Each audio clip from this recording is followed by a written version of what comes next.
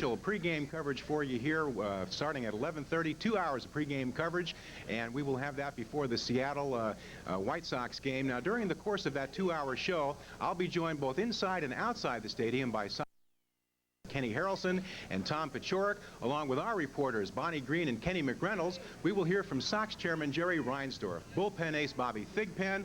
We'll also hear some singing from the Oak Ridge Boys and much, much more from Old Comiskey. Right now, our coverage continues with a special edition of White Sox Weekly with Tom Paciorek and manager Jeff Torborg. And a reminder, if you're coming out to the ballpark, please stop by and say hi here out at the Sports Channel tent. Now, until we come back here live at 11:30, enjoy White Sox Weekly. Hi everyone, this is Tom Paciorek along with Jeff Torborg, inviting all of you to stay tuned for a special edition of White Sox Weekly. We're going to cover the last historic week at Comiskey Park. Going to give you a little showing about our great rookie prospect, minor league player of the year, Frank Thomas, and much, much more. So stay tuned for White Sox Weekly. Jeff and I will be right back with you. Sox Weekly with Jeff Torborg. I'm Tom Paciorek, and we're at historic Comiskey Park for the last time this year. The voices you hear in the background are the Oak Ridge Boys. They are practicing for the national anthem coming up in a couple hours. Well, it'll be the last game at Comiskey Park, and we've got some bad news and some good news. The bad news is the last time the White Sox will take the field at the Grand Old Lady here at Comiskey. The Mariners and the White Sox will end the season at Comiskey Park in just a couple of hours. The good news is that right across the street, one of the great baseball structures of all time is being built for the Sox in 1991. And Jeff, you've been around the American League for so many years now as a player, coach, and as a manager. Do you have any special memory of this great ballpark? Well, Tommy, I have a lot of great memories. Basically, this is one of the best. Listen to the Oak Ridge Boys, by the way, sitting down. I felt like we should stand up. But the feeling coming in here all the years after I left the National League and came over here in 1971 was what this ballpark reminded me of so many of the old National League parks that I had played in. But the thing that I think most about having been here as a player or a manager or coach, visiting, was like the '77 season when the Hitmen were here and the Na Na Na song started. And when I came in last year and was introduced to the media when I first hired, I said, really what I would like to do was bring us back to that, where when you lost a game and you were a visiting team, it sounded like, or it felt like, all the fans were in the clubhouse with you. And I think in a short year and a half or 2 years since then, we've really done that. And it brings back all those memories of the people enjoying the happening here. You played here. You were part of the '83 happening.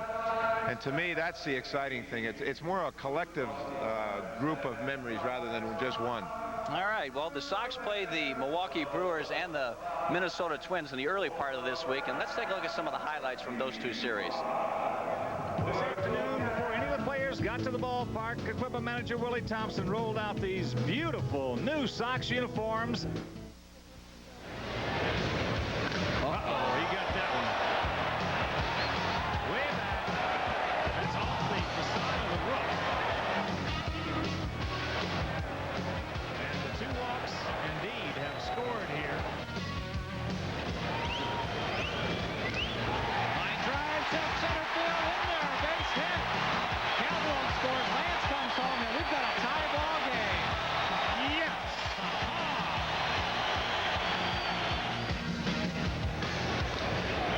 Little looper, Scotty can't get it. Sammy got a shot.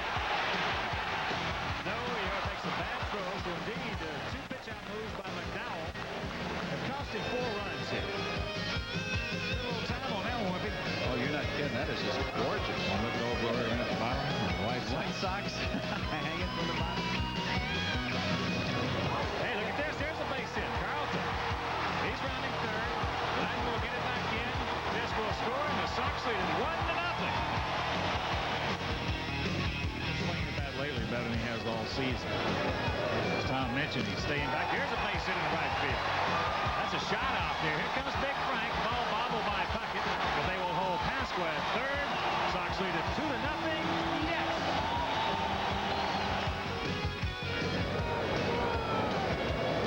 Oh, he's going. There's that good hook. Oh, you are so right on that call about Greg Hibbard's curveball. Big Frank playing well back to push. Over to first. Bad throw. Big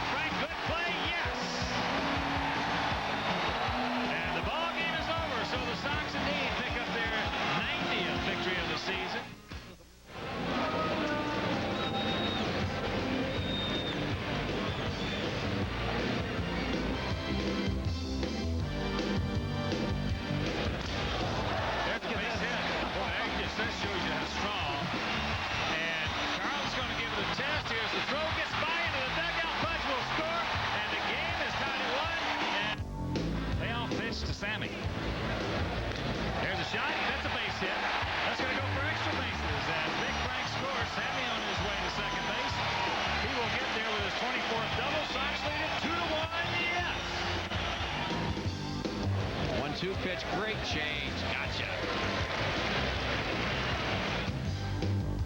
Hit a little semi-line drive into right field. Amazing. Pitch. Oh, he got it to right center. He's out. Get out of here. Oh, Frank Thomas. Home run number 6.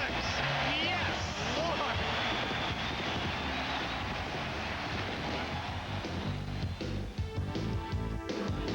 Lance in left center. Gotcha.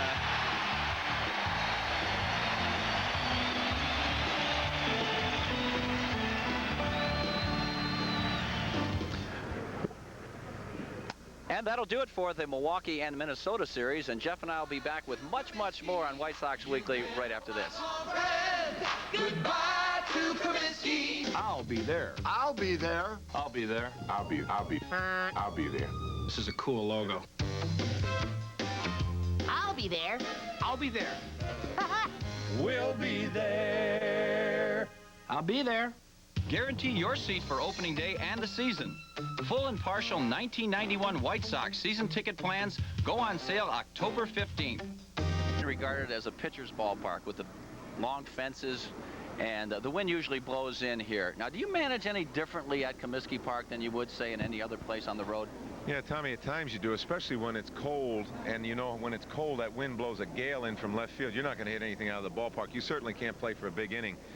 And it depends on what the pitcher against you is doing or what the score of the game is, naturally, how you manage a game. But generally speaking, what our thoughts were coming in here this year, and you and I had talked about it as far back as spring training, we went with our best defense, and then we would play for a run, and maybe even a run early, depending on who was facing us.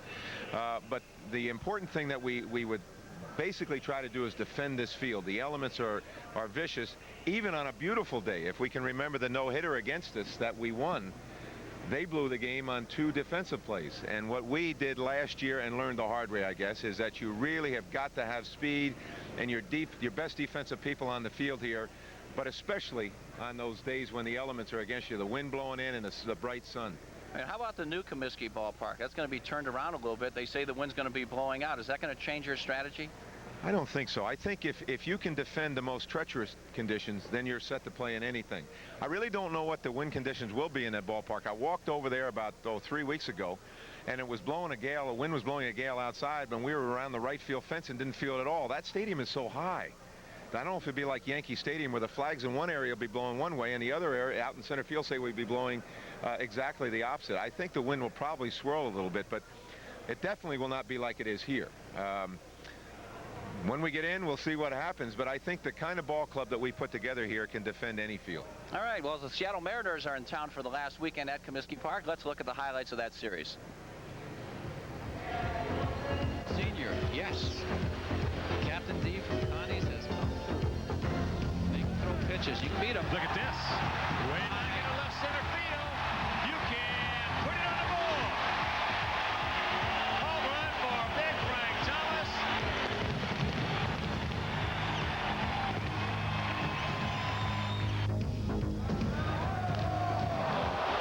Deep in the right. Sammy going back. He won't be able to make this one. That's out of here. That's a grand slam for Alvin. And that's the 7-2 Seattle lead. White Sox fans with a lot of banners on display as they say goodbye to an old friend. Gotcha. He lays off that one. No, he didn't. Rick Reed said he swung at it. That ends the first. Feel good, Peg. Oh, a smash off Young. The run is in, and Ventura is safe at first.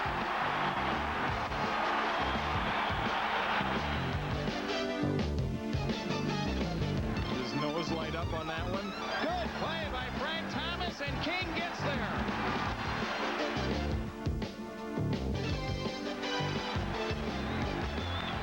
There's a ground ball up the middle and through.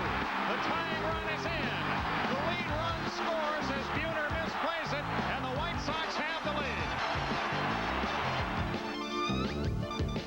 Fletcher hits a fly ball to right. That's deep enough. Riley the catch. Here comes Karkovice. And it's a 5-2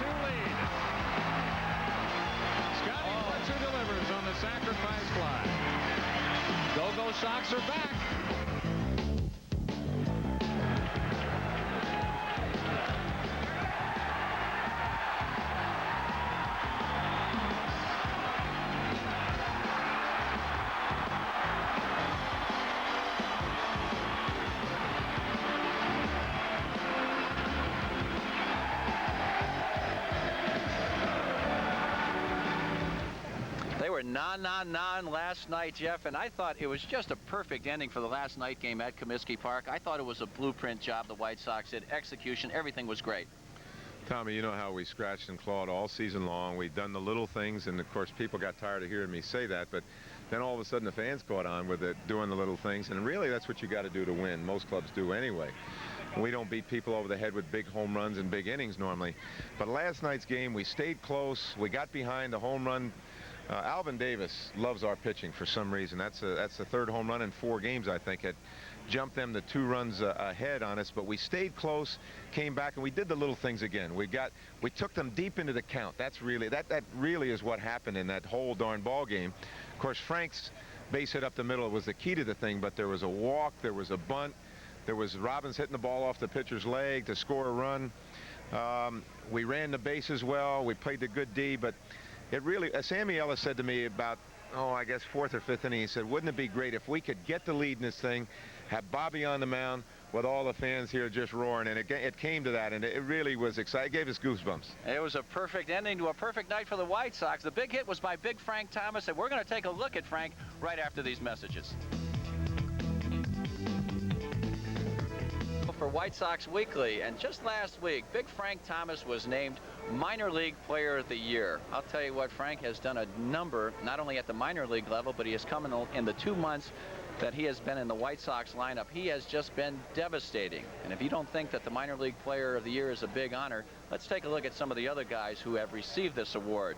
Starting in 1981 with Mike Marshall, the Dodgers, Ron Kittle, of course, Dwight Gooden, Mike Barlecki, Jose Canseco, Greg Jeffries, Tom Flash Gordon, Sandy Alomar Jr., and Big Frank Thomas. I'll tell you, he's been a great addition, hasn't he, Jeff? You know, Tommy, you know we had him in spring training, and he had come up here last year just to visit for 2 days after having been signed, and he was really a big, strong, raw kid. Took a look at him this spring, and I wanted to keep him. And you know, that's a dangerous thing to do, because he was so young and had only played part of a minor league season, but he was so awesome in spring training that he surprised all of us. I mean, for a guy to come that quickly, normally when you see a big hitter, first of all, big in stature, but secondly, with the kind of swing he had, and also the age that he was, you figure, well, this guy's going to have big trouble at the major league level. They could really poke holes right through his swing. Well, that's not the way it is. He's extremely selective. His stroke is short. He uses the whole field, and he is not intimidated by anyone. So, Frank, here we go. We're in August. We got the youngest team in baseball. We go for some additions because we have to get better. We go younger. We bring a 21-year-old Frank Thomas, a 20-year-old Alex Fernandez. They become big impact players for us in a pennant race. And Frank has just not stopped. He is going to be an impact player of real big proportions. He's going to be an all-star for a lot of years. I couldn't agree with you more. Do you think he has a shot at Rookie of the Year? Wow, I don't know. You know, I got to stop and think about who the other rookies are, but I know the other ball clubs that have seen his act, and especially the Seattle ball club, and Matt Young. He's beaten Matt Young in 2 games, successive games, would probably vote for him. But, you know, I don't worry about those kind of honors. I just realize in my mind that this is one of the building blocks for a tremendous future for this organization in the 90s. Yeah, right. Sandy Alomar Jr. might be the front runner now for Rookie of the Year, mainly because Frank Thomas doesn't have enough plate appearances. A lot of people have some great things to say about Frank Thomas. Let's listen to him. That's it hard and deep into center field. Paddle goes back, hits on top of the fence. You can put it on the board. A home run for Frank Thomas. He atones for the era. Sox lead it 2-1. Yes! Certainly in its own right, Frank's season at Birmingham is the major reason why he's winning this award this year. And I certainly don't think we can overlook that. He had a season in which he hit .323 with 18 home runs. He led the Southern League in walks, and he led all of minor league baseball in on-base percentage. So certainly he had a strong minor league season, and what we've seen so far in 2 months in Chicago is the beginning of a terrific major league career. Taking some of Frank's honors just another step further, we do several surveys with Baseball America and talking with the managers around the league, and Frank was at the top of the list in a number of things we did this year. He was voted the top major league prospect in the Southern League. He was voted the player with the best power. He was another award he was received, and it came from voting from managers. He was selected the most exciting player in the Southern League, so I think you've got a lot to look forward to here in the next, as Jeff mentions, next 15 years or so here in Chicago. So without going on too much further, I'd like to bring Frank up here and present him with our 1990 Minor League Player of the Year award.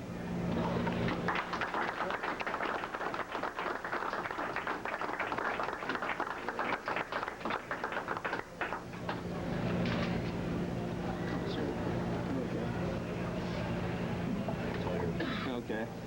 For one thing, I would just like to thank everyone who had something to do with bringing me to the White Sox. I've had a great stay so far, and I'm very shocked to win this award because it's very prestigious, and it's been a long way, and I still got a long way to go.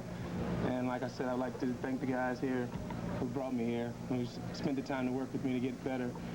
And I really don't want to disappoint anyone, so I still got a long way to go.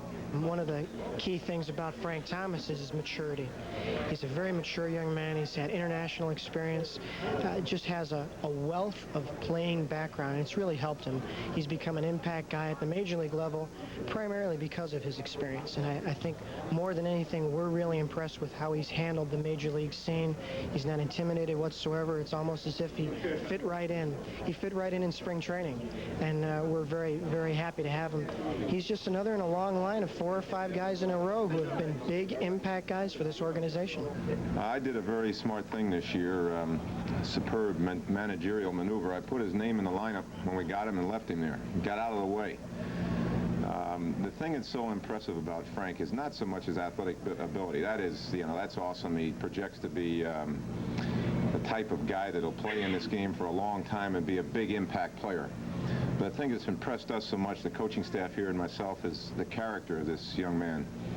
And I've got to give this organization and the scouting staff and the whole crew that went and did a lot of research. In the last few years, we've gotten some outstanding #1 picks. Mentally, I'm very tough, and it shows a lot. And doing situations, being patient for pitches, doing these things, it's all mental toughness, and it's part of it. And fortunately, I've been getting away with it right now, and it's helping right now. A little semi-line drive in the right field. Amazing. Pitch, he's got it to right center. It's out. Get out of here. Oh, Frank Thomas. Home run number 6. Yes, Lord.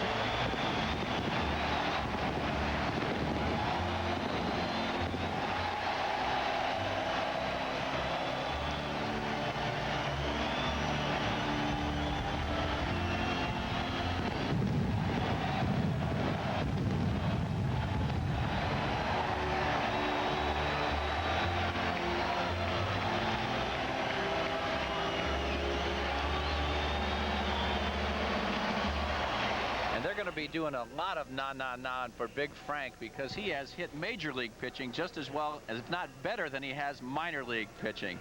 And Jeff and I will be back in just a minute to talk about this afternoon's ball game and the big series coming up in Boston.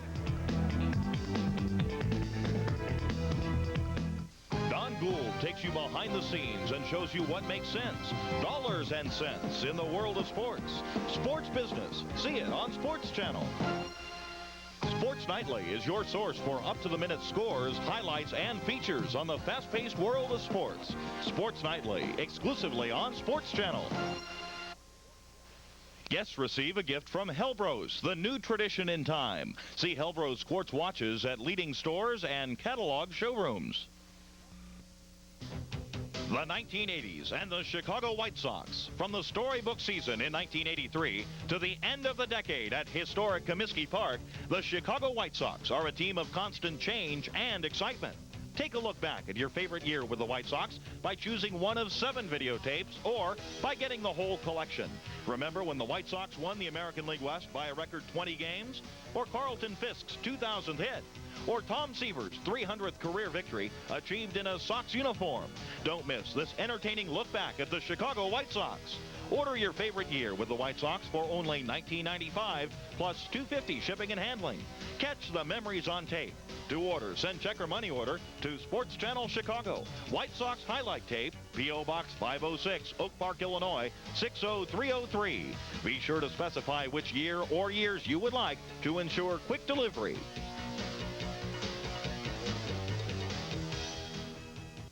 We're back on White Sox Weekly. The last time we'll be coming to you from historic Comiskey Park. The great lady will be retired after this ball game this afternoon. And let's talk a little bit about that game, Jeff.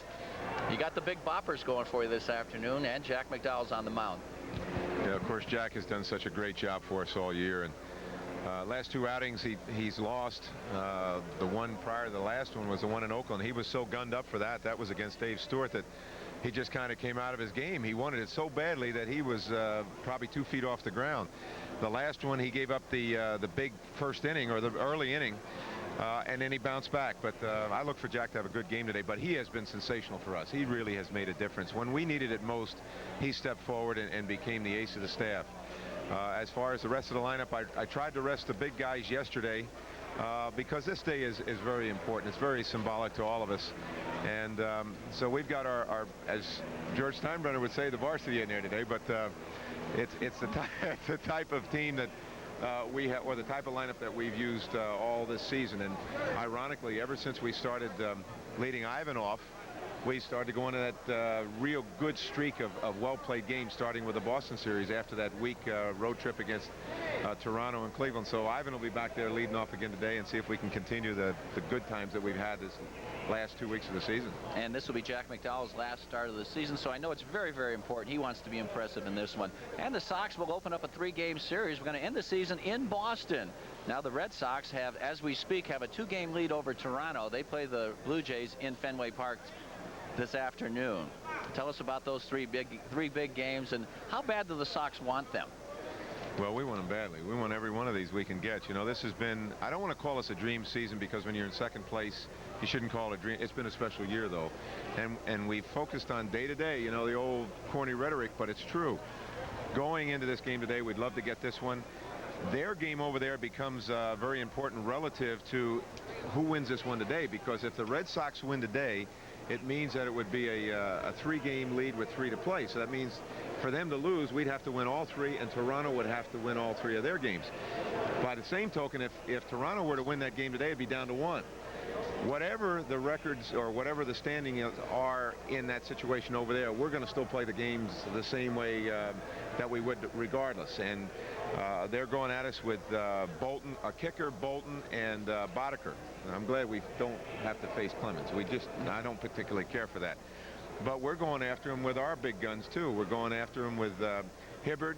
Melito's going to throw today to find out if his groin feels all right, and then we're going after him with a kid on the last day of the season. So it should be an interesting series. I don't particularly like to be around when another team clinches, so I would rather win them all, frankly. Well, I think it's going to be a lot of fun in Fenway. We're going to have a whole lot of fun this afternoon at Comiskey Park. Jeff, good luck this afternoon, of course, in Fenway, and we will talk to you next Wednesday at Fenway Park for another special edition of White Sox Weekly. We'll see you then.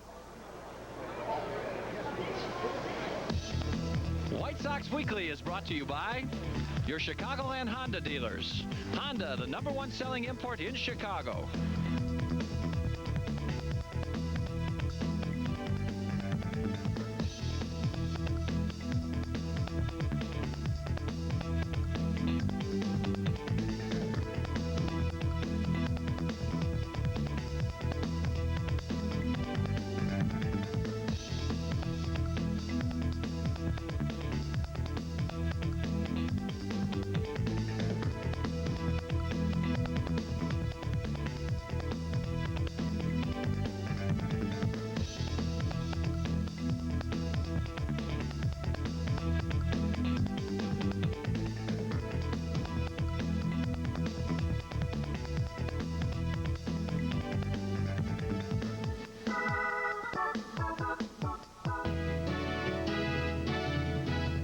The following is a Sports Channel special presentation. After 80 years of thrills and excitement, this is the final weekend of play at historic Comiskey Park. From July 1910 through September 1990, millions of people have watched baseball and many other exciting events at the Grand Old Park.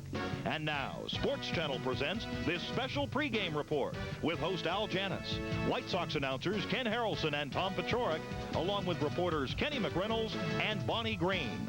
The final weekend at Comiskey Park is brought to you in part by True Value. Got a tough job to do? You can do it with True Value hardware stores. Now, live at Comiskey Park, here's Al Janis.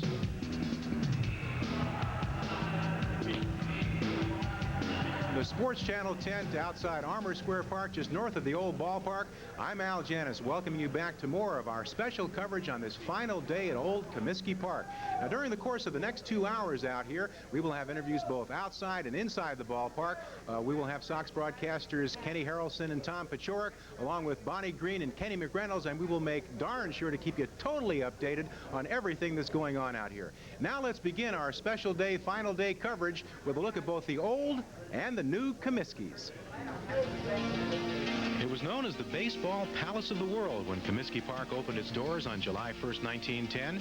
Built at a cost of $100,000, Comiskey was unlike any baseball stadium before it. Over the years, millions of fans have witnessed 8 decades of excellence on the field, ranging from the Sox World Championship team of 1917 to great performances by the likes of Babe Ruth, Luke Appling, Nellie Fox, Carlton Fisk, and many more. There have also been the thrills of the Go-Go Sox of the 1950s, topped off with an American League pennant in 1959, the South Side Hitmen of the 1970s, and the Western Division champions of 1983. Here's the pitch to Baines. Swing and a fly ball. This will be it. Center fielder's got it. Cruz is tagged. Here's the throw. Not in time. Stop win. The White Sox have won the 1983 American League Western Division title. Now the exciting young White Sox of 1990 get set to close out the final chapter at the old Comiskey, move their act across 35th Street to the brand new multi-million-dollar palace. 43,000-seat new Comiskey Park glistens with every modern joy and convenience for fans and will provide baseball in a superb setting when the White Sox take the field for the first time in April of 1991.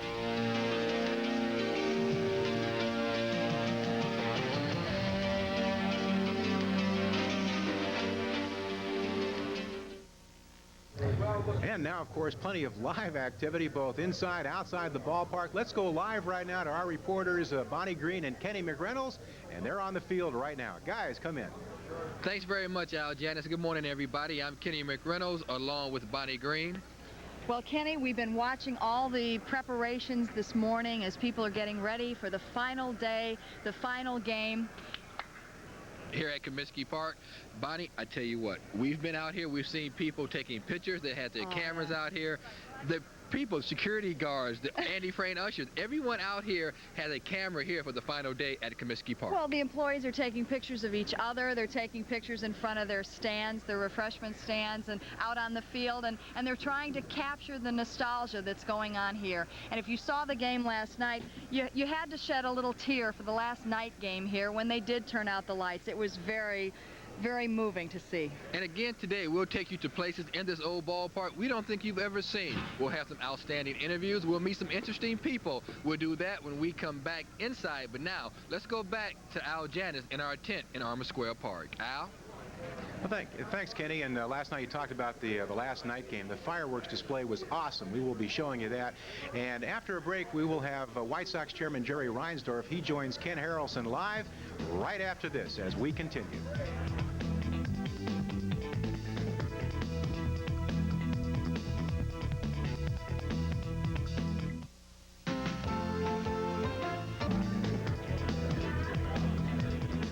Okay, here we are. We're back now in our hospitality tent here at Sports Channel. Everybody looking forward to the 1991 White Sox. Of course, looking back to '89, the second half of last season, they began to win. They turned it around, kept it going this year, and they're up to 92 wins right now. You know, the Oakland A's, of course, have clinched, but the White Sox are looking forward to contending again next year. And there have been a lot of highlights this year in 1990. And let's take a look at how the White Sox have done this year as they've gotten everybody here on the South Side excited.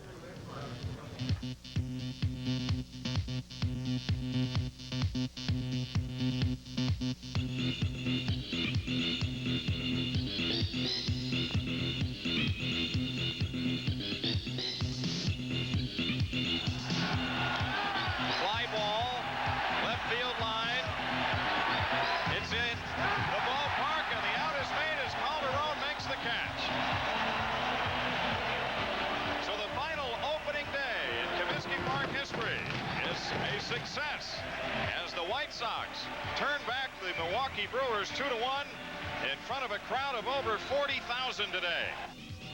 Winning run in second with one gone. Here's Lance. There's a base hit. Here comes Sosa. Sierra with a good arm. Sosa with good speed. He scores. The Sox win it 5-4 in the bottom of the 13th on the base hit by Lance Johnson.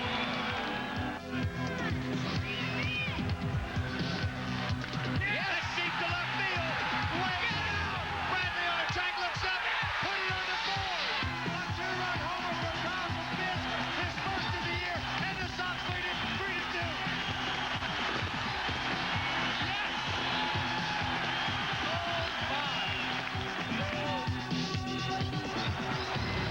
Outfield punch straight away. There's a shot, base hit into left field. They're going to wave it around. Here's a throw for Clem. Not in time. The Sox win on a base hit by Carlos Martinez. 2-1. Yes.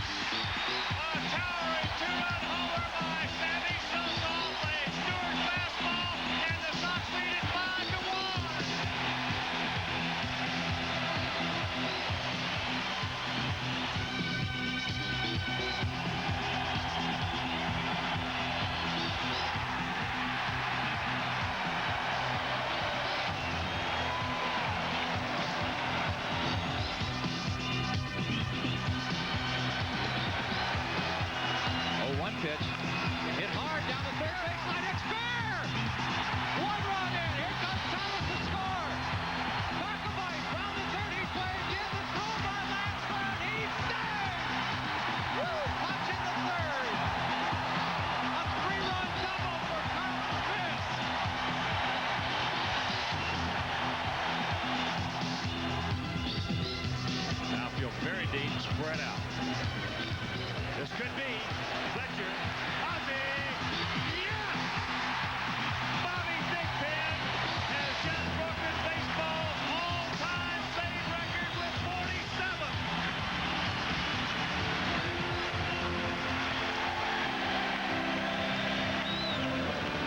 Well back to push. Ozzie. Over to first. And throw Big Frank. Good play. Yes! And the ball game is over, so the Sox indeed pick up their 90th victory of the season. They sweep the season series from every team in the American League West, and we'll be back to wrap it up for you right after this. As you can imagine, nobody is happier about the way the White Sox have turned it around than the man who signs those checks, White Sox chairman Jerry Reinsdorf, and he joins Kenny Harrelson live right now. Fellas. All right, Al, thank you very much. And joining us up here in the booth, chairman of the board, Jerry Reinsdorf and Eddie Einhorn. Gentlemen, this is going to be a very, very special day in both your lives. You're coming here in 1981. All of a sudden, in 1983, you win yourselves a divisional championship. The last day for the old lady. It's a great day. It really hasn't sunk in yet, Huck. I think when we sit here after the game is over and the people start to file out, and then all of a sudden it's empty and you know that nobody's going to come back again, I think that's when it's going to sink in. How about your thoughts, Eddie?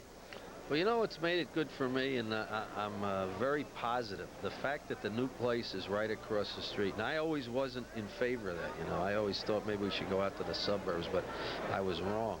The fact that it's over there and people saw it rise all year long. Now it's even got Comiskey Park even written on it.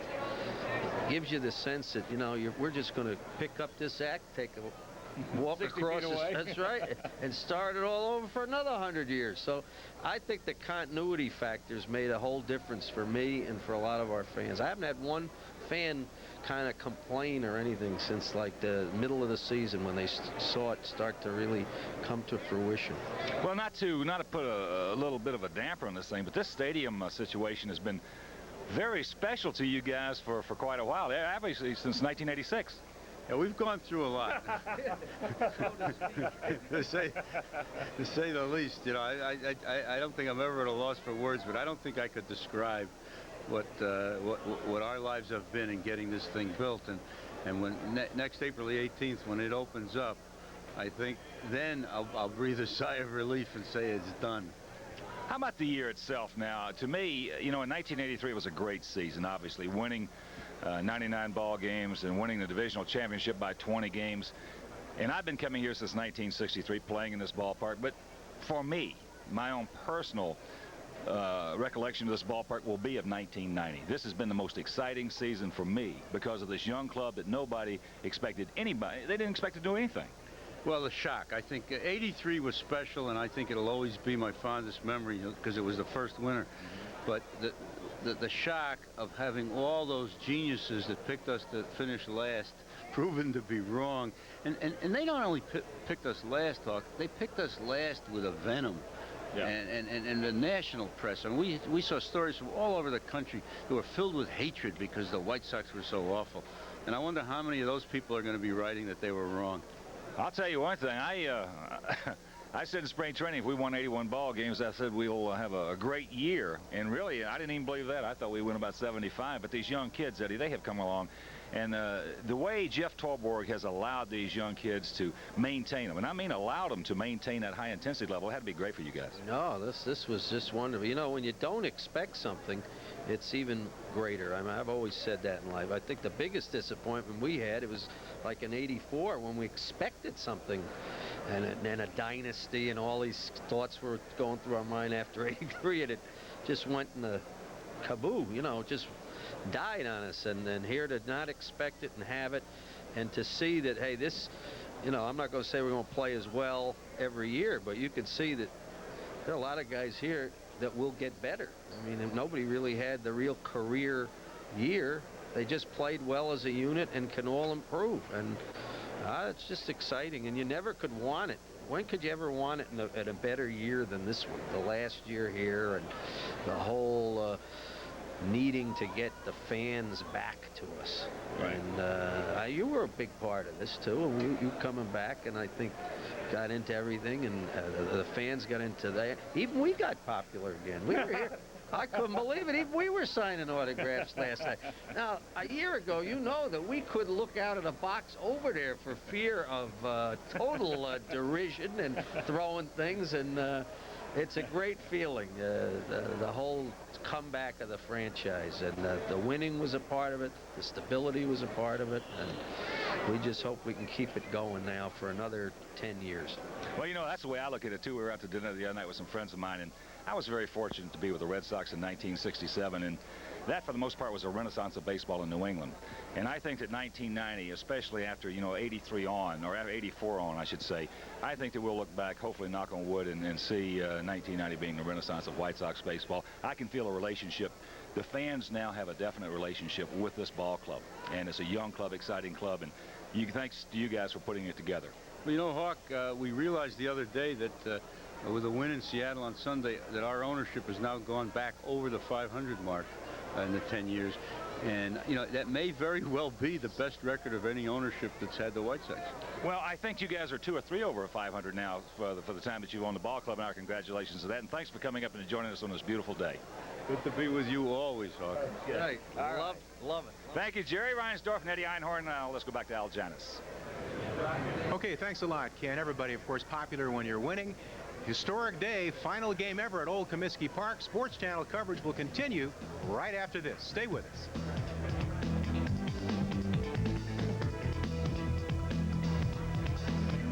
And now a recent inductee into the Hall of Fame, Jerome Holtzman of the Chicago Tribune. He's live with Kenny McReynolds.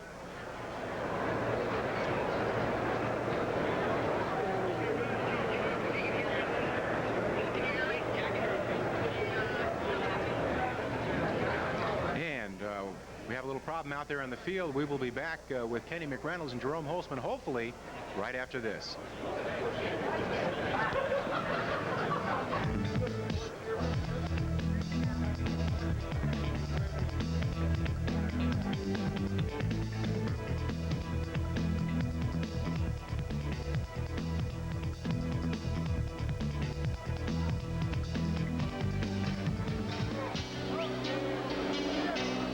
Look back at a glorious memory from Comiskey Park's historic past. One of the greatest pitchers in White Sox history was right-hander Ted Lyons, who spent 21 seasons on the mound at Comiskey Park.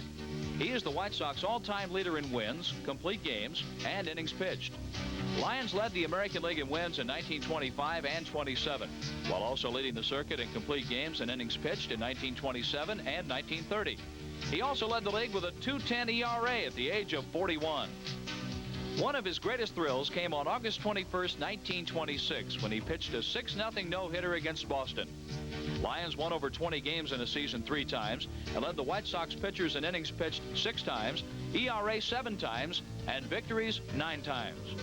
Elected to the Baseball Hall of Fame in 1955, White Sox All-Star Ted Lyons was honored with the retirement of his number 16 uniform jersey in 1988 at Comiskey Park. Okay, we found the little gremlin that unplugged our audio cord inside the stadium. We kicked him out. We got it back together, and now we're going to hear from Jerome Holtzman. He is a recent inductee into the Hall of Fame, writes for the Chicago Tribune, and he is live with Kenny McReynolds. Thank you, Al Janis. Well, Jerome Holtzman, here we are, the final day at historic Comiskey Park. Did you ever think that this old grand lady would come down? Never, never, never, never. No, I thought it would last forever, and in a way, I'm sorry it hasn't. What are some of your fondest memories of Comiskey Park? Well, I was here in 1939 when I was 11 years old, and recall very vividly it was Ted Lyons' day. He only pitched on Sunday, and he got a 1939 Fire Red Buick. That was his main gift. I was also here sitting up in the right field stands the night that, I think it was the first night game I ever saw, when Orville Grove had a no-hitter with 2 outs in the 9th inning against the Yankees, the hated Yankees. And Joe Gordon doubled down the third base line. But I have a lot of memories. I can remember Luke Appling, everybody always shouting, you know, come on, Luke, come on, Luke. I can see Zeke Manure at first base, Jimmy Dykes. You know, I came here a lot as a boy. What about the 1959 Go-Go White Sox? A lot of people I talked to say that was probably the best team in Chicago White Sox history. Of course, I'm not old enough to remember. Well, I don't know if it was the best team in White Sox history, but it's the only team in the last, since 1919, that won a pennant for the White Sox. It was a very exciting year. Aparicio and Nellie Fox, Jim Landis, Lawler, Ted Kluszewski, and all those big pitchers. It was a very exciting year. I was here most of that season. I remember back in 1977, the Southside Hitmen had this place jumping like I don't think it has been since, and that includes the 1983 season. Well, you could be right. You know, the Hitmen were really. It was a very exciting time with Oscar Gamble and Richie Zisk. And the franchise really did revive, and it was, you know, you're right. I can remember it was a jumping place. It's been a jumping place on a lot of occasions through the years. Let's go back to 1972 when Dick Allen really saved the franchise from moving up to Milwaukee. He certainly did. I remember when Dick Allen hit a ball that lodged in one of the speakers in center field. You know, in those days the bullpen canvas wasn't up then.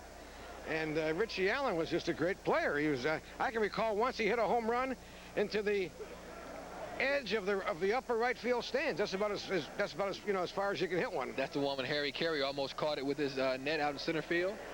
Well, I don't remember that. That one I remember. I was here. See, I've been around a little bit, but not as long as you. Tell me now. Let's talk about the ballpark across the street. You have so many new concrete stadiums, but the new Comiskey Park is really going to have some old tradition. Well, I'm glad to hear that because I don't like the new ballparks, generally speaking. The new ballparks in the main are antiseptic and concrete. And there isn't much difference from one to the other, and that's one of the reasons that I love Wrigley Field, I love Fenway Park, and Comiskey Park too, because they're different. And I hope that the new Comiskey Park has a lot of tradition, from here in the ballpark.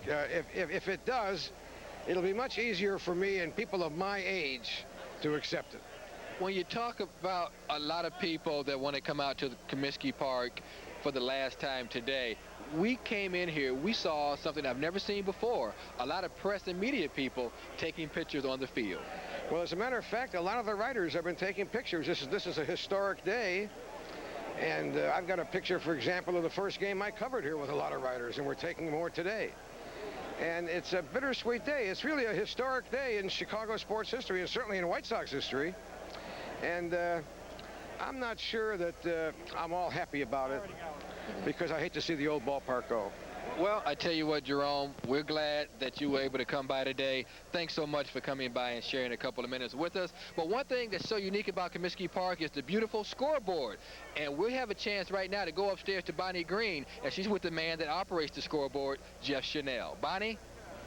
Thanks, Kenny. I'm talking with Jeff Chanel. You're the manager of scoreboard operations. Now, this is a busy place during the game, right? One of the busiest places in the whole stadium. We have a staff of 10 people that operate both scoreboards. We set off the fireworks from here.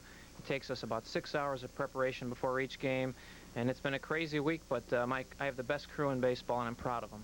Now, you also take requests, so to speak, from people. People will send up things that they'd like to have put on the scoreboard. We put up group welcomes, special welcomes, a lot of birthday messages where we have Nancy Faust, the stadium organist. She plays Happy Birthday, or we'll use the Beatles version.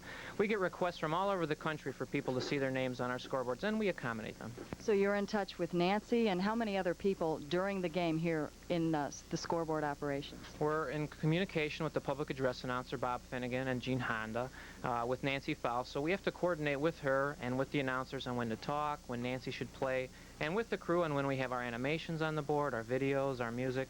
It's a big operation. Tell me what's going to happen to this scoreboard when it's all over after today.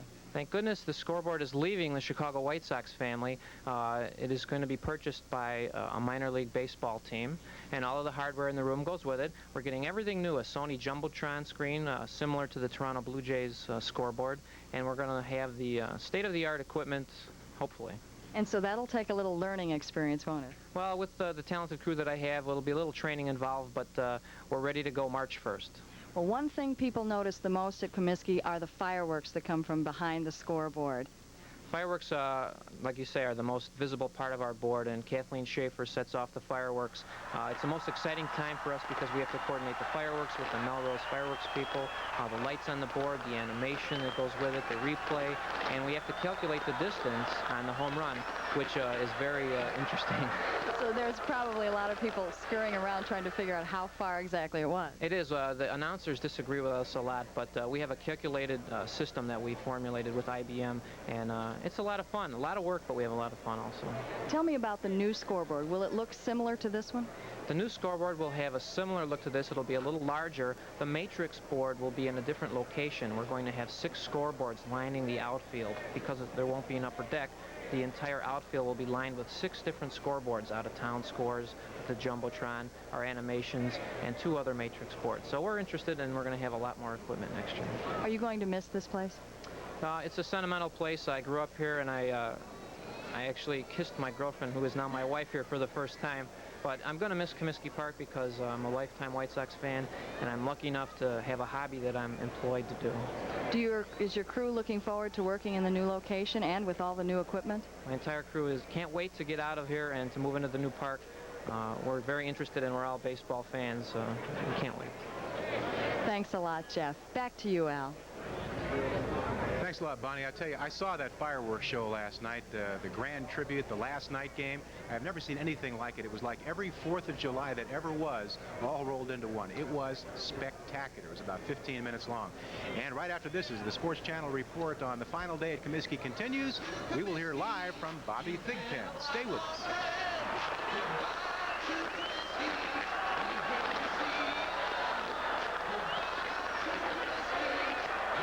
Sox fans spell relief? Well, it's T-H-I-G-P-E-N. Bobby Thigpen, and the man who set a record this season for relievers, joins Tom Paciorek right now. Thanks, Al, and that's a real good job of spelling, too. You know, Bobby Thigpen registered his 56th save last night. And number 56 is really big in baseball history because Joe DiMaggio set a record for 56 consecutive games hidden, and that's one thing that's always been regarded as the most unattainable goal in Major League Baseball, the one thing, that record that will probably never be topped. Now, Bobby, you have already beaten Dave Righetti's previous record by 10. Do you think your record is ever going to be broken? Well, you don't want to say never, but I think it's going to be very, very hard to get. You just don't have this type of year where your team is involved in this many close games and this many opportunities come up in one season. So, you know, hopefully I can tack a couple more on before the season's over, and you know, we'll just wait and see. But yeah, I think it's going to be hard to do. You know, with 4 games left, 60 sounds like a good round number to me. Bob, you really turned it around in April. Remember, we go back to that game in Texas. We always talk about that game. Incaviglia hit the home run to beat you in that game, but you really learned something from that appearance, and you just kind of added to your repertoire. Well, you're right. You know, I kind of sat there. Jeff loves to bring this game up. He sees it as a turning point for me this season and the team. We had lost 4 or 5 in a row. We lose that one with a 3-run lead, and, you know, I give up 2 home runs, like you said. And, you know, then after that game, we came back and I had actually a harder situation the next night and got out of it and struck out the side in the 9th. And then from there, we went on and won 5 or 6 in a row. So, but after the game, I'm sitting there and he's talking on the PA system at Texas Stadium, and I guess I kind of learned a lesson that you know, you can get people out with something else in the fastball, and I've been doing it a lot this year. I've had a more consistent slider than I've ever had, and I've thrown it a lot. I've even thrown it 3-2 2 or 3 times this year, and yeah, it's an out pitch for me now instead of something where I just show it just in order to give the hitter something else to think about. Now they know I can throw it for a strike, and I'm going to throw it to get them out. Well, Bobby, I know you've always been a team-oriented player, but you look at your numbers. They're absolutely incredible. You're 4-6. You've had a part in 60 of the White Sox 92 victories so far, and yet you really don't hear your name mentioned a whole lot when you're talking about the Cy Young Award. Have you thought about Cy Young? No, not at all. You know, Bob's had a great year over there for Oakland, and he probably deserves it more than anyone. You know, Clemens has got a shot now. He's back. He's pitching well. Pitched well last night. You know, I'm ahead in the roll age points. If I stay ahead and win that, that's fine. You know, the Cy Young can go to a starter. It doesn't really bother me that I'm really not a candidate, but you know, I've never really thought about it. You know, I think about that in terms, because I look at Willie Hernandez. Remember when he was with the Tigers? I think he saved 34, 35 ball games for Detroit. They won the World Championship, and yet he was MVP of the league as well as the Cy Young Award, and he never really came close to approaching your numbers. Do you think that those awards should go to people from the teams that win the pennants and World Series? Well, I don't know. I guess there's arguments both ways, but you know, that year that Willie did that, you know, I think he only had 1 blown save. He was either 34 or 35 or 32 or 33, something like that. And you know, he just had a great year, and plus they won it. But you know, like last year, I think Mark Davis won the Cy Young last year, and San Diego wasn't in the top 3, I don't believe. And I don't know. You know, that's up to the writers or whoever it is that votes, and it really doesn't bother me if a guy has an outstanding year and he just happens to be on a last place or 5th place team. Then, you know, that's not his fault. He's gone out and done the job and put up the numbers. Well, not a bad year to go to arbitration either. Yeah, bad timing, I tell you. Jerry's standing over here. I'm going to walk by and ask him about it. Where is Jerry Reinsdorf? We'll have to get a few comments on Jerry on what he's going to do to sign Bobby Thigpen for many, many years to come. Now let's go back to Al Janis somewhere at Comiskey Park. course, I'm sure that Bobby's agent has been listening to all that.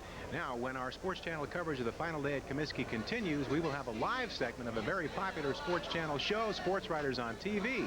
Stay with us. We hate to see it end. Goodbye to Comiskey.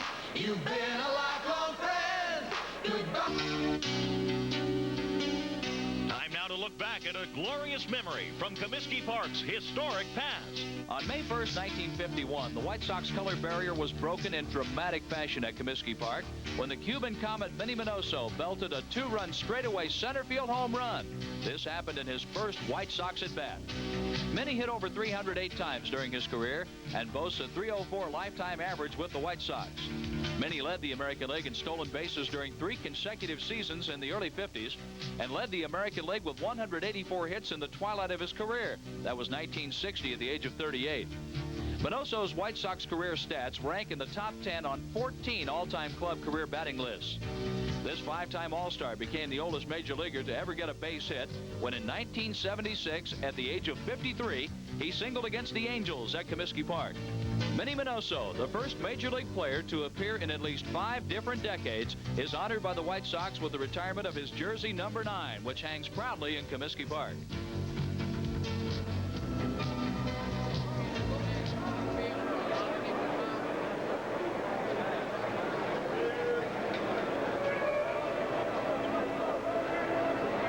We're delighted to be here this afternoon, and we would like to do a 2-hour show or a 1-hour show, but we have the element of time.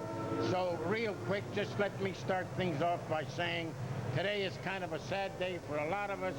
A piece of Chicago is gone. We're talking about the old, and we'll always be fond of Comiskey Park. Of course, right across the street is the brand new one. And first, let me introduce our panel. The gentleman at my left, Bill Joust of the Chicago Tribune. Here is Mr. Rick Tellender. He is a senior writer for Sports Illustrated. And, of course, he needs no introduction, Bill Gleason, a true Southsider. And now, let me go right to you, Bill, and ask you again of the memories or memory that stands out in your mind relative to the park.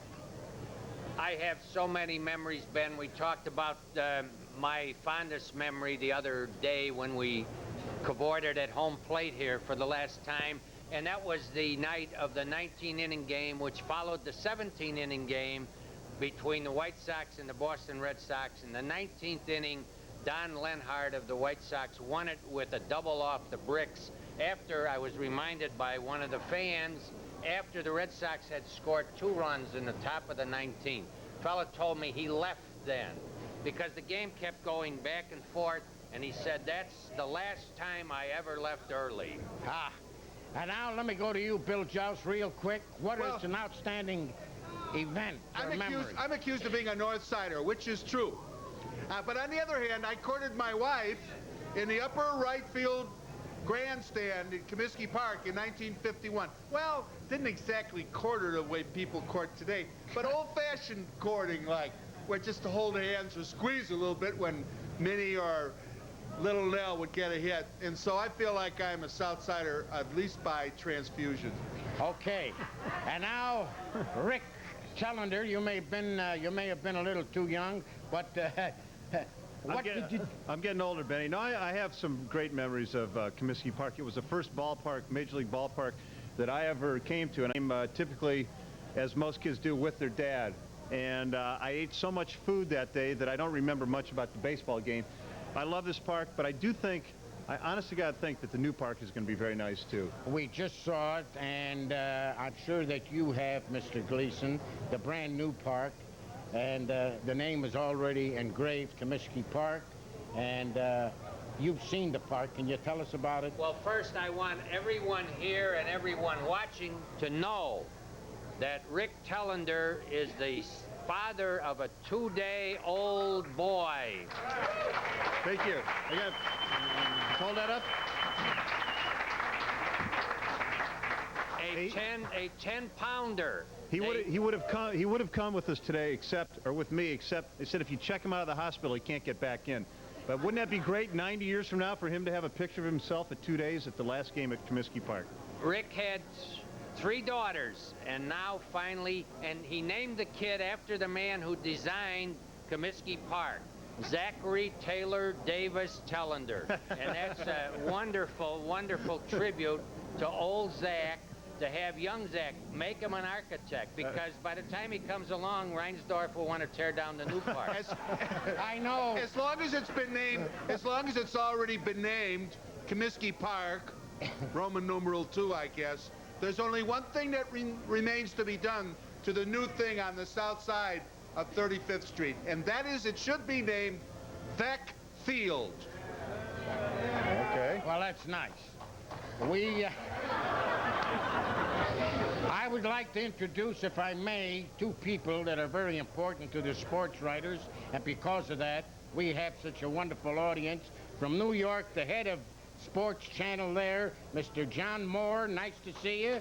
And standing next to him is Mr. Jim Corno, who runs the Chicago part of the sports writers. And we got the 2 powerhouses here with us. I think Jim Corno's in the back with his chainsaw. Well, I'm trying to make time. This is the big guy out of New York. I want to make a little time with them so that we're on a little longer. Ben never stops promoting, ladies and gentlemen. Well, I want to go back to you again because you were raised in Sox Park. And I know that you told us about the times that you came here, father and son night, you came here with your father on many, many occasions. And this is something that I'm sure that you will never, never forget. I know we all have outstanding moments. We've said that. Mine was seeing Babe Ruth for the first time right here at Comiskey Park, seeing Lou Gehrig, and that was a highlight as far as I was concerned. Do any of you older fans remember Father and Son's days? We'd come out and adopt a father. Our fathers worked, fortunately, and you'd come out and hang around and you'd walk up to a man and say, will you be my father for the day? And sometimes the guy not only would get you into the ballpark, Rick, he'd buy you peanuts and popcorn and hot dogs. And like all good things, though, one day about 40,000 kids came out here. There weren't enough fathers to go around, so they broke down the gates. And Mrs. Comiskey said, nuts to that, that's the end of Father and knowing Son you guys, Day. I'm surprised you didn't go home with them and take their cars. Today, Rick, there are a lot of your friends up in the press box are there. They're coming from all over to watch this event this afternoon. This is going national all over the country. What about the fact that you are going to be writing a Sox story? Well, I don't know if I'm writing. I just want to witness this thing. I missed... I was at the first night game at Wrigley Field, if that's a big deal. I missed Disco Demolition. I was there in '83 to see them when they clinched the pennant.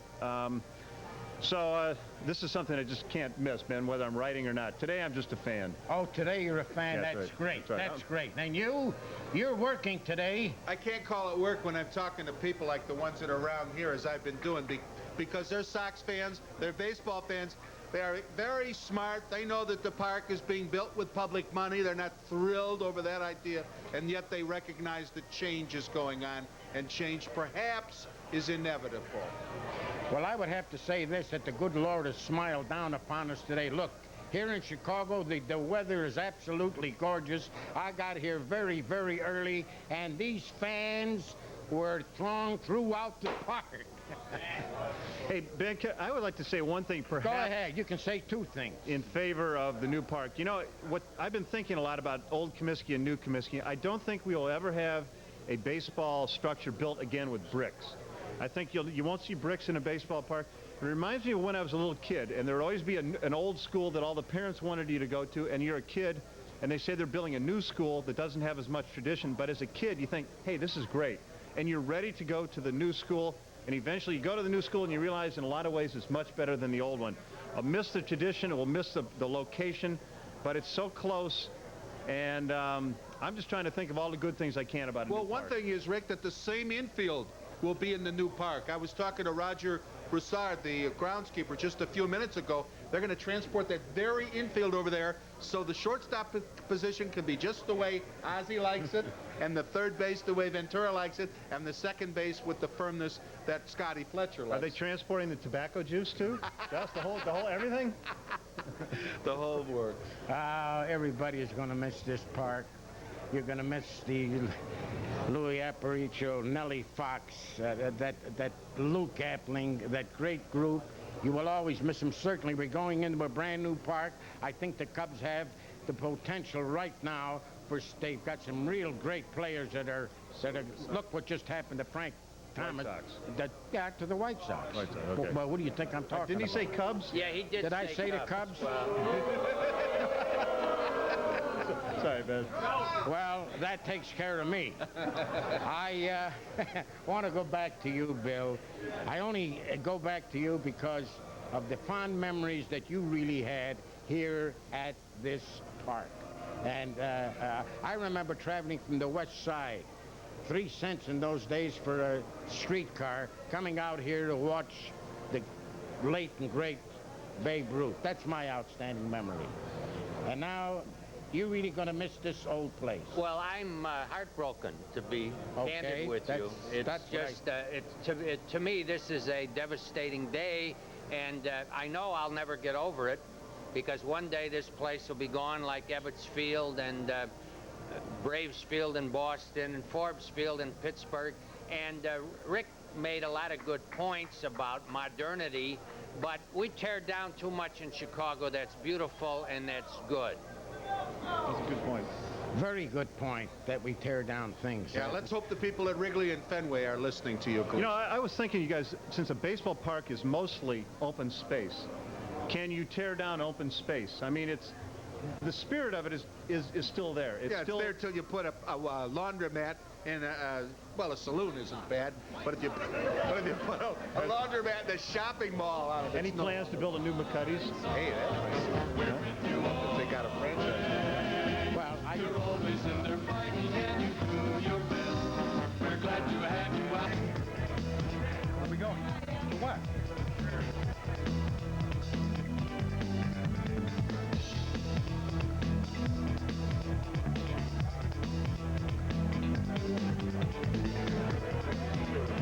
Over the last few seconds, we've heard from some of the great writers here in Chicago, and they have all, of course, been at one time or another up in the press box. And a man who has some great memories of old Comiskey is Joe Pinotti, the man who has run the press box for many years. And we go to Joe with Bonnie Green. Thank you, Al. I'm talking with Joe Pinotti, who's been an usher up here in the press box for 25 years. But, Joe, your experiences here at Comiskey go back a lot longer than that, About don't they? 70 years back. When I was a kid, I used to come to the ball games and watch ball games. And what did it cost you back then? If you paid, it cost you, I think, 25 cents. But when we didn't have the 25 cents, we'd sneak in the ballpark one way or another. We'd climb on top of cabs and jump over fences in left field, which was a low fence at that time, before they built the upper deck in left field. Well, the years you've been here, that's probably about 1,700 games that they've paid you to watch. So you like that, huh? That was great. I mean, I used to pay before and work, and I said, that's a good idea. Why pay if you can work and get paid? Well, you've probably seen a lot of interesting people up here in the press box. And when Bill Veeck was the owner, he used to roam around a lot, and he probably stopped up here once or twice. He'd be up here for a short time, and he'd go down and go through the stands and walk around the stands and do many things. He was a real fan owner, the things that he did. And then a lot of the things they did, the promotions that he started, they were criticizing at that time. Then in the future years, it's found that the other baseball clubs are doing the same thing. They thought it was gimmicks. But like we always said, it doesn't take anything away from the baseball game. It's just giving the fans a little something extra to come to the ball game. Well, one of our most famous fans in Chicago has been Richard Daley and his son, current mayor Richie Daley. Have they spent a lot of time up here? The father spent quite a bit of time in not in the press box, but they had a special box down below behind the third base dugout. And also Mayor Daley now still comes to the ball. When he does come to the ball game, sits down there, and he's been up here a number of times. Well, you've probably seen a lot of the interesting press people, the broadcast media, the journalists. Has journalism changed a lot since the early days? I don't think too much. I don't think they... Well, there's a lot more TV people up here now than, They don't say as much because you see yourself on TV and everything. I mean, you don't have to read the newspapers almost the way you did years back to get the news. We didn't have a radio or TV when I was a kid, so you had to read the newspaper. Well, thank you very much, Joe. And are you going over to the new ballpark? I hope to go. I'm looking forward to going there, and I really do. Well, we wish you another 25 years in the press box. Thank you very much. Back to you, Al. Okay, thanks a lot, Bonnie. Of course, we can get another perspective on all these memories out here at Comiskey Park from Rich Lindbergh. He is an author and the Sox official team historian. He is live right now with Kenny Harrelson. All right, Al, thank you very much. And I'll tell you, that little piece right there with Joe Pinotti, isn't he just a wonderful human being? Yeah, Joe's a neighborhood guy. Been out here for many years. Saw Babe Ruth play. Joe's one of the sweetest guys I've ever met. And, of course, the guy I'm talking to, Rich Lindbergh, an author here, and also the official White Sox team historian. Rich, this is going to be a very significant day for you as much as you love the White Sox. It's a day of nostalgia. It's a day of sadness, but I think it's also a day of anticipation because now, for the first time, White Sox fans, the cloud is gone. The future of the franchise is secure in Chicago, and we can look to the fact that we've created a legacy for generations yet to be born. I hate to see this old park go, but at the same time, I'm thankful that the franchise is secure in Chicago, and it'll be there for the next 100 years, hopefully. Well, I agree, talking to Rich prior to our little interview here, and he was going, I'll tell you, I think that your viewpoint probably is the most comprehensive of any I have heard about the thing. And why don't you explain a little bit of your viewpoint? Well, my view is that this stadium, when it was built in 1910, it was called the Baseball Palace of the World. But there were some inherent flaws in the design of the ballpark, which made it obsolete by the 1930s. It was too big. Baseball, the character of baseball changed by the 20s. The era of the dead ball was over with, and fans wanted home runs and lots of action. And here, it just hasn't been that case. White Sox teams have had to play little ball. The constraints of the park have dictated low-scoring games, and the upper deck put in 1927 made the park cavernous and imposing. And so by the 30s and the 40s, fans were looking to the smaller parks like Wrigley Field, Fenway Park. Those were the places that the people tended to gather at, and I think these are some of the reasons, some important reasons why it mandated that we have a new stadium. And it would have happened many years earlier, too, by the way. It would have happened in the mid-60s. Some things happened that got in the way, and it didn't get done, but really the ballpark has lasted 20 years longer than what anybody really expected. Also, you brought up earlier the point that this was certainly a wedge, so to speak, between the perception of the fan to Sox management starting back in 1986 when it first came out. It was a tremendously derisive issue. I think that the fans misunderstood what the ownership was trying to accomplish here. I think the critical thing to remember is that the ownership is committed to perpetuating the franchise on the south side, but necessity dictated a new ballpark. This ballpark is going to fall down sooner or later. And we had to have a new home. It was unrealistic to think that the White Sox could have played in Wrigley Field or Soldier Field. Somebody suggested Soldier Field. That would have been nonsense. That would have been like playing in the LA Coliseum in '59. It just didn't work out. So some things had to be done and some steps had to be taken, but I don't think at any time the ownership wanted to leave Chicago. And I think that's the crucial thing that White Sox fans must understand. How about you personally now, being such a big lover of White Sox baseball and being the official team historian, what are some of the great memories you have? Oh, I have memories going back to when I was a kid. Seeing my first ball game out here in 1964, I was 11 years old, and seeing Whitey Ford and Gary Peters. Peters, the great heir to the Billy Pierce legacy, and the two of them hooked up in a pitcher's duel, naturally, that the Yankees won 1-0 in 11 innings, and that kind of frustration the first game kind of showed to me the kind of history the White Sox had. But I think I would remember best are those games in late September when there are 5,000-6,000 people out here, the paper hot dog wrappers swirling around the outfield, the wind's blowing off the lake, Nancy Faust playing Old Lang Syne. Those games that really didn't mean anything at the end of the season will always stick out in my memory. Would you agree that possibly, because this is your area of expertise, would you agree that possibly starting in 1984 but to now that that possibly 1990 is a renaissance of White Sox baseball? You know, and it's occurring on the 40-year anniversary of the last great renaissance. 1951 really introduced the go-go era, and for 17 consecutive seasons, the White Sox were a first division ball club. 17 years of exciting baseball, and I like to think that on that anniversary, we've begun something that'll perpetuate itself. This is a quintessential White Sox team. Pitching, defense, minimal amount of hitting, enough to get by.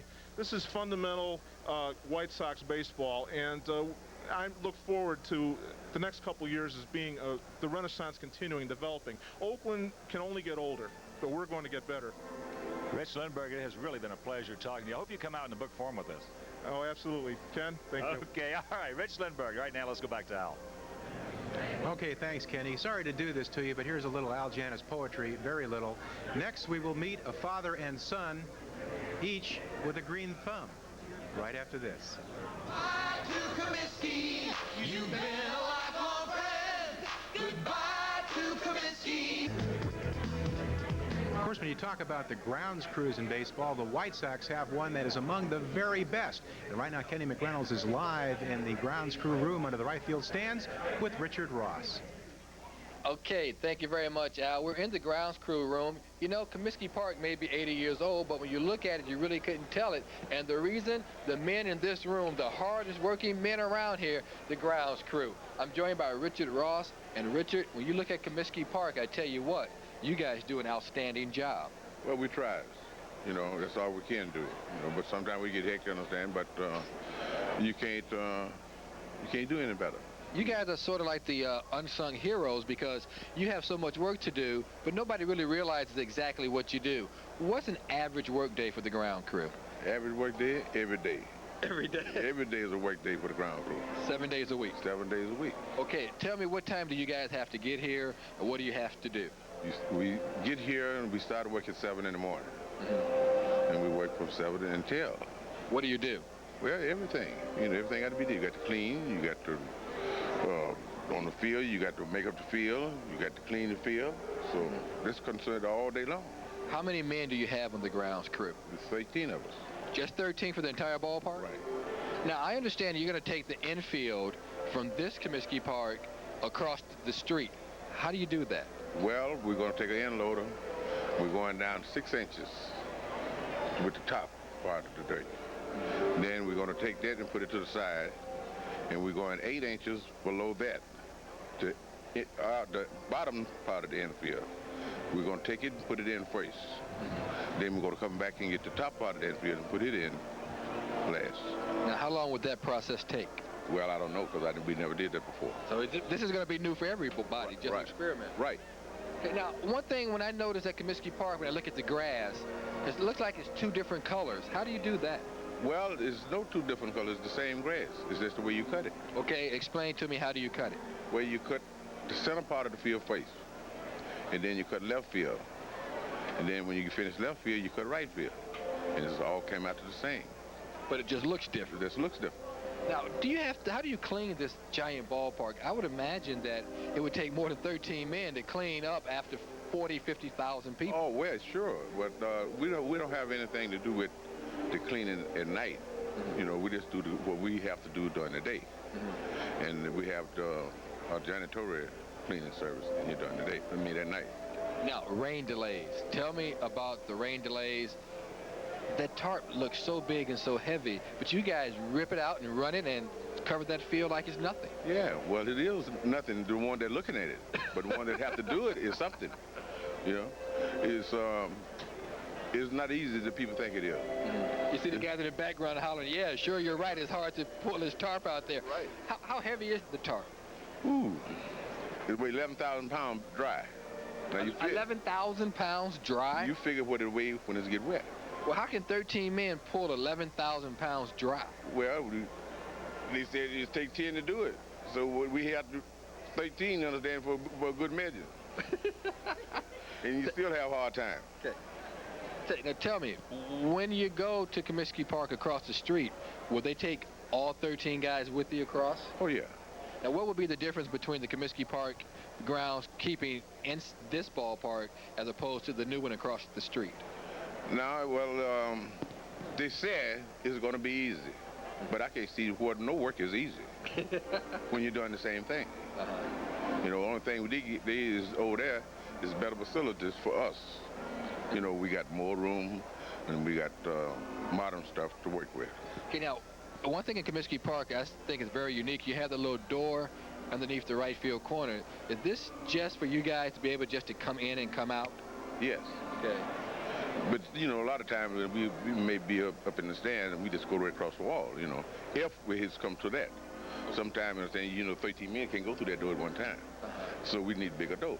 Okay, so, briefly, Richard, tell me a little bit about the Bossert family. You've been here, you know Roger, he's the head groundskeeper, and of course, he's one of the most famous groundskeeper in all of baseball. Yeah, well, you know, they got to give him the credit, but we do the work. Well, I think Rogers does a little bit of work. Well, hey, he do in his way, but we do the work. But I tell you, he's something else. But you know, I tell you, he's nice, you know. But I would prefer if his father had been him, and he'd have been his father. Okay. Well, he brings up a good point. For those of you who may not know, that Gene Bossert is also was a grounds crew member. Let's go meet the Bossert family. You know, I'll tell you, as we sit here now, sort of, I'm sure you feel the same way as I do. A piece of my heart's going to be gone. This is, what, my 24th year. I don't know, I look back, we had some good times and some bad ones. I can remember the disco demolition. I remember you and I running in the clubhouse with the ball players trying to get off the field when they had the bonfire. When they got hit by 4 or 5 exploding records, as a matter of fact. You know what, probably the one circumstance I probably remember when I was coming up underneath you was the time when, what was it, 1972, when Chuck Tanner was our manager, and we were playing Oakland. It's about halfway through the year. Remember that time when Chuck wanted you to went down the first base line, going to first and second, and God, I'll never forget it. What was a Friday night? Full house. We were tied for first place with him, and Wilbur Wood. What did he do? He walked Bill North on 4 pitches. That's right. Yeah, and then the next pitch he threw home, and Bill North took off. And remember, he took a step and a half, fell flat in his face, and the catcher threw him out, and everybody went crazy. But we still lost the game by 8 runs. We thought we were helping at the time. Well, that was part of what they call tricks of the trade, if you recall, Raj. Yeah. They had a running ball club, so we tried to contain them at first base. And that's like when Nellie Fox was with us. We kept the third base foul line high. Right. Because we had a bunting ball club and we wanted to stay keep the bunts in. But things have changed since I joined the Sox in '41. Thinking about the scoreboard that Beck put in 1959. The fireworks. Right. Yeah, you're right. And the picnic area. Yeah, a lot of big changes. And speaking about things that we run into and encountered, Frank Lane, I think, was the first one to, remember, we had fences from foul line to foul line. Right. And had the bullpens back of the fence. I'll never forget, about 2 o'clock in the morning, Frank Lane called me up and said, Gene, get those fences down. The Yankees are coming in town tomorrow. For that particular day, there were 6 home runs hit against us. Now the Yankees are coming in town with all their power. So Lane called me up, like I said, about 2 o'clock in the morning. He said, Gene, get those fences down. I said, Frank, that's a huge job. I've only got 20 men. Got to get the field in shape. We got to still sweep the stands. Right. He told me what I could do with all that stuff. Well, we got the fences down. Had no bullpens. So I threw a couple home plates and pitching rubbers on the side outside the playing field here. And that's how they warmed up for about a week down there. Times have changed. Yeah. You know what, I mean, being my 24th year here, I'm going to miss the place, but I have to admit, I'm looking forward to going across the street. What, this is your 50th year now? Yes. I started my 50th year. You know, I can remember when I started when I was 18, and you said to me, Raj, why don't you give it a try? If you don't like it, I could get you in the electrical union. Well, I got to tell you something, Dad. There's been many a times when I wish I went into the electrical union. When all these rain delays, disco demolition, the rock concerts. You know, now that I'm thinking about it, thanks a lot, Dad. Now I know why you joined the Navy. Just to get away from that hard work. Yeah. Tell me, you still working with the manager and who's going to pitch the next day and how to keep it soft in front of home plate or first base. Oh, I would never dream of doing that kind of stuff. Oh, you don't cheat? Of course, no, of course not. Can't do that anymore. Well, to win a few ball games, right, you have to do something. But that's against league rules. I would never do that. You know, Bill Beck wrote several books, and Louis Boudreau, who's a neighbor of mine, they, in their books, they say a good groundskeeper wins 10 to 12 games a year by these tricks of the trade. Well, I told Bill Beck, I said, you know, Bill, you don't pay me like a pitcher who wins 10 or 12 games a year. So that was the end of that conversation. We've had a few Ball State Fair this year down that line. I hope I'm helping a little bit. Yeah, you get more publicity over TV and radio than some of the ball players. Roger Foster saved us another game tonight. You've been a lifelong friend. Goodbye to Comiskey. We hate to see it end. Goodbye to Comiskey. Kind of sad, but at about 1:30, the national anthem will be sung for the very last time here at Comiskey Park, and the honor for that goes to the Oak Ridge Boys, and they are live right now with Bonnie Green. Thanks, Al. I'm talking with the Oak Ridge Boys. Now, let me see if I can get this right. Steve, Joe, Richard, and Dwayne, and they're here Bonnie. And Bonnie, and they're here from Nashville, Tennessee. They're going to be singing the national anthem today, and you're also going to be singing it on opening day next year, right? Yes, some folks from the White Sox, Carlton Fisk included, came down to Nashville last spring, and we shot a video of the national anthem that they played on the Diamond Vision for about half the home games, and they invited us to be here for this historic moment, and invited us to be here for the opening of Comiskey Park, and it's our honor, believe me, as baseball fans and singers to be here. Well, now a couple of you gentlemen are sporting Carlton Fisk numbers here. Carlton's our main man. Carlton is your friend, right? Oh, yes, he's our #1 man. We may be #1, but he's 72. Well, now, I know that you, Richard, have a special affinity for baseball because you're involved with the minor league team in Nashville, the Nashville Sounds. That's true. I am one of the owners of the Nashville Sounds. We are in the American Association, as we were talking earlier, also a member of the AAA Alliance.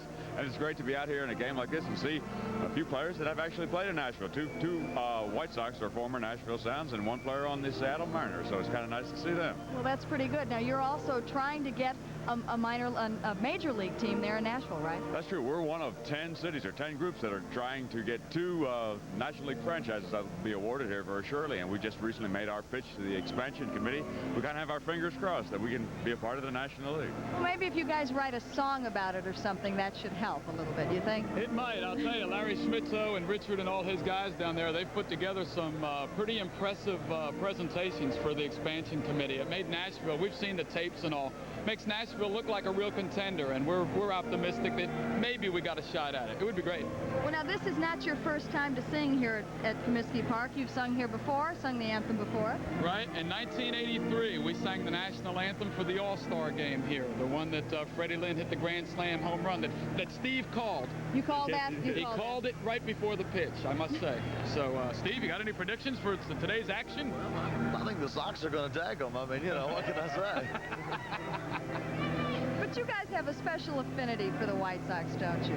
Well, yeah. In fact, we like the White Sox a lot. Carlton especially, like I say, he's a good friend of ours. And we have followed them really closely this year, and they've had a great season. It's like if only a few other teams had beaten Oakland a couple of times, like the White Sox did. We beat them, right? You know, so I think the White Sox organization could be very proud. They've built this franchise back up. It's got the fan support. I think that it was lacking there for a little while, and with the new stadium and the new excitement and this great young ball club, I think the White Sox have a heck of a future. I really do. They could win it next year. Do you think people are going to miss this stadium? Are you going to miss it? I think so. I think it's impossible not to miss a place like this. It has such great atmosphere. It's a great place to watch a ball game. I know if I had grown up in Chicago and came here when I was a kid, I would feel like part of me had died when they tear the old ballpark down. So while this is a great occasion, there's just a little twinge of sadness at the same time. Well, you gentlemen you flew in from where? We were in Philadelphia last night. My hometown, actually. I grew up in Philly, as did Richard in the Philadelphia area.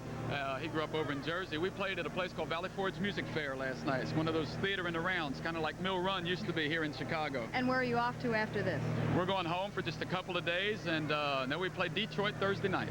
Back on the road again. Back on the road. And in between touring and working on a new RCA album, well, we've been pretty busy these days. Well, thank you so much, gentlemen, for coming, and we're looking forward to hearing the anthem from you. Thank you, Bonnie. Back to you, Al. Now, I don't know if Chet Kopic sings, but he has a pretty good talk show here in Chicago, 6 nights a week on WLUP radio from 7 to 9:30. In fact, I understand it was just voted #1 talk show in the whole universe by USA Today. Al, something we're very proud of, and by the way, welcome to Chicago. And I have to tell you, this looks like a Rolling Stones concert. It looks like the World Series. I have never seen so many cameras, so many camcorders. The general feeling of ring out the old, ring in the new is something that I don't think we as Chicagoans will really ever experience again. I understand that your first memory of this ballpark was almost as explosive as the scoreboard show of the fireworks last night. Very much so. Hearing the Bozzards, for example, and realizing the epitome of father and son relationships, the paternal existence this ballpark means to so many people. I recall I was in 3rd grade. Back in 1958, my father came by our school on a very rainy day. White Sox are home with Casey Stengel and the New York Yankees. I thought the ball game would be rained out. I got down here. Art Ditmar threw at Larry Doby. Out went Doby. Here comes Alfred Manuel Billy Martin. Here comes Walt Dropo. Here comes Enos Country Slaughter. And the memories of this baseball fight. You would have thought you were watching Rocky Marciano against Jersey Joe Walcott. And the following day in both pictures, here was Billy Martin being led off the field with a police escort. Here was Enos Country Slaughter with his entire jersey having been ripped off by Walt Dropo. Memories galore of this ballpark. Big Clues, 2 home runs in Game 1 of the 1959 World Series. Joel Horland's no-hitter in 1967. My gosh, the majestic year that Dick Allen had in this ballpark in 1972. Disco Demolition, which everyone has talked about, the great Bozzard headache, if you will. Fred Lynn's home run, the 1983 All-Star Game. I'm very sad to see this ballpark go, like I think everybody is. All true White Sox fans, all true Chicagoans, but thanks to wonderful people like State Senator William Marabitz, we can look forward to what will be a second Diamond Palace, and I can think of no more appropriate location than right next door to the original old Romans Diamond Palace. By the way, when you went to that ball game when you were 3 years old and you saw that fight out there, the next time you went to a ball game, were you disappointed if there was no fight? No, I'll tell you why. This ballpark does something to you. As a matter of fact, there was a column written the other day that, for example, this ballpark, because of a lack of World Series baseball, if you will, in the eyes of certain people has just been that, a ballpark. It's not the house that Ruth built. It doesn't have vines, for example. This is just a ballpark. And that's the beauty of Comiskey Park. The fans who come out to this ballpark are not yuppies, if you will. They are not the type of people who will attend the American Ballet Theater. They are just people who want a good show for a buck. And I have never lost sight of it. The ball players who I've enjoyed watching over the years in this stadium, people like Minnie Minoso, Nellie Fox, people like Dick Allen, for example, during 1972, they were subscribers to the work ethic, and that's what this ballpark is really all about. And I think if I have one particular feeling that I think exists right now with all fans who have gathered today, and there is such a feeling of mixed emotions, Al, with all of this, it's that will the new ballpark contain the same feeling of ambiance? Will it contain the same feeling of, by gosh, this is a working class type of operation? And the answer, in my opinion, is yes. Brick and mortar don't make a ballpark. Fans make a ballpark. It's going to be the same fan. White Sox fans are without question the most wonderful fans in the world. Give them anything resembling a product, they will show up. Give them a wonderful product, as has been the case this year, and what I truly believe is something of a renaissance year for Chicago White Sox baseball, and they will support you in droves. Well, Chet Kopic says that the fans are going to like the new ballpark. I've seen it. I'm going to love it. I'm sure you're right, and I'm sure Chet Kopic knows. And you fans are going to love this guy. He's in from San Diego, California, and Kopic says he's going to be #1 in this market. Give Big Al a round of applause and let him know you appreciate it. What's that going to cost me? Probably $5. All right, that's better. Harrelson charged you $20 last night. Anyway, we'll be back with more on the Sports Channel Final Day coverage here at Comiskey Park right after this.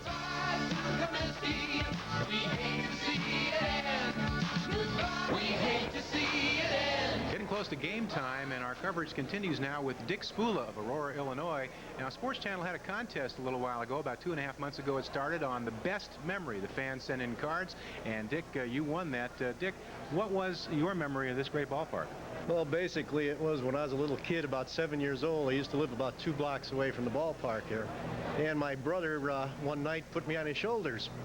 And he carried me. We lived on the other side of the Pensy tracks. He said, close your eyes, and he carried me on his shoulders, and he brought me to the edge of the tracks there, and he said, all right, take your hands down, and wow, there the lights were for the first time at Sox Park. And that was one of the best memories I ever had. Carried you on his shoulder. Right, that's right, and he's probably watching today someplace in the local neighborhood right here. Now, did you ever return that favor? Oh, I doubt it very much. It's a brother, you know. But you've seen the new ballpark across the street. Oh, yeah, I've been watching it as I've come to games here. Of course, I won a set of tickets for the first entry, and then it came back up again for the final, and somehow I lucked out on that. So we've seen the new park versus the old park, and hey, progress grows. That's the way it goes. Doesn't make you all that sad, the fact they're going to tear this place down? Well, it does, because the memories are back when I was a kid. I've been out of the Chicago area now for about 25 years, so it's not hurting me as much as the local people around here. The local people in the area here really depend on the ballpark for a lot of their activities that go on, a lot of their business. And they're going to miss the old ballpark, but I'm quite sure the new ballpark is going to bring more people in anyhow. You plan on coming down here for the new park? Absolutely, we'll be down. I'd like to see the first game if I can. And you won some seats to the game. Yeah, well, we won a package of goodies from Sports Channel, and we won 4 box seats to today's game, and we won 2 of the original wooden chairs from the field, which we'll pick up sometime in November. Do you remember much about that first game? You said your brother carried you, and you looked out, saw the lights? No, the only thing I can remember actually are the lights at that time, because I was too small at the time. I realized that. And later on, I'm sure you saw some games that you did remember? Oh, yeah, we did. I can remember old names like Thurman Tucker, of course, Luke Appling, and Ken Berry, Jimmy Landis, and Nellie Fox, of course, Aparicio, Carrasquel, the whole group of them right there. The last game that I sort of remember here was back in '83 when Kittle came up, hit a home run to center field, and Fisk came up, hit a home run to center field, and then Pachorik came up, and guess what he did? He hit one into left field. So he just couldn't get along with the guys that were really hitting it. Okay, Dick Spooler, the winner of the Sports Channel Best Memory Contest, and we now go to Bonnie Green.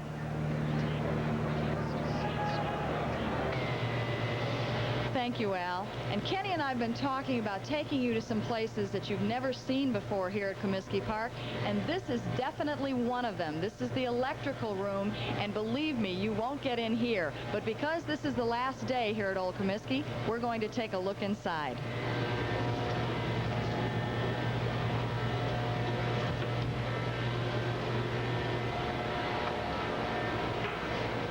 I'm talking with the chief electrician, Ron Graff, and Ron, you were the one that had the unofficial duty of turning out the lights last night. That's correct. That's correct. It was a thrill. We had to do it 2 times because of the contest, and everything went good. Well, tell me exactly how you do that here in this room. These days now, it's nothing but a motorized oil-cooled switch. As you can see here, it's just a matter of a couple of buttons now. There used to be, it was quite a procedure to turn these towers on and off. They tell me there was an accident here several years ago, like 12 years ago, I suppose, but I wasn't here at the time. They had to replace it with this switch, but because they didn't want that to happen again, they went to this motorized oil-cooled switch, and it's a very simple procedure now. So it's simple, and it was nothing to do. Nothing complicated to it anymore. Well, what do you think the system is going to be like in the new ballpark? Do you know? Oh, yes, I was over there, and again, it's going to be a manual operation. The computer's not going to do it, but it's a safe procedure. If something was to go wrong, there will be no chance of an explosion or anything like that. Now, you don't spend the game here in the room, do you? Not anymore. Where they used to have a man in the vault, the only time we would have a man down here is in a rain delay. If the wind kicks up and we get a lot of water on the fixtures, they tend to explode, being as they're the old type incandescent lighting. So we would have a guy down, and we would turn the lights off. Then I would have to leave him here because the umpires say, okay, the rain stopped, let's play baseball. Boom, we got to have them back on. Well, as I'm sure folks can see, this is a rather old, antiquated system. But not only is this old, but the lights that are out there now are old. What kind of problems have you had with those lights? The problem is about half of the light. There's almost 800, 1,500 watt lamps on the roof, and about half of them are still the old incandescent lighting, and they tend to burn out and explode, and we have a hard time getting parts, mainly the bases for the lights.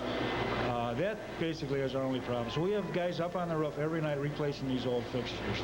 And you don't think you're going to have to do that in the new park? No, we won't. We're going to have the mercury vapors across the street. They should burn for a long time. Well, you turned out the lights for the last time. Do you think you'll be turning on the lights for the first time at the new Comiskey? I certainly hope so. I certainly hope so. Well, Ron got to do it. He got the honor, unofficially, of turning out the lights for the last time last night at Comiskey Park.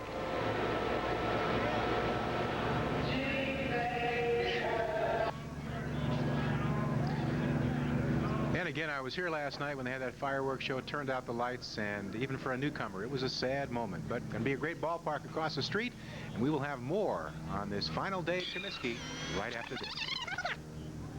Let's go, go, go, White Sox. We're with you all the way.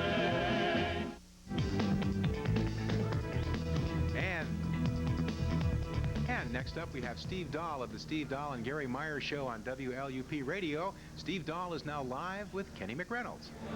Okay, yes, we're inside the ballpark, and this young man here to my right, Steve Dahl, needs no introduction to Chicago. I'm probably older than you. You are older than I am, I guarantee you that. But you don't need an introduction. Everybody knows you, and it's obvious by just watching you walk through the ballpark today. You're very popular among White Sox fans. Yeah, they didn't throw anything at me this time. Actually, when I was here in 1979 for Disco Demolition, they threw cherry bombs at me and beer. Today, they didn't throw anything, and they had me autographing baseballs, which is kind of embarrassing to do in front of actual baseball players, but I did it anyway. So. Well, I guarantee you nobody will ever ask Bruce Wolf for his autograph. Yeah. Let me ask you a question, Steve. Back in 1979, you had the big party that got out of hand here at Comiskey Park. You weren't at the ballpark for a while, but all of a sudden in 1990, you show up on a commercial promoting White Sox baseball. Why the sudden love affair? I don't know, but it's okay with me because I've always been a fan.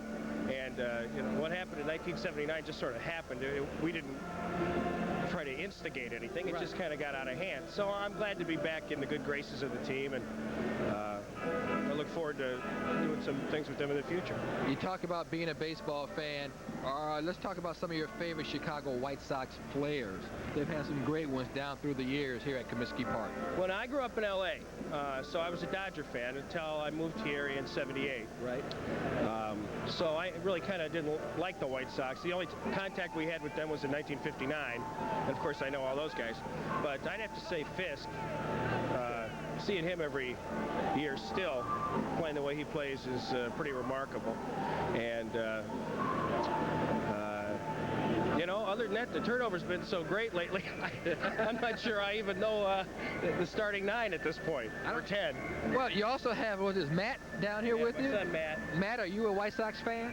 Yeah. Yeah? Who's your favorite White Sox player? You like them all?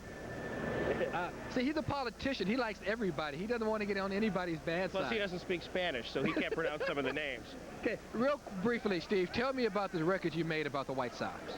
Well, I was pretty upset when I heard they were tearing down the park, because I'm a traditionalist when it comes to baseball, and it seemed like that might be a major interruption in the tradition. But with the new park across the street, it sort of seems like there's some continuity. You know, just because my grandfather's no longer around, that doesn't mean I don't remember us playing baseball, going to games, talking about baseball. And I think it's going to be the same way. And so I started to feel a little bit better about it, and I just wanted to sort of write a goodbye song. So that's what I did. It's sappy, it's syrupy, but it really is the way I feel. And of course, you can hear it all the ways on your radio station. I had a chance to see that video. Now let's take a look at the new video by Steve Dahl.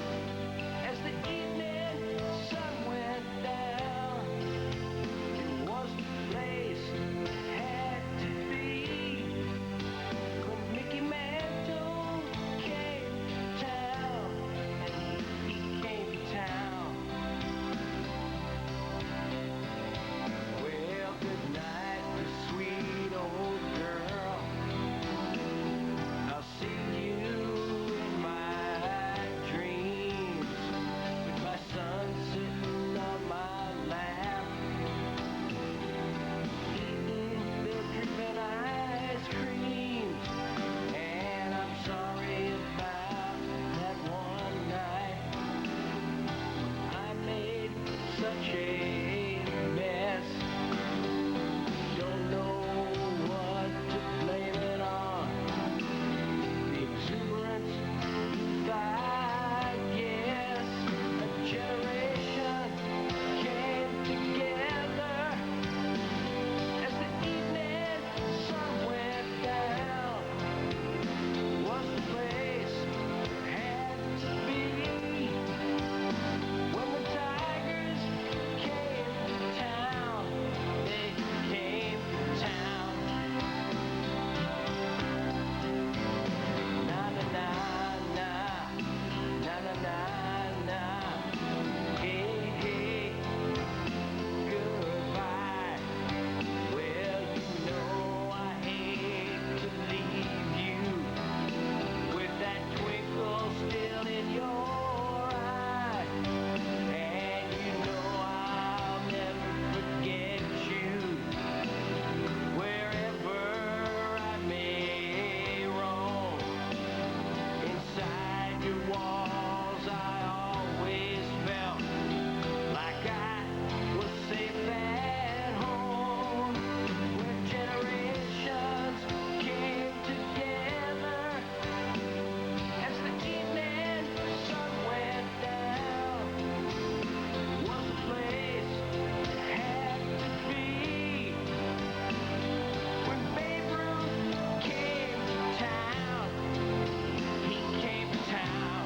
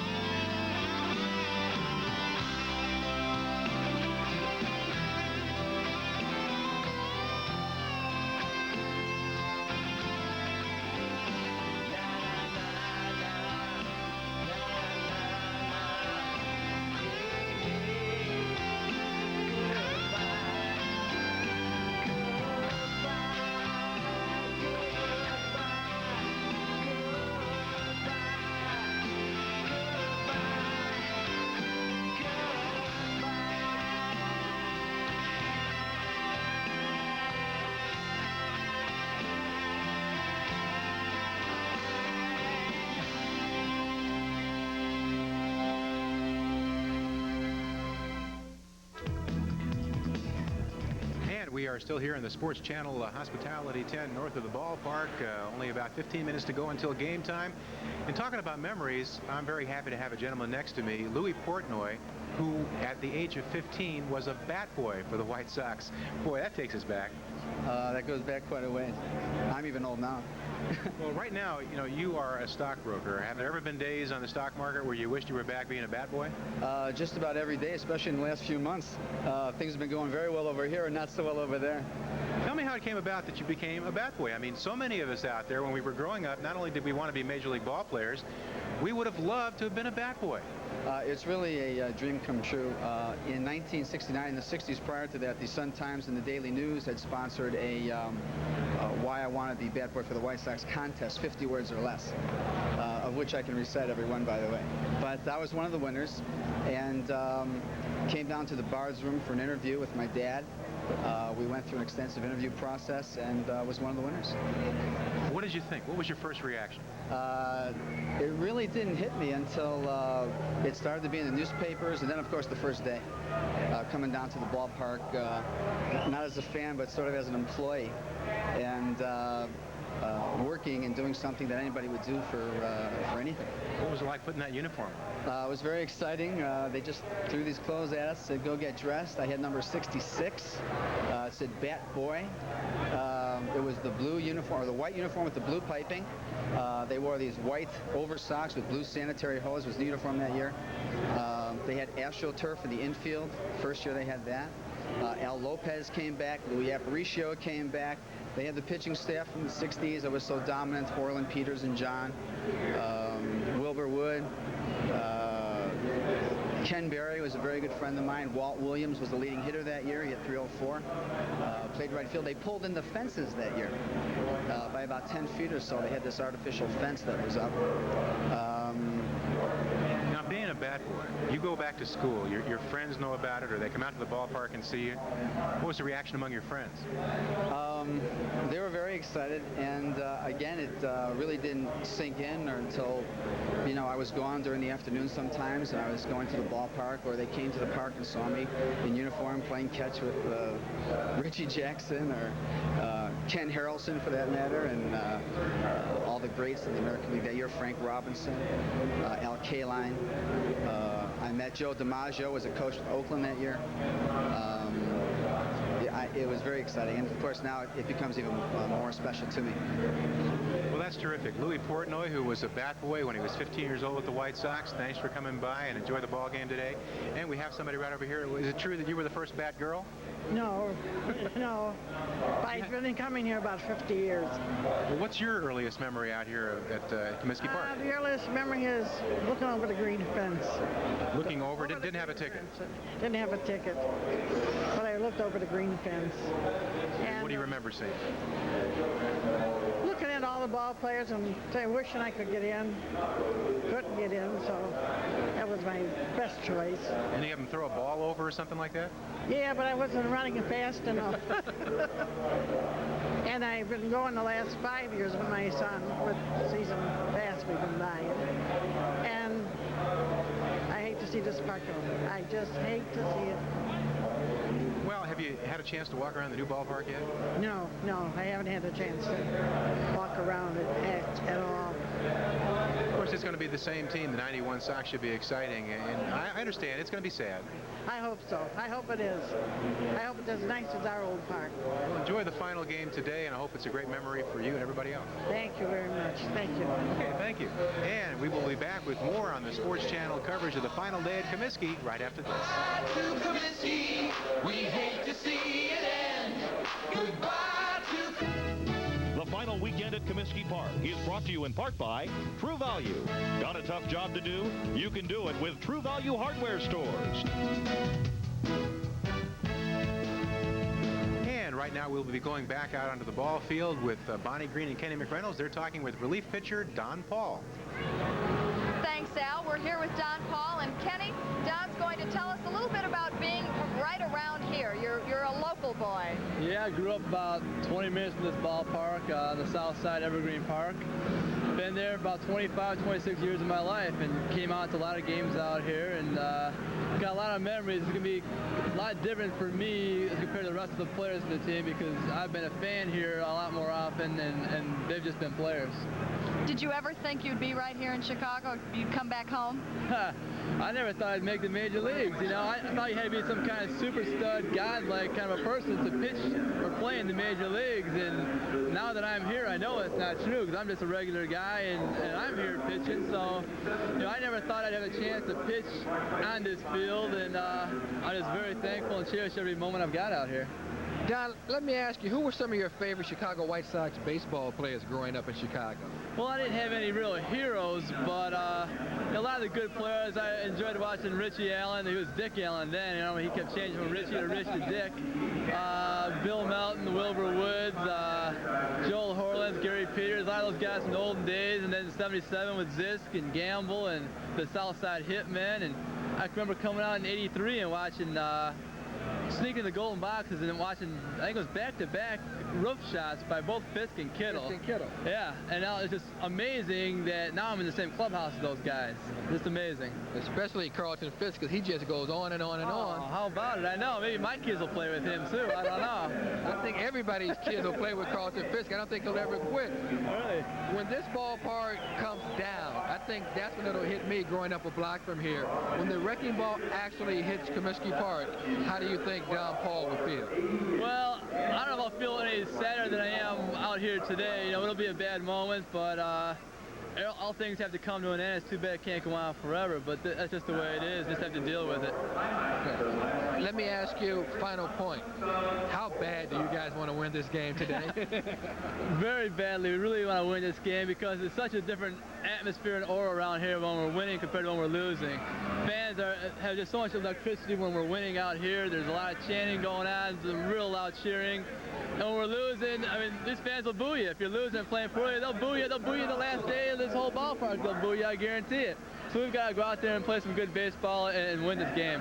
Well, as part of the youth movement here with the new White Sox, are you looking forward to playing in the new park? Definitely. I'd like to play in that new ballpark, but you know, I will miss playing in this ballpark, though. You know, I hate to see this thing go, but good things have to come to an end, and I will look forward to playing in that park because it's a whole new tradition, a whole new era out there, so let's just do it. Okay, Don Paul, thank you so much for taking time out and being with us. Well, Bonnie, hey, I got a tear in my eye when we went by the right field because it was tough, but hey, let's go to Al Janis outside. Okay, thanks, guys, and that is our final pregame report here on Sports Channel on the final day at Old Comiskey Park. I'm Al Janis, live at the Sports Channel Hospitality Tent north of the ballpark. Reminder, I will be back live after the game with a post-game show up in the press box, and for now we go to the press box with Tom Paciorek and Kenny Harrelson as we have baseball for the last time on this side of 35th Street. We now have a game between the Chicago White Sox and the Seattle Mariners. We hate to see it end. For over 80 years. From the Sox of the early 1900s to the Go-Go Sox of the 50s. Don't forget about the team tagged winning ugly to the 1990 team that promises excitement, competitiveness, and youth.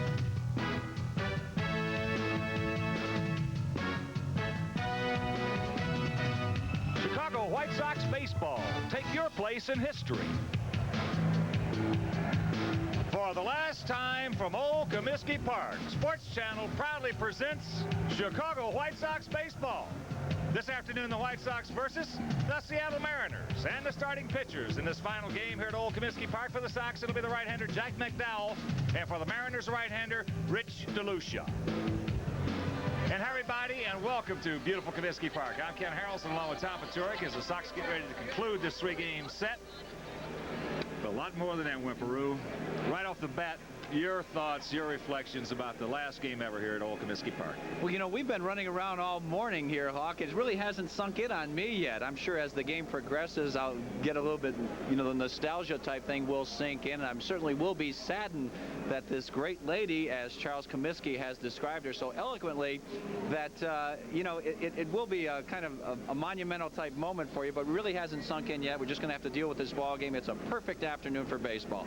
I echo Wimpy's sentiments exactly, but some events happening in the American League East. The Toronto Blue Jays are leading the Boston Red Sox 4-1, bottom of the third inning. You can see Boston with that two-game lead. So Wimpy, once again, as it has been all season long, the White Sox got a chance to be very prominent, even in the American League East. Well, there's no question that they're going to take their game faces to Fenway Park for the three-game series, and psychologically, the Sox will probably have a big advantage over Boston because all the pressure in the world will be on the Red Sox. Now, if the Red Sox can win that ball game, certainly they will alleviate a lot of that, taking a three-game lead over the Blue Jays. So the Blue Jays really in a must-win situation now in Boston. Well, of course, the White Sox swept the Red Sox here the last time Boston was in town, and that seemed to be the downfall. You know, it gave Toronto a big lift that they were able to get back into that race and finally take the lead. But overall, I think that in talking with some of my friends in Boston the other day, you know, I told them, I said, I hope you guys sweep the Blue Jays because, believe me, our club is fit. They're fit as a fiddle. They're ready to come up there. They're ready to knock you guys off. And he says, yeah, well, that's what we were afraid of. So, indeed, the White Sox have an opportunity to be big spoilers over there for the Boston team. But, you know, in talking, as you mentioned, we've been here a long time this morning and interviewing a lot of people, talking to a lot of people. And, by the way, I really want to congratulate Sports Channel for just an outstanding pregame show. Wimpy, you were just great in your White Sox Weekly. Also, Al Janis and all the people and producers, you know, Jim Angio, Mike Lear, and, of course, Michelle Zufante Godwin, you're our girl. They have all done a wonderful job. And it is. It's going to be a day of nostalgia, a little melancholy type of scenario here for a while. But, well, we'll talk about that more during the ballgame. Right now, let's go to the public address announcer, Bob Finnegan. Oak Ridge Boys.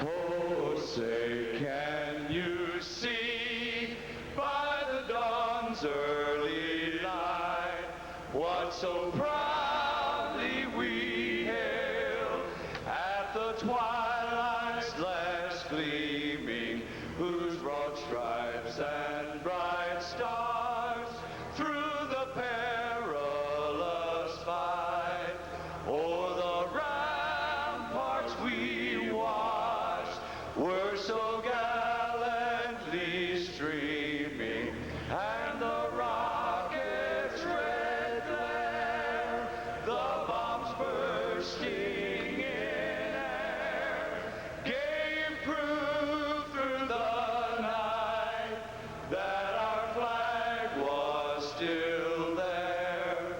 Oh, say does that star-spangled banner yet wave o'er the land of the free and the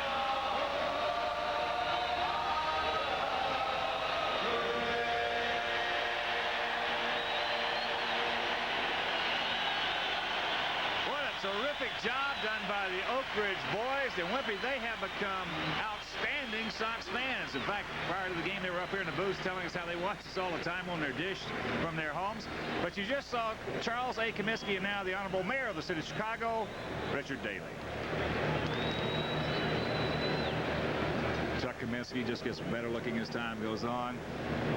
He started off here as when he was saying yesterday in an interview that he remembers coming to the ballpark, you know, when he was about 6 years old, starting off and doing all the little menial jobs and graduating the concession stands and helping bottle their own Coca-Cola, or bottle their own pop, I should say, because they're their own bottling company.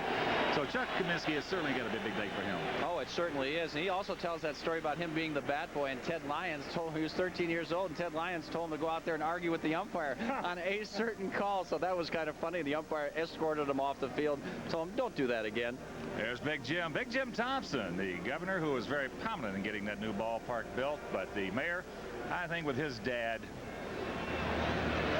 the great Richard Daley, I think it's very appropriate that he'll throw out the first pitch in the last game ever to play here, along with Charles A. Comiskey III. So indeed a great tribute to the city of Chicago as Chuck Comiskey III and Richard Daley walk off the field. We'll be back with the ball game right after this. Airline of choice for the Chicago White Sox. And by the Chicago Sun-Times, Chicago's #1 selling newspaper. We're back live at Comiskey Park.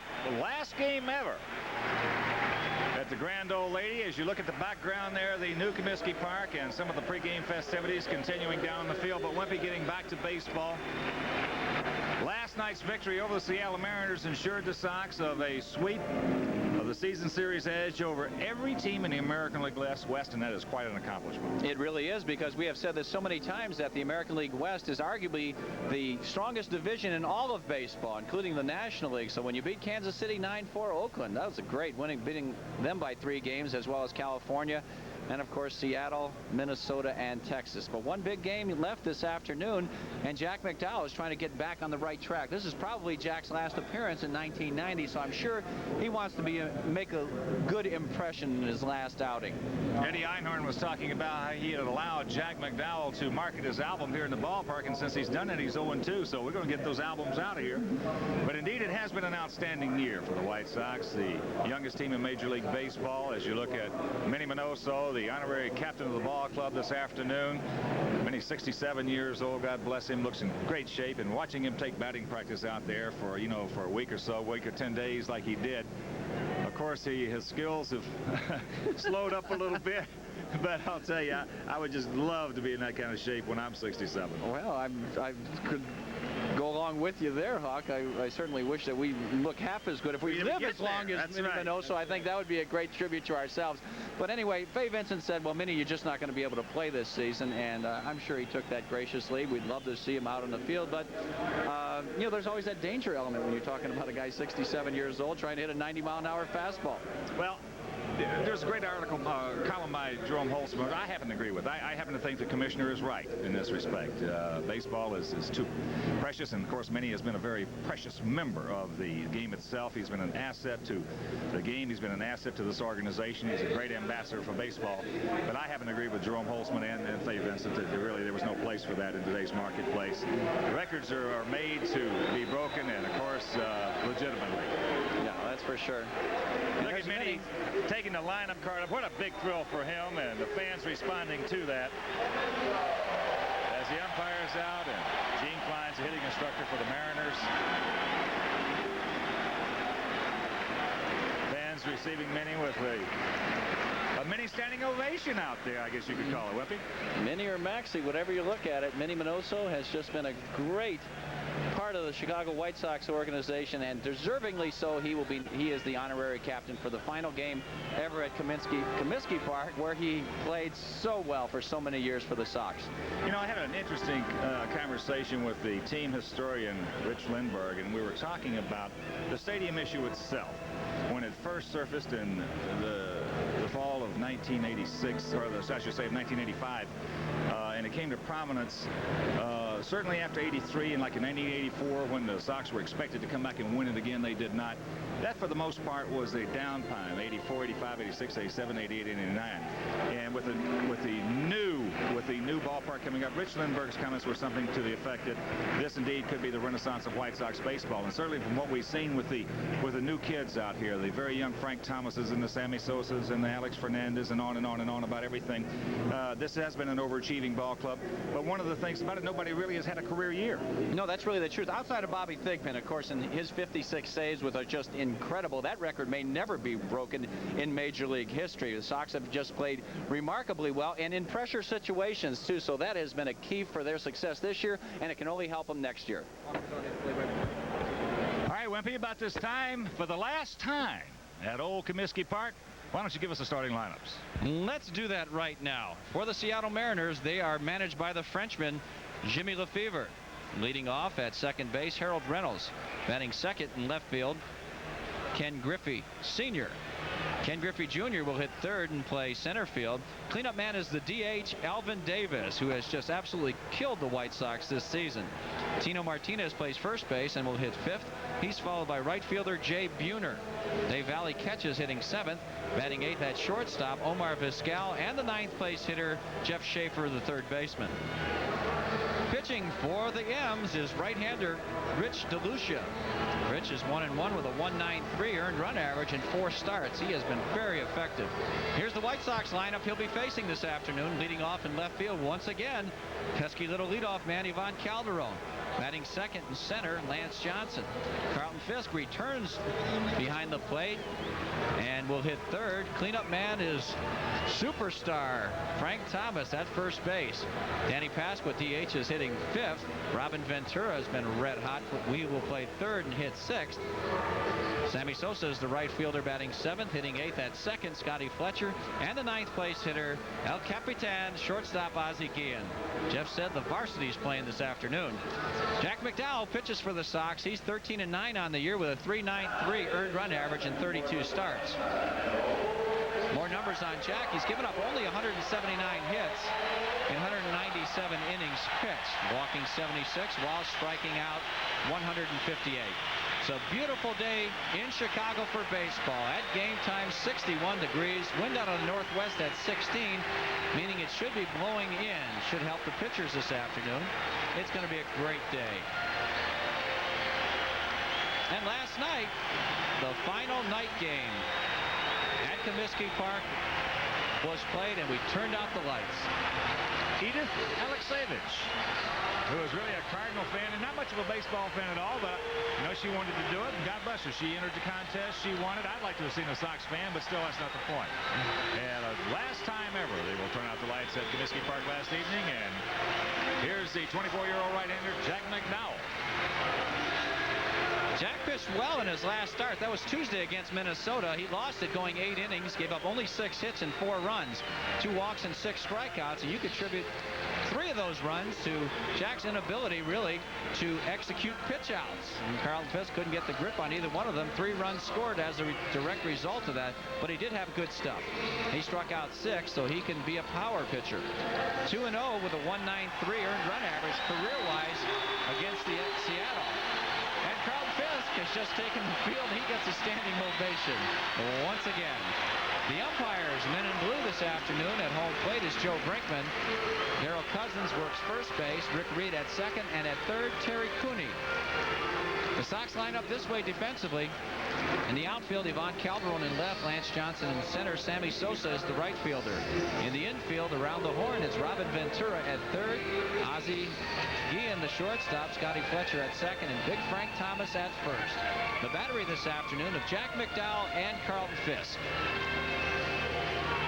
Jack, in his last appearance, undoubtedly for the 1990 season, wants to make the most of it. There's first base umpire Darrell Cousins. Maybe he wants to get that replay machine going this afternoon, Hawk.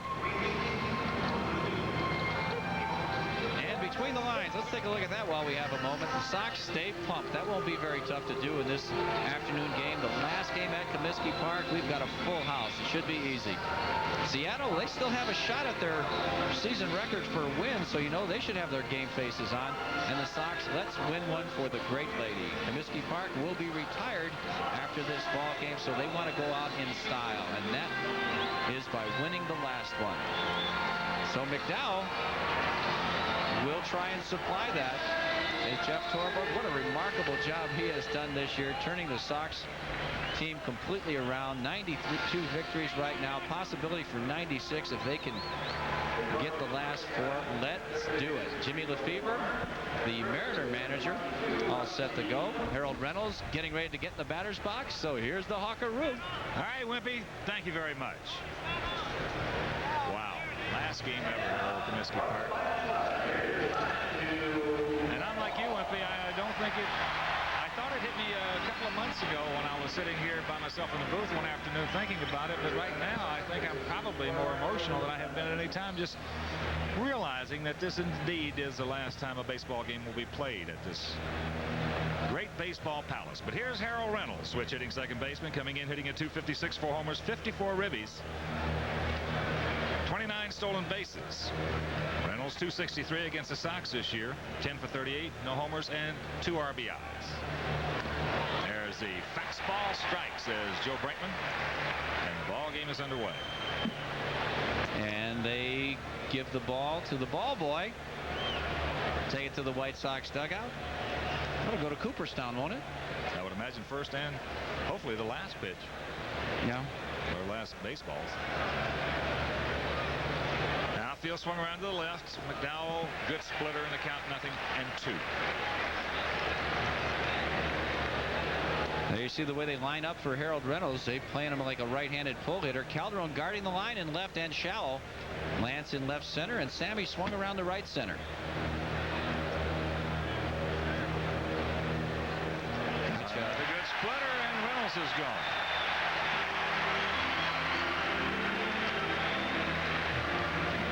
That's a great pitch right there. Those 2 splitters that Jack has thrown, he has taken a lot off of those, and that's why he's getting maximum movement right here. In his last couple of starts, he's been overthrowing it, and that's why it straightens out, and that's how he's gotten hurt. Hopefully that muscle memory will pop right in right there with those 2 outstanding splitters from McDowell. Here's Senior. He's looking at the shadow of a balloon directly over home plate. We planned that. Try and get him out somehow. Yeah, here he comes back at him once again. Ken Griffey, 40 years old. Well, what a wonderful performer he has been. And he, too, has been an asset to his profession. 415's all he's hitting since joining the Mariners. 3 homers, 17 ribbies. Splitter misses and the count 1-0. Let's see, 2,116 career hits, 10th among active players. Fastball on the outside. side corner, and the count evens at 1. There's his son, Junior, on deck.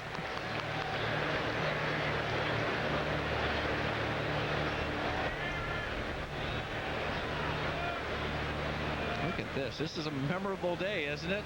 That's the Mariner dugout. There's a shot into center field right at last. Thank you. That young man could still hit. He hung a little bit, hung a little split finger right there. Griffey got the hit of the bat on it once again, but mine's out. That nickel defense once again pays off for the Sox.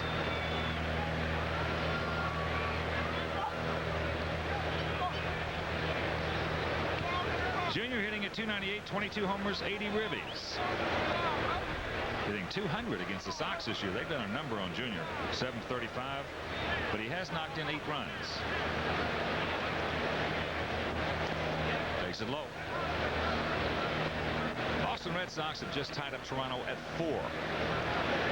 Who? Yes. Just want some excitement in the last 3 days. We're going to sweep. I know that, but Toronto's not going to win 3 in Baltimore. But they don't shame on them.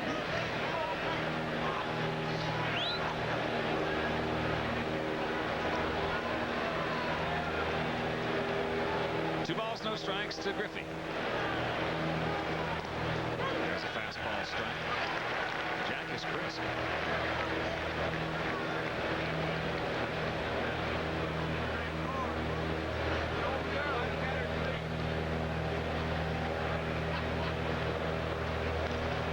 Sox need 41,490 for $2 million, and they are in-house. Yes. Oh, they're here. They are here. Look at that. Isn't that wonderful? Well, $2 million to me is a tribute as well to the fans. There is a connection that has been made this season with this young ball club, and it is real. It's outside. They count 3-2.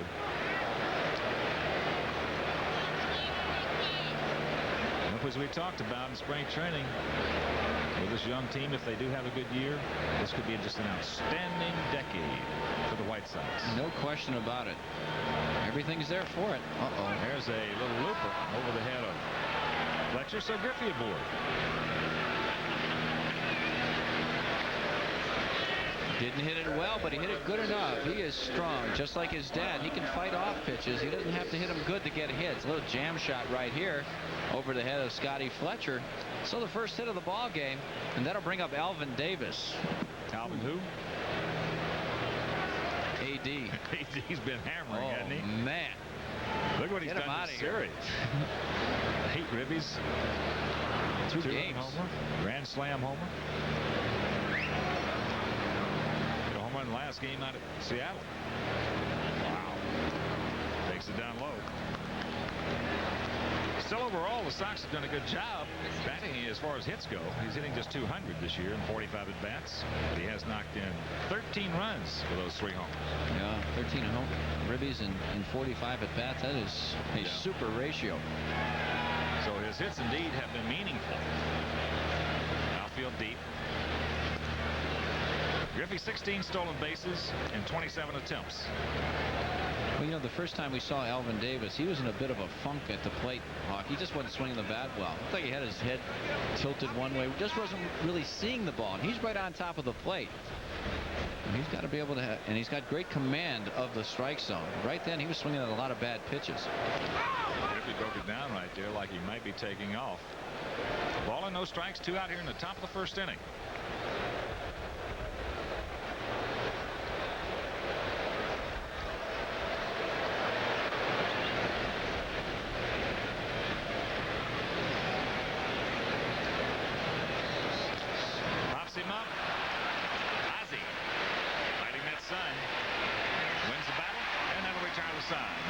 Was a hit, no errors, one man left.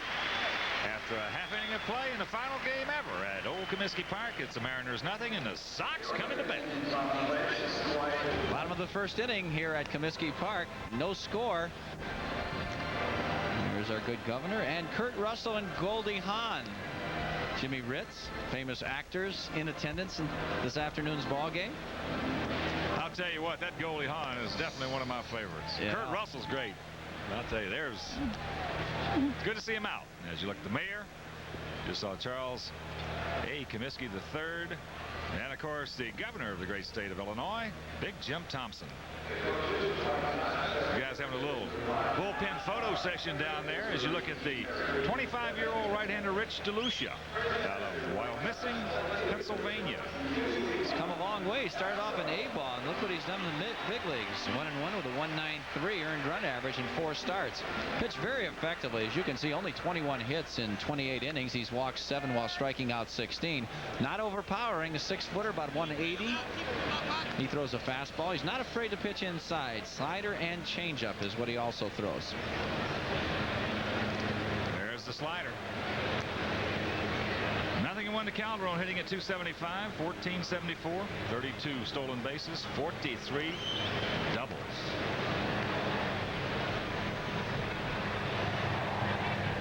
DeLucia likes to get it and throw it. Listen, our kind of guy. Yes.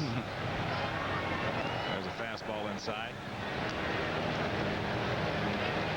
You see we're 3rd in the American League. 16 more than Danny for the team lead. 2-1 the count.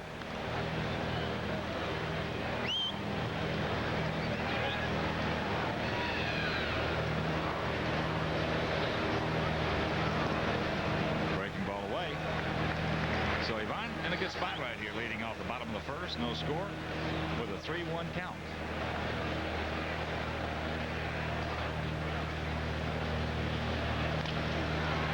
That'll be going foul.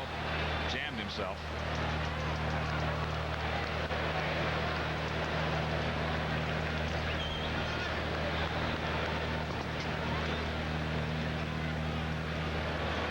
See what Rich did in his last start. Lost it. Pitched well.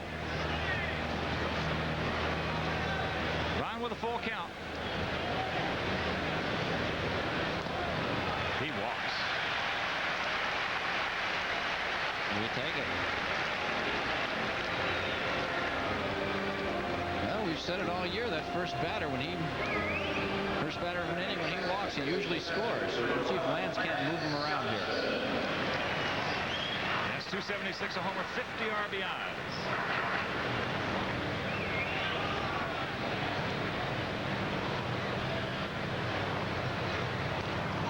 Fastball.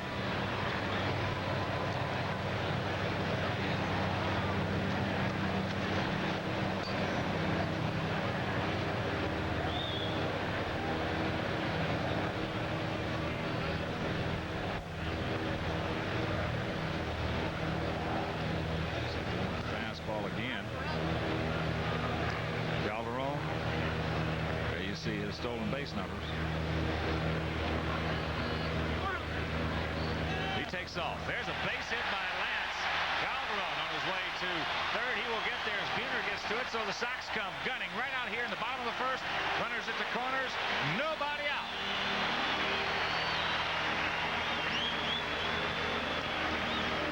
Well, we really don't know if it was straight steal right there or hit and run. Calderon had a pretty good jump right here. Makes me think that it was a straight steal. Lance got that high fastball. He loves that pitch. He hammers it in the right center. Calderon easily in the 3rd base, as you see Jay Buhner cutting the ball off. If he bobbles it, Calderon may have been able to score, and certainly Lance would have taken 2nd base. But a great RBI opportunity here for Pudge. Runners at the corners and nobody out. There are the numbers on Carlton.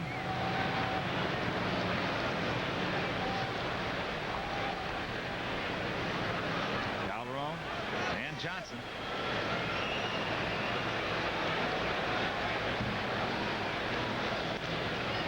Lance those 36 stolen bases.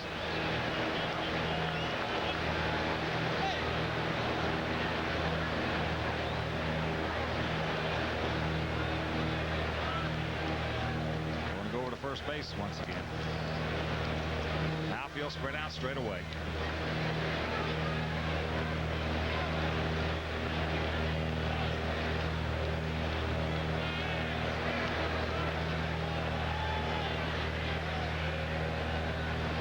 Up on the board now, Carlton Fisk made his Comiskey debut on June 6, 1973 for the Red Sox. 72. He was 1 for 3. First pitch fastball down low. Lucia will throw anything he's got at any time. No one pitch is outstanding, but he gets them all over, as Wimpy mentioned. Ooh, good Hackett slider right there. He hung that one. Ooh, mercy. There's Big Frank on deck. Boy, he is, to the opposition, a very menacing looking athlete. I like the way Frank matches up against DeLucia, too, because he doesn't have an overpowering pitch. But your boy is in there. Oh, isn't he? Danny Pascal will follow Thomas. Good matchup for the Sox.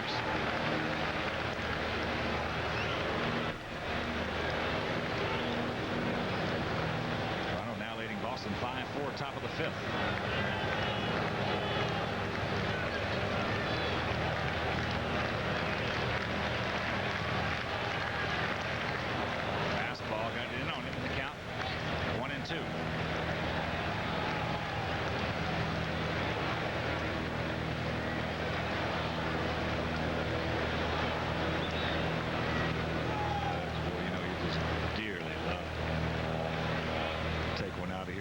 Game ever at Comiskey Park.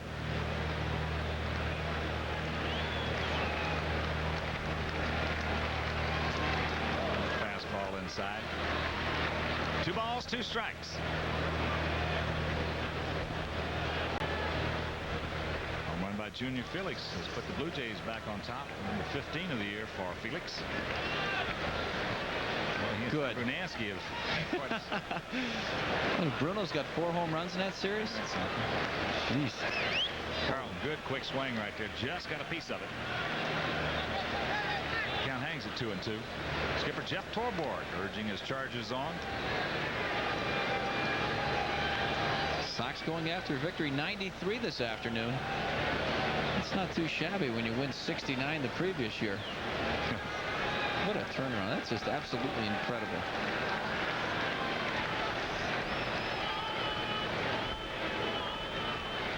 Lucia didn't want that slider. He wanted to throw that fastball. Good. Now he wants a slider. Hanger. Another hanger. Carl's had 2 hangers in this sequence. Yeah, that hung out over the inside corner, just in off the plate, though, Hawkey. Really, you know, on pitches like that, you almost jam yourself. That's exactly what Carlton did right there, Wimpy. He's just trying to put, with 2 strikes, he's just trying to put it into play. Yeah. If that's the first ball pitch right there, he's liable to take that one hard somewhere. Yeah. A little bit better pitch, and he might have hammered that one. That's popped up into short center field. Shortstop Pascal going back. Now Ivan fakes but does not come. Not a good thing. So there's one gone. Well, Pascal wasn't in very good throwing position right there. He was battling the wind and the sun on that particular play, but with nobody out, that's a poor gamble to try and score from third base. Calvo may have thought about it had there been 1 out. Here's Big Frank. 12-game hitting streak, 18 for 40. On the season, hitting .343, 7 homers, 29 ribbies. And he had the big hit in last night's ball game, a clutch 2-out, 2-run single. What new? Well, all he's done against the Mariners at .476, 10 for 21, 2 homers and 5 ribbies.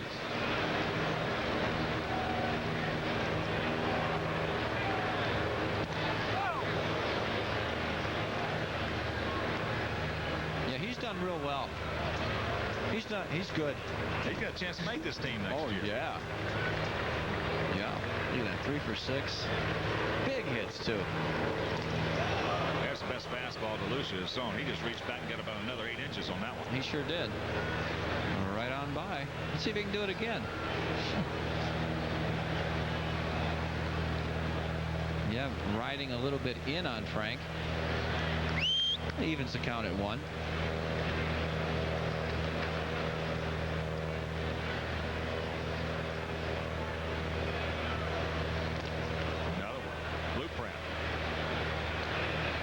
Count 1-2 as the on-deck hitter looking at the offerings of Rich DeLucia, Dan Pasqua.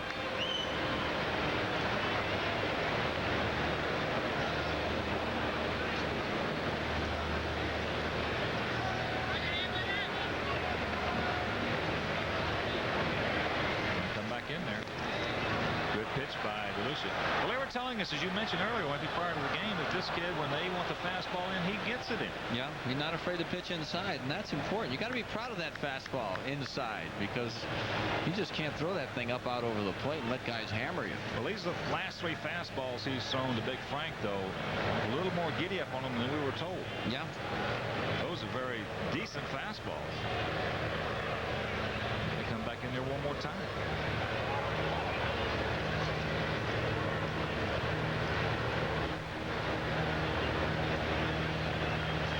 Good speed aboard. Calderon at third. Lance Johnson at first. Tweener right here might indeed score, Lance. Let's see when. Not quite there yet. Now he's on point. That inside fastball pops him up. Vizquel going back. He's making the call right here. Calderon can't do anything, and there's 2 gone. Oh, 2 golden opportunities missed right there with the pop-ups to the shortstop. Well, you got to score that runner from third base. Manufacturing runs, that's the key to victory all year long for the Sox. There's Danny. He can alleviate that right here. Lance Johnson at first base. I would doubt if Lance was going to go on any of the first few pitches here. Give Danny Pasco that hole between first and second to shoot for. Well, the alternative is, though, bringing, besides Thomas, the other hottest bat in his lineup to the plate in Ventura. No question. I'd like to see Robin up there. I'd like to see Lance take off if, in fact, he thinks he can. He's on point. There's a strike catching the outside corner to Danny.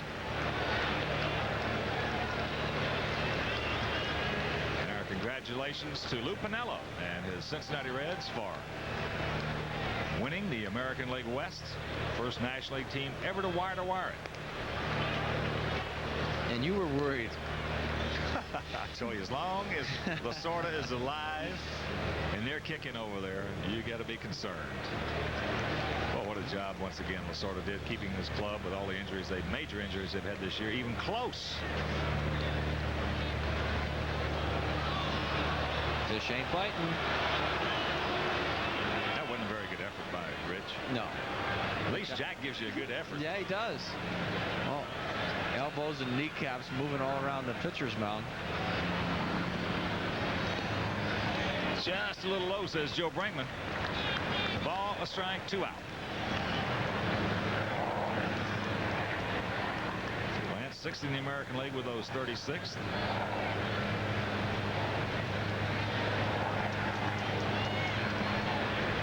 Change up misses. So Danny in. Good spot right here. It's pretty good arm action right there on the change. Good location, but Danny Pasco apparently saw the ball very well and kept his hands back. Pitchers don't like that. They keep their hands back on their off-speed pitches. No, they like it the way you and I do. Yeah. Fastball. So the count evens at 2.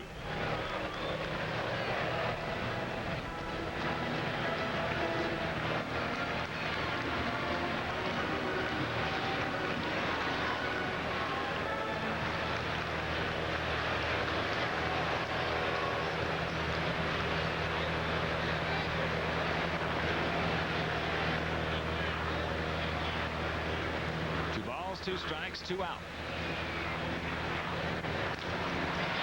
That's off the fist into short center field. So Rich DeLucia, having runners at the corners, nobody out, pitches his way out of it. Nothing across. There was a hit. No errors. 2 men left. After 1, no score. Inning here at Comiskey Park, and let's look at our slate of games in the major leagues this afternoon. Baltimore at Cleveland, Swindell in that one. Toronto at Boston. 7-4 Blue Jays, our ticker tape tells us. They're in the 5th inning. Minnesota at Detroit. New York at Milwaukee, Oakland, Texas, Kansas City at California later on this afternoon. In the National League, the Cubs are at Shea Stadium to play the Mets. Philadelphia, Montreal, Pittsburgh, St. Louis. On the coast, it isn't. San Diego is at Cincinnati, Atlanta at Houston, and Los Angeles, San Francisco on the coast. West Coast. Tino Martinez leads off the top of the 2nd inning, takes a ball from McDowell. There you see Tino's numbers out of University of Tampa.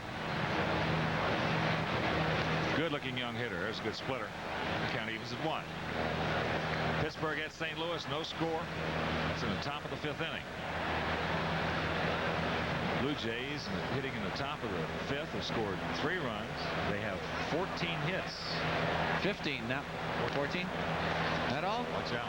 And can you believe at the top of the 5th inning? What is McGriff has 4 of them, huh? He's 4 for 4. Just knocked in 2 runs, according to the ticker.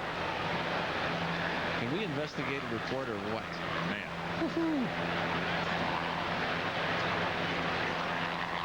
1-2 delivery. Fastball. He'll grab some bench. Strikeout number 2 for Jack McDowell. Good old-fashioned hardball right here. You see Carl Fisk wants the fastball up. He got it. Movement away. And Tino Martinez is gone. Here's the right fielder, Jay Buhner. Jay Bird hitting at .267, 6 homers. He's knocked in 30. This year, 7 for 35 with a homer and 6 ribbies against Sox pitching. Outfield swung just a bit around to the left, almost equidistant.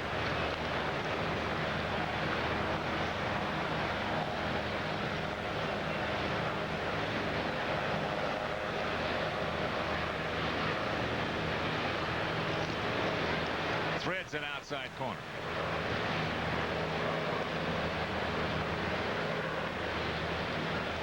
Looks like a scene out of one of the James Bond movies with all the helicopters flying around. Blowing away. Oh my. Robert Duvall in Apocalypse Now.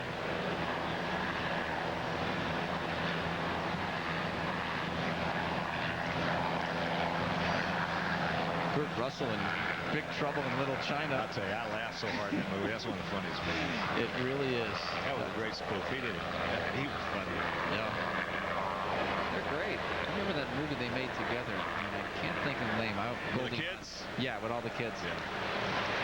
Buhner's gone as McDowell picks up strikeout number 3. And she had the amnesia. Right. That's good fastball. Right taking on care of those kids, I'll tell you, that was funny. Here's the catcher, Dave Valor. 29-year-old veteran. Hitting at .212, 7 homers, 33 ribbies.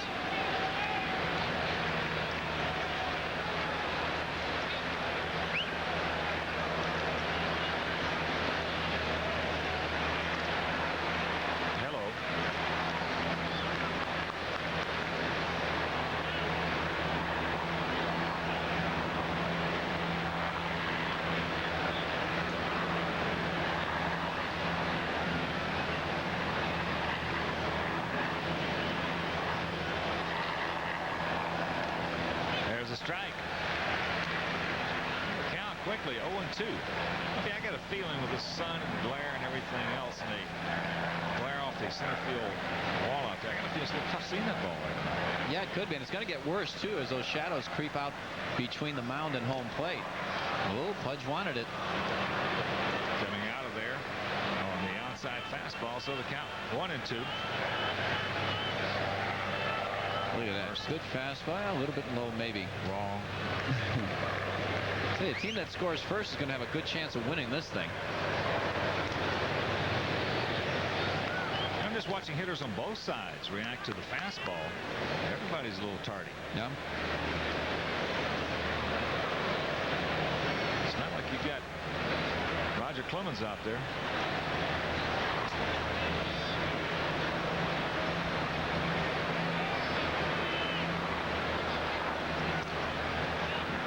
Two and 2.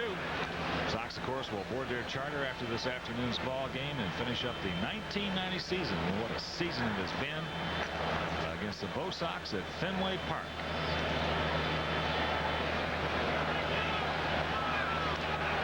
Did he go? He did not count those full. Great looking pitch right there. A nice job by Valley to lay off of it. Well, that split finger was biting down and in on him. So 3-2, 2 out. Vizquel, the on deck hitter.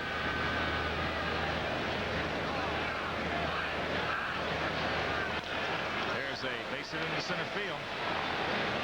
What was Steve Dahl talking about, Andy the Clown?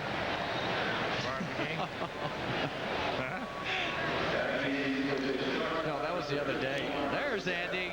He's going to be retired. Going to retire that uniform. They're going to have Andy the Clown commemorative nose night. Well, you just have to bring up the nose. Yeah. I have a rather large proboscis myself. You know, yours weighs more than mine. Mine's longer, but yours is heavier. Yours came in sections, didn't it? 6 times in sections. How about Dave Niehaus? He put that hat on for his pregame show today. It's like a sacrifice bunt with 2 outs. It's not a real good move there, Omar. Anyway, Niehaus had your hat on. It looked like, I didn't realize how big his head was. We might have to enter his head in the Rose Parade next year. Like a Mardi Gras float. Him and Durham, him and JD. Oh, yeah. Oh, boy, those are 2 original Gordos. Yeah. Well, you get Tom Seaver in there with them, and oh boy, Steve had a definite Gord on him. So high in the count, evens at 1. Who was that football player I was watching the game last week? Somebody 8.5 helmet. Oh my. Of course, some of those guys are just that gum big. Ball a strike, 2 out. Big Frank playing behind Valley at first. It's 1-2. You remember Bruce Bochy, don't you, the catcher for San Diego? Yep. I played with him this last winter in that senior league in Orlando. Bruce's head was well over an 8. He used to have to carry his helmet. Whenever he got traded to a team, he used to have to take that helmet with him anywhere. Because they just didn't make him that big, and we used to kid him that if he ever lost his helmet, he'd have to use the trash can to hit.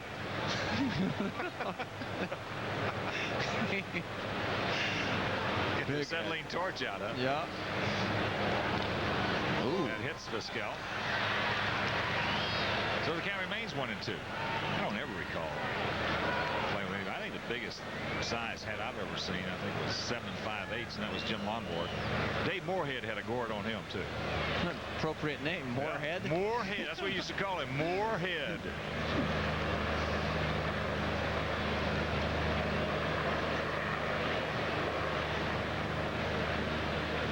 Jack once again with the 1-2 delivery to Omar Vizquel. Good play by Carl. Oh, my. How'd he do that? Carl ain't even proud of that one. He didn't know he did it either. How'd he do that? Look at that. That ball's going to hit him in the foot. Good grief. Well, the Blackhawks, if they saw that, they might try and sign him up now. Glove save there.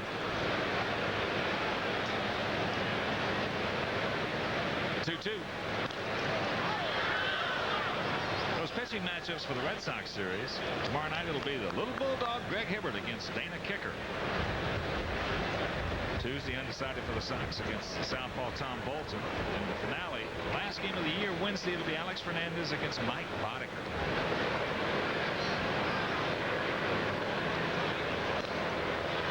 Scale giving a lot of souvenirs to fans, and of course they really appreciate that. Well, that'd be a great thrill. Wouldn't it be a great thrill bringing your kids to the ballpark today, here, walk home with a baseball? It'd be great. Well, Ozzie was out there in the bleachers throwing them in there before the game started. He must have got, he probably took care of about a third of these people. Oh, I'll tell you what. Don't tell Jack Gould. Calderon won't be able to get this one. There's another souvenir. Jack. Good thing Jack wasn't watching the pregame ceremonies. Oh. He'd have had a conniption. They give away a lot of balls. Oh, you can't believe how many, Jack. They were throwing them in there right and left. I think he counted them.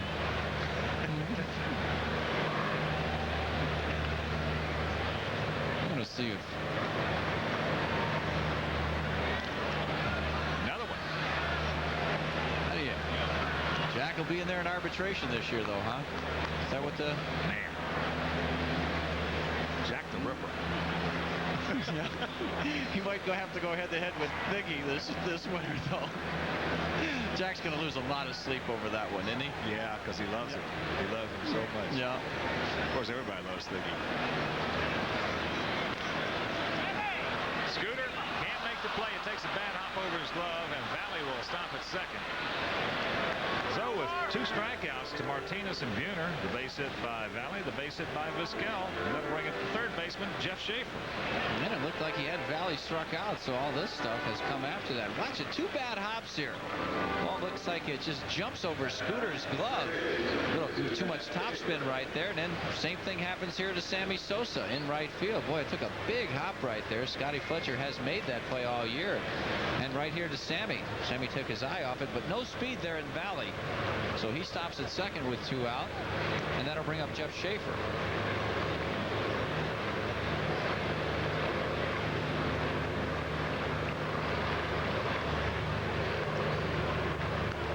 Low and away, and a count 1-0.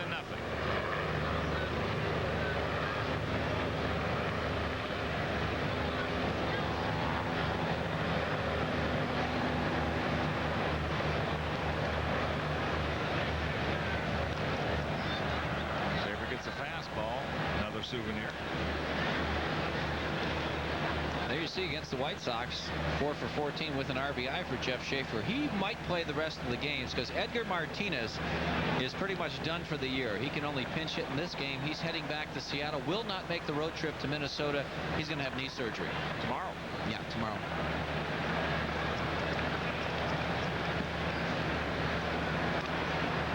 Ball and 2 strikes as Jack trying to cinch that belt up just one more notch on Schaefer.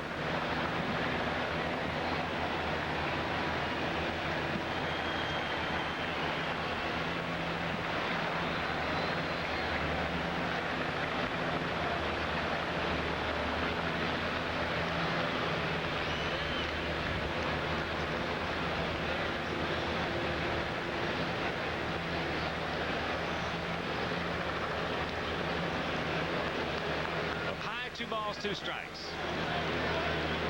Mariners with a chance to better their all-time record at Seattle. They have never had a 500 season in their existence. They have won 78 games one time.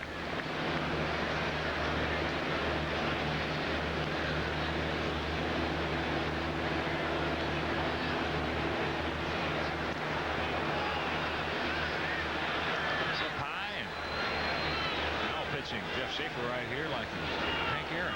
Yeah. Got to go after these number 9 guys in the order. Jeff Schaefer, 198. You can't afford to lose this guy. Top of the order coming up next, and Harold Reynolds. This guy, you just got to challenge him. He hits you, well, that's take your hat off to him.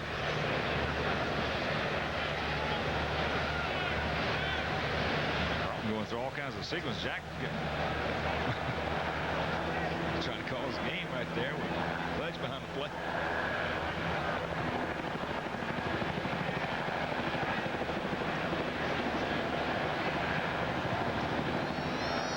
There go the runners.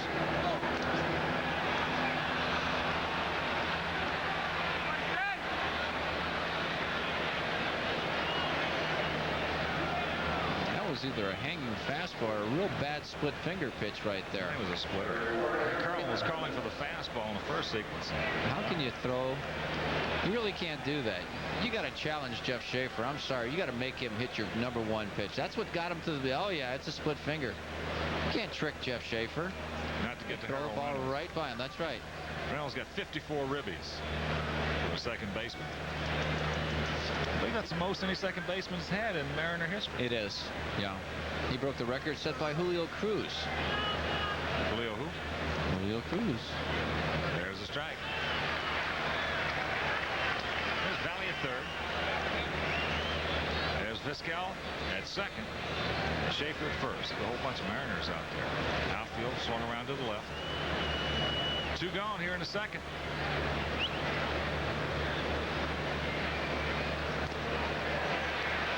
Yes, he did. And it's 0-2.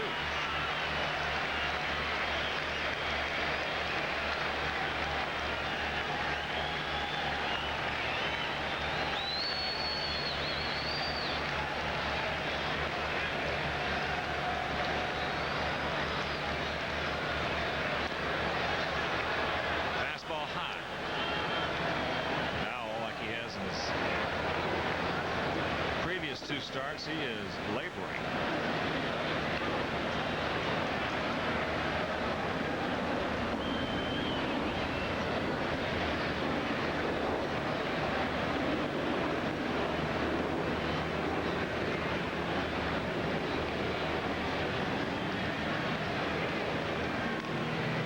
This is going to do it.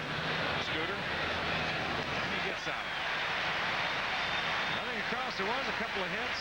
No errors. 3 men left after an inning and a half. No score.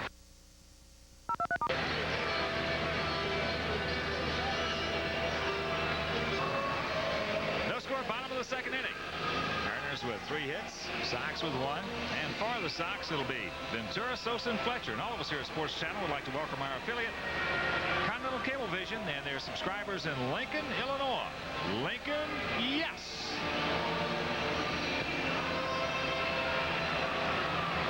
Did I miss something there? You sure did. Come on in. Okay, what did you say? Lincoln. Lincoln, yes! Here's Robin, 254. 5 homers, 53 ribbies. He has been red hot.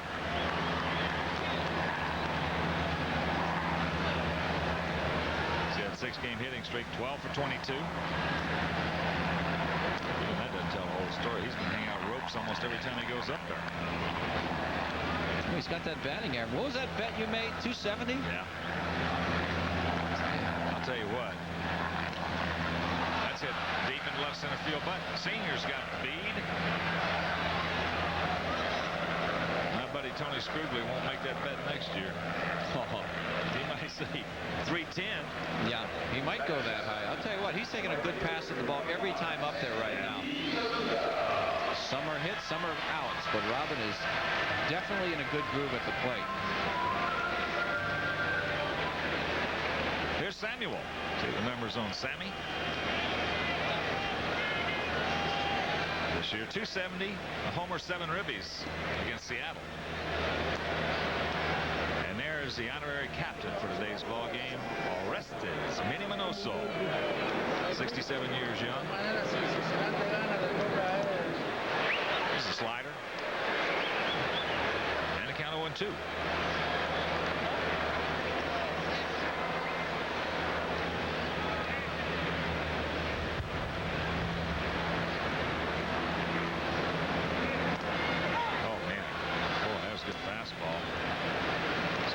Anybody? Fastball right there.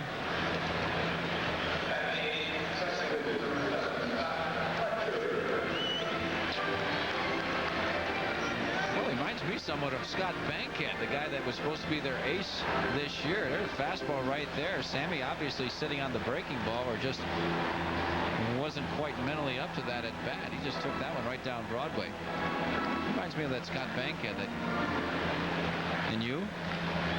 Reminds me of a little right-hander used to pitch for the Mets, Milwaukee, Ken Sanders. I remember Ken Sanders. Little right-hander, didn't have a whole bunch of this, a whole bunch of that. Gave you a little bit of this and that. But meanwhile, had a whole bunch of big ones. Let's battle you.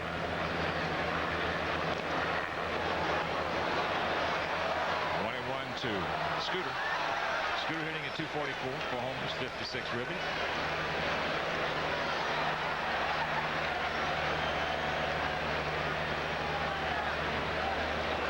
There she is, the baby. Baby Huey. The baby is. Oh, that's lovely. Yeah, it's state of the art. That ballpark is going to be as good as any in baseball. Just inside and count 2 balls and a strike to Scotty. Yeah, because the White Sox, when they started building that thing, Hawk, they looked at all the good points of all the great stadiums around the country, and they just picked and chose whatever they liked, and this is what they came up with.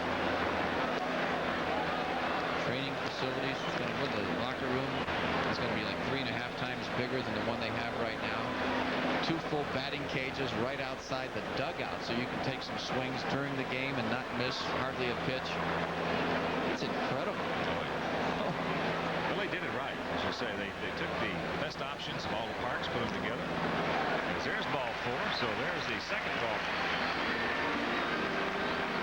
issued by DeLucia.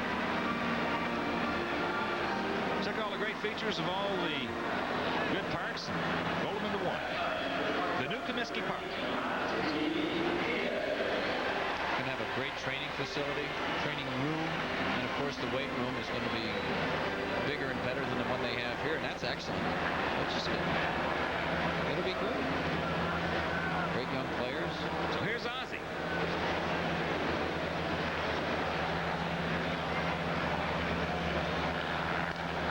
That fastball hit in the left field. He's there, makes a catch, and that'll do it. Nothing across with no hits, no errors, a man left. After 2, no score.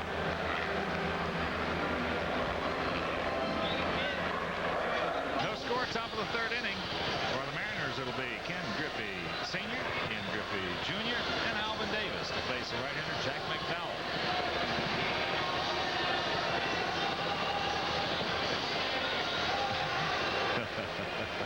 Those guys, they're gonna get him, boy. Got an Oakland hat on.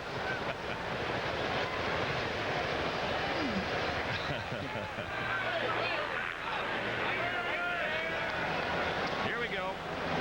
There's got to be a moral to that story. Senior hit a rocket right to Lance Johnson his first trip. Takes first ball strike.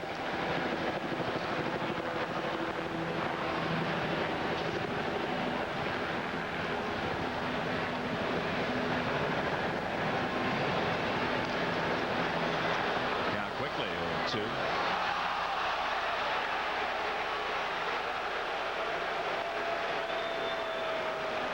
51 pitches at this stage is an awful lot for Jack McDowell. 34 strikes. To see Jack go up there and challenge him a bit more with that fastball. You know, when he was in that great group, remember the game he pitched against Milwaukee? Threw what, 80 pitches, wasn't behind one hitter. Now that was a masterpiece for 9 innings. He just went through it for the middle of the plate. 1-2 the count.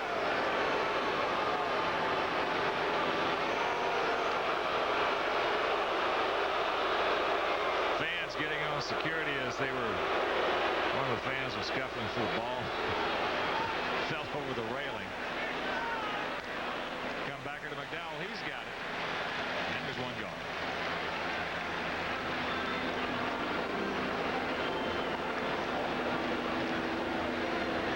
Coming up after the game, it'll be a Comiskey Park final day post-game show. That'll be followed by pennant chase. And our good buddy Lou Holtz going to show you how he beat the Purdue Boilermakers yesterday. Speedway Sunday after that. Sports Nightly and Sports Fire all coming up after the game on Sports Channel. Here's Junior had a base hit. Pops this one out. Calderon. Oh, that's not a good thing to do with that wind and sun. Well, Lou had a pretty easy time of it yesterday. Boilermakers. No divine intervention. Apparently some against Michigan State. Oh boy, that was a great article Ed Sherman wrote. It was. I enjoyed that. Yeah. Here's Alvin. Popped up to Ozzie his first trip.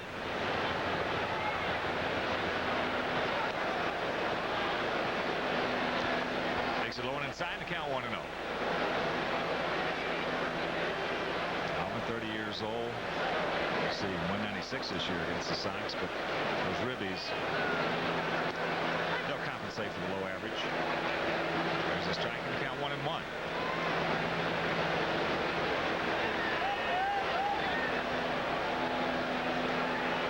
Tino Martinez will hit if Alvin Davis can keep this inning alive for the M's. Pitch by McDowell, a little late on the fastball. 1-2. Well, the 2 home runs that Alvin Davis hit in this series so far have both been on fastballs up and out over the plate. Well, you make a mistake on him and you will pay. Alvin hitting .281 as he stands in there. 16 homers, 67 RBIs. Pretty much been the DH this season for Seattle. Good splitter. He just got a piece of that one. Way out in front. front. Sun behind the clouds right now. Oh my goodness, there's Knapp. John Candy next to Eddie Einhorn there. Of course, everybody knows Eddie. And I thought John was supposed to be big. John Candy? He's big. And that'll do it. Elvis Davis goes down on strikes. We've played 2.5 here at Comiskey Park. No score.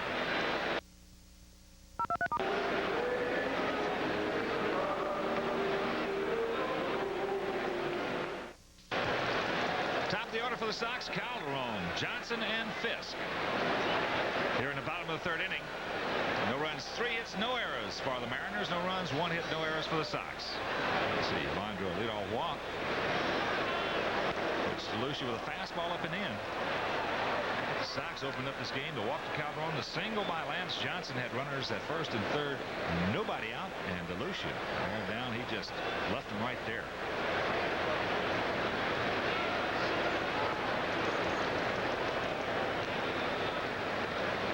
The count.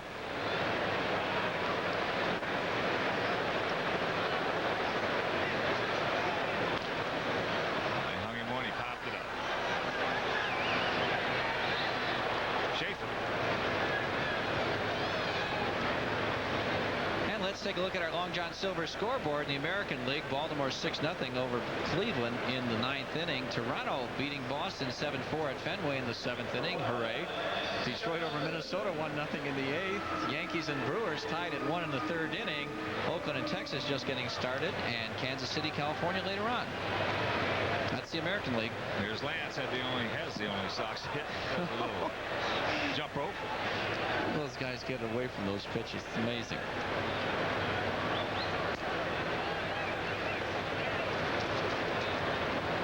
Change up. Out in front, the count 1-1.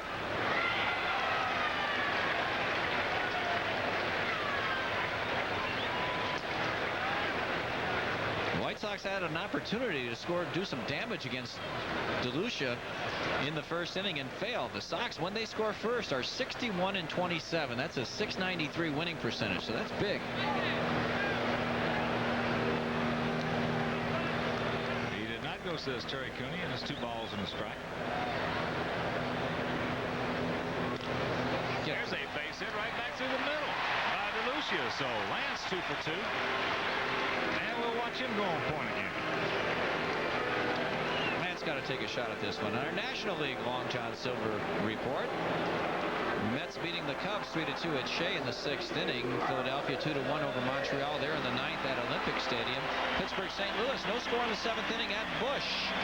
San Diego 2-0 over Cincinnati. Meaningless game in the 5th inning. Atlanta Houston. Houston winning 4-0 in the 4th. And the Dodgers and Giants getting started at the stick. Here's Carlton. He popped to the shortstop Omar Vizquel in the 1st inning.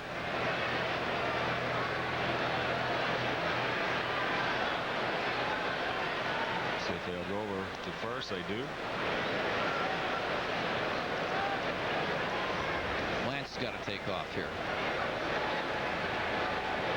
On point. I love that term.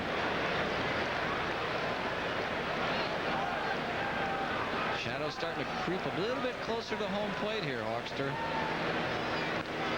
Fastball foul back.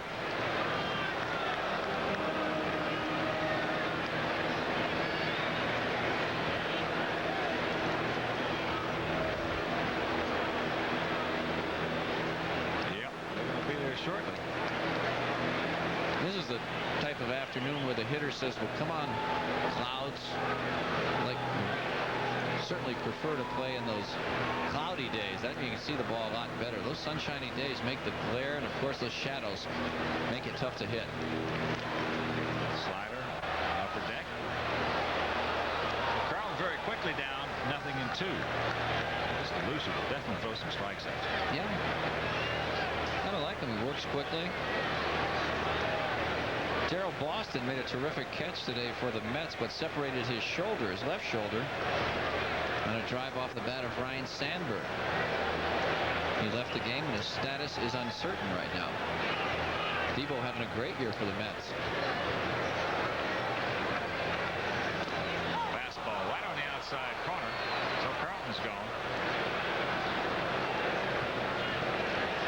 Second strikeout for DeLucia, and the second called third strikeout. He froze Sammy Sosa earlier with a fastball. Pudge does the same thing right there. So Big Frank will hit with 2 out, and Lance Johnson still at first base.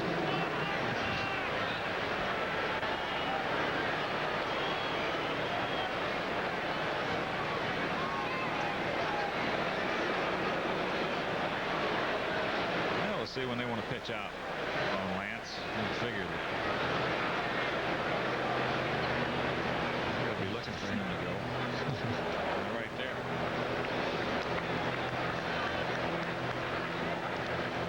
Want to know the count to Big Frank.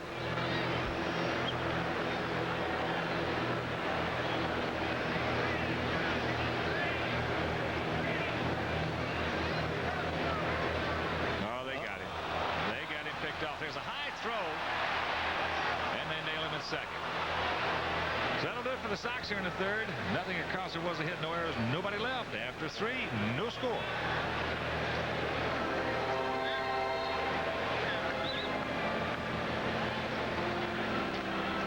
right, right now, with no score here in the third inning, let's go to Bonnie Green.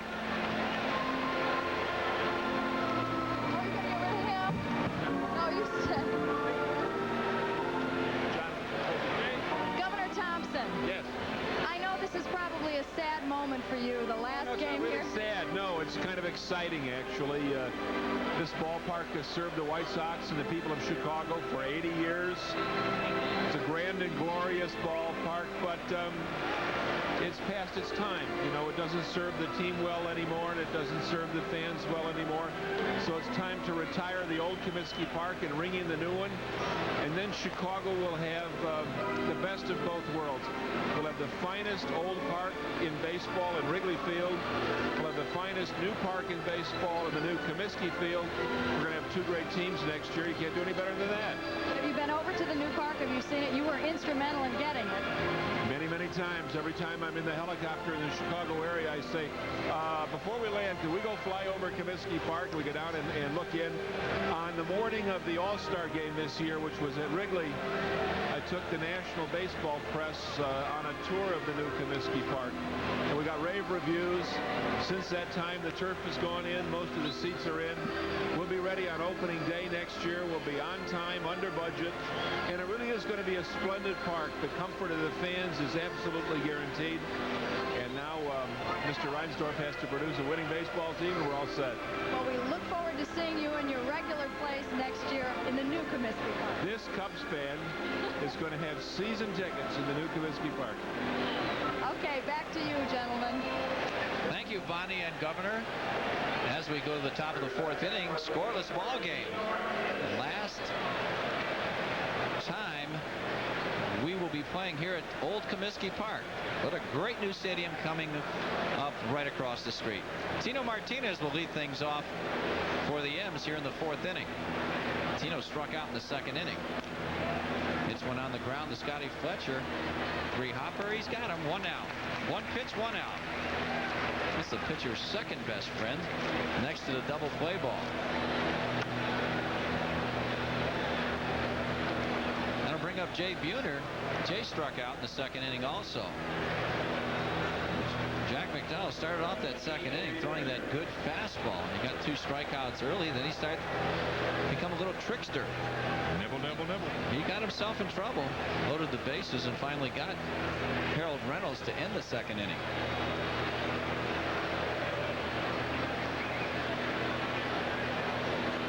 So Jay Buhner, good power at the plate. 6 homers, 30 RBIs, and very limited duty this year. Fastball hitting the hole, base hit.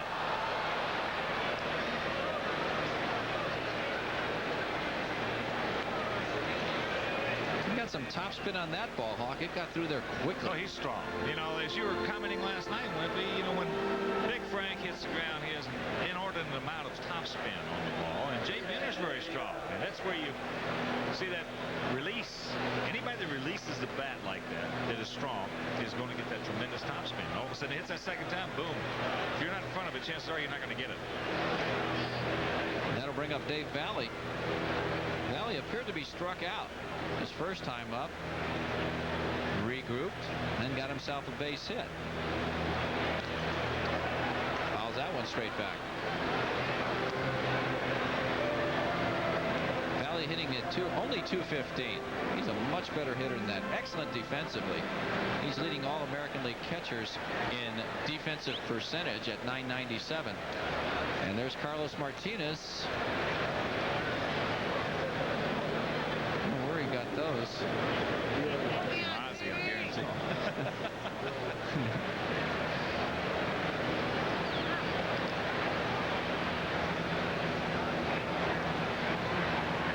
Fastball, he came inside, jammed him. Lance coming on, he's got there. Whew, had to fight the sun a bit right there at the end. Right now should be the best time to see the ball with the cloud cover.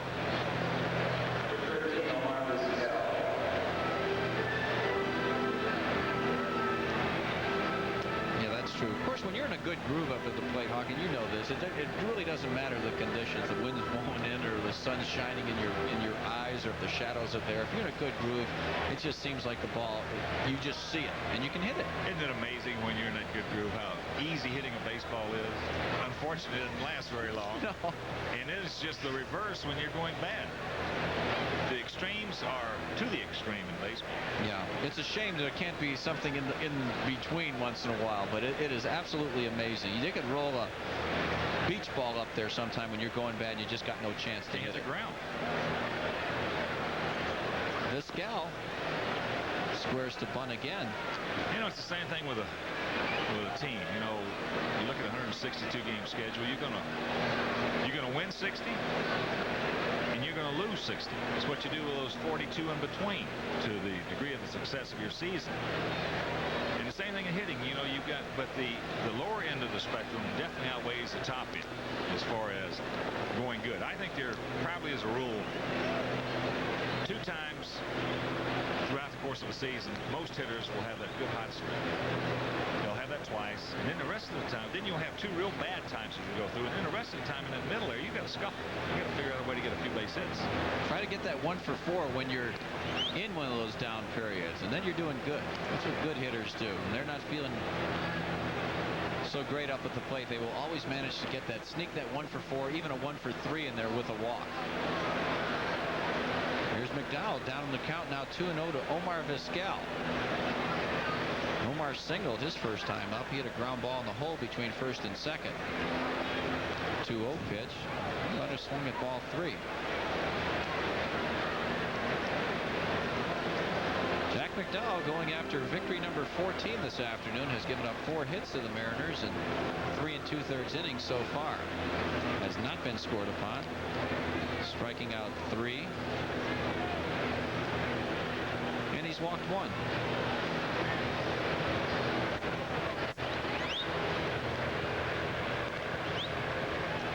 Buhner back, no problem.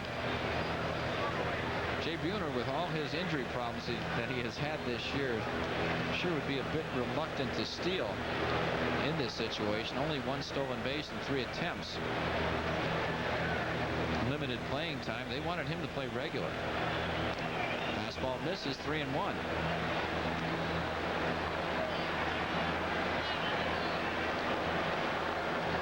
So Vizquel in the driver's seat here, 3-1 count. 2 out. Jeff Schaefer, the on-deck hitter.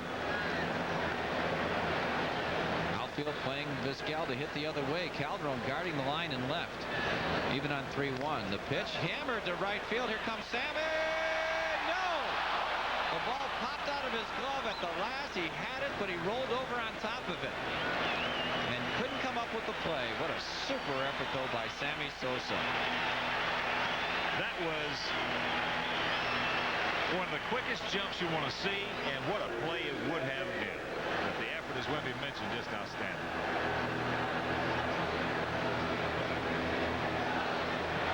As we said, it looked like he had the ball in his glove, and as he rolled over on top of his glove, that's when the ball flips out. There you can see it on the ground right there. So Vizquel is 2 for 2. Buhner in the 3rd with 2 out. Jeff Schaefer, the hitter.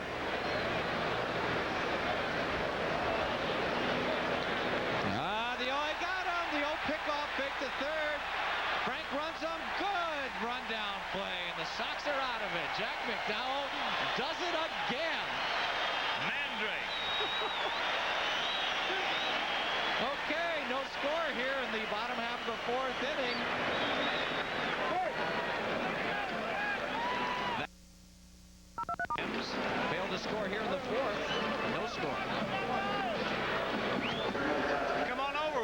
join us. And who's this guy with us right here? Who's this little bitty guy? Stosh Schmengi, right? Schmengi, yes, that's right, yeah. John Candy. John, it's nice to have you up here. And hey, what a great day to come. The last day ever. Last day ever here at Comiskey Park. It's sad, but look at next door, you know. Big Frank Thomas takes a strike from right-hander Rich DeLucia. No score, top of the 5th inning. Have you ever hit the bottom of the 4th, I should say? Have you ever done any baseball before? I know you've done everything else. I was in a baseball movie, Brewster's Millions, with your brother, as a matter of fact. That's right. Well, he co-starred with you, right? No, he starred in it. That's at least that's what he told us. Mike's a good guy. Yeah, Mike's a great guy. He's one of those doo-wahs, as we talked about. Big Frank 0 for 1. He popped up to shortstop his first trip. That's hit hard in the left field, but Senior goes back. He's there. You know what I would love to do with I would love to have you sit here and do a little play-by-play along with Wimpy. Oh, would you? Yeah, what else you want to do? Have you ever done any? That's Bill we got to get up. Bill Murray's the one we got to get up here. He's one of the gift. Just give us your impression of how you would do a hitter at the major league level. Oh, you want it up closer so people can hear me? Yes. Oh, all right. That would help. See, that's how good I would do. Go ahead, Big John. Here's Dan Pascal. Dan stepping up to the plate right now. A little nervous. This being the last day here at Comiskey Park, he looks at that outside. Looking at third base, get a sign. Number 44, a number he's wanted since he's a little kid. An unusual stance. He went to Japan for 12 years to learn that stance in the off-season.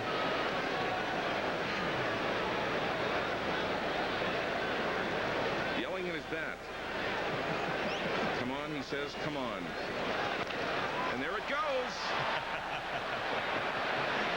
The outfielder's going, it's mine, and it was his. I love it. I'll tell you, I wish Wimpy. Tom Paciorek, of course, has a great sense of humor. I wish, it's tough. Yeah, I know all you fans sitting at home. You gathered by that, it was tough. That go right. That was called a stretch. Let's go a little vamp, huh? Damn right. I love that MTV show of yours. That is the funniest show on TV. You watch it. I watch it at night sometimes, and one of my favorite characters of yours was Pippi Longstockings. Oh, Pippi Longstockings, yes. Yeah. Here's Ventura. It's sad what we used to do, Did you guys just SCTV was a great, we had a lot of fun doing that, huh? You don't do that anymore then? No, we stopped taping that in 1981. 81? Yeah. Goodness, where have I been? Yes, we're in reruns. Those are fantastic. Rerun heaven. Did you guys just think of those things right on the spot? No, we wrote a lot of that. Oh, boy. Very, very little improvising. Johnny, you're a good baseball fan or a casual fan? Well, I feel pretty good about it.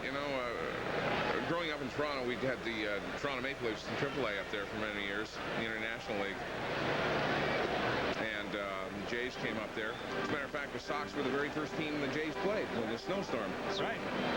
Doug Ault hit a home run in that ballgame. He had a couple. Yeah, he had three. He had three that. He hit three.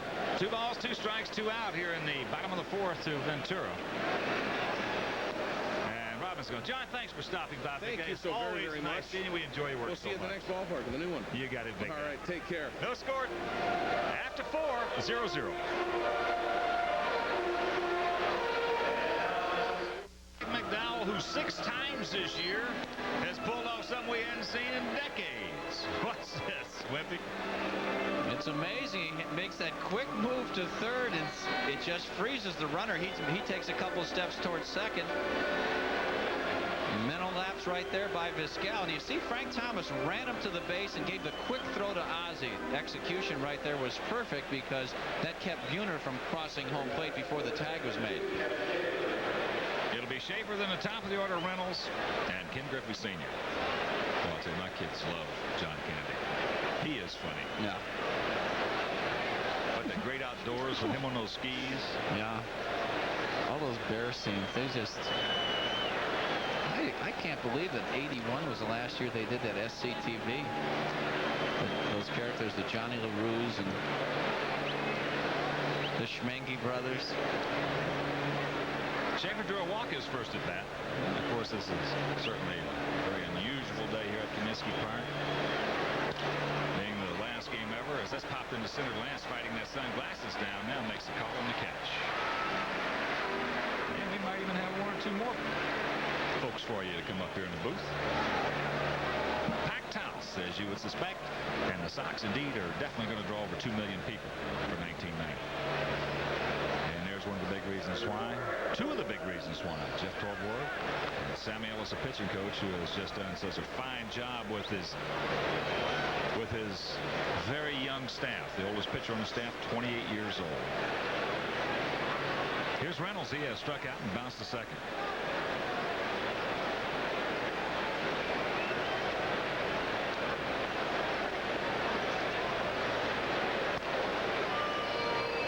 High in the count, 1-0.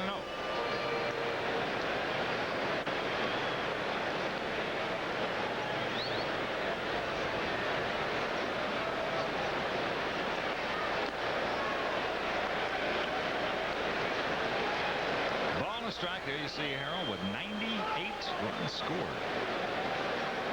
Cecil. Come on, Cecil. Gotta get that 50.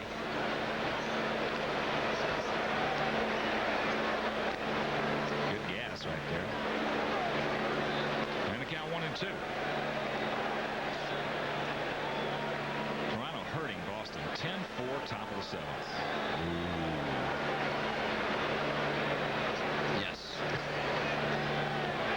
Some excitement. There's going to be plenty, I'll tell you. There's going to be drama and tension in each and every one of those ball games at Fenway Park. We'll have all three of them for you right here on Sports Channel.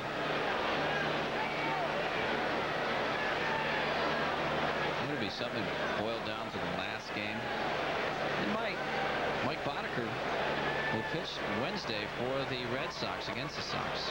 Here's call strike 3. That's strikeout number 5 for Jack.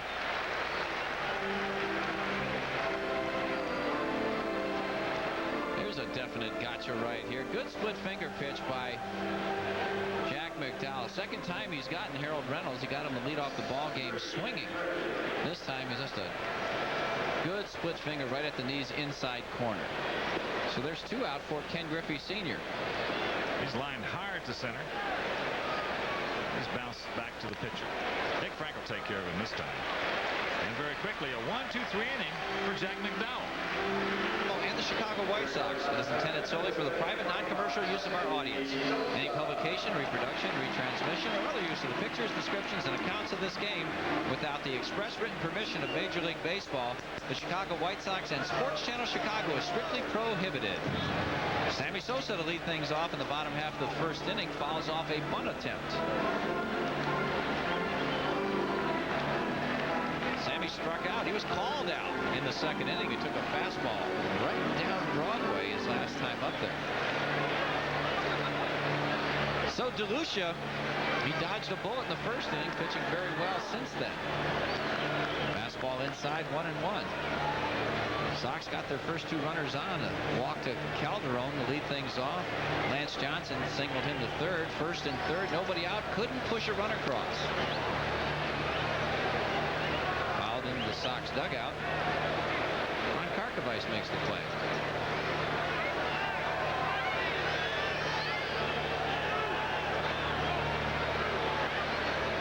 Sammy Sosa. First full year in the major leagues. Had a remarkable year. 32 stolen bases for Sammy. There's a breaking ball hit off the end of the bat. Vizquel at short. He's got it.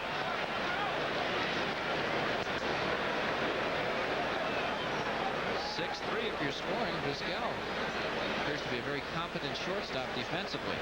Here's a reminder that the final weekend merchandise is now available through the mail. The official final game sweatshirt is available for $25, T-shirts for $13, and twill hat for $14. It'll be a thrill to have one of those. To order, send check or money order plus $2 postage and handling to Illinois Sports Service, Comiskey Park Mail Order Department. Pitch to Scotty, he misses it. 324 West 35th Street, Chicago, Illinois, 60616. The Orioles have beaten the Indians in a huge game at Cleveland. Many fans are there. They got another one coming up. This is what you want, isn't it? Finish up in Cleveland. There's a pop-up in the infield. Good pitch by DeLucia. And Scotty Fletcher's retired. 2 down in the 5th.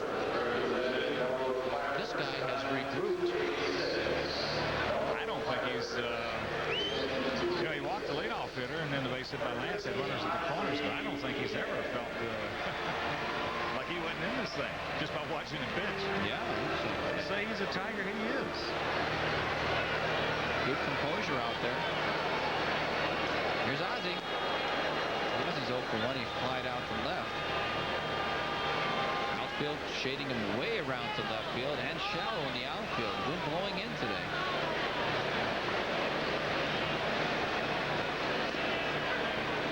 Good curveball. Evening the count at 1. Boy, you're right, Hawk. He's not afraid to throw any pitch at any time in the count.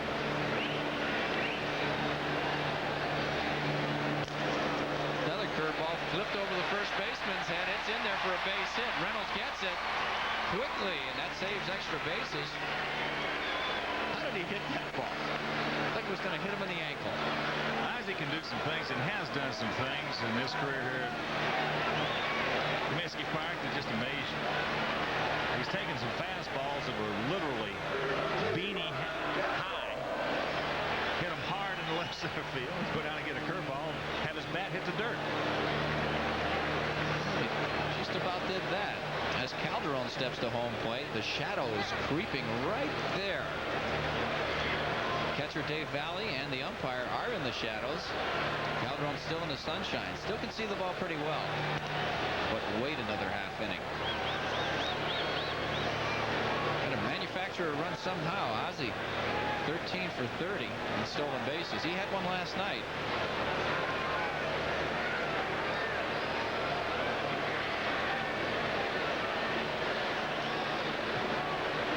Defensive catcher Dave Valley, tough to steal on. Lucia quick to home. Calderon fouls this one straight back.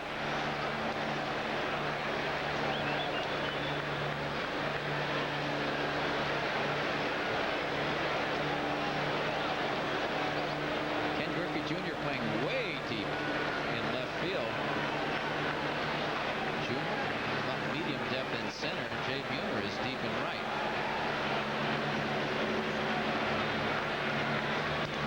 Straight away as DeLucia throws over the first one more time. Guess who hit another home run? Brunansky. How many on? Solo. Good. 10-5, is that what it is? Yeah. Inside, did he go? No. Some 5 home runs in that series.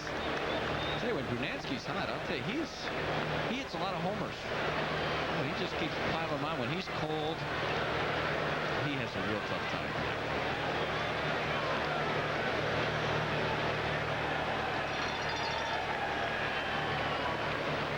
Breaking ball, hammered the second baseman, hit hard, but right at Harold Reynolds. And that'll do it, Sox. No runs, 1 hit, no errors, 1 man left on. We've played 5 at Comiskey, still no score.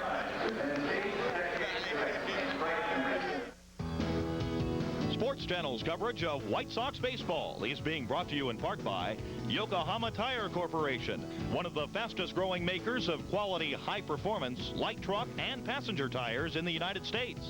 By RCA Color Track 2000 Home Theater TV. RCA, changing entertainment again. And by your Chicagoland Jeep and Eagle dealer.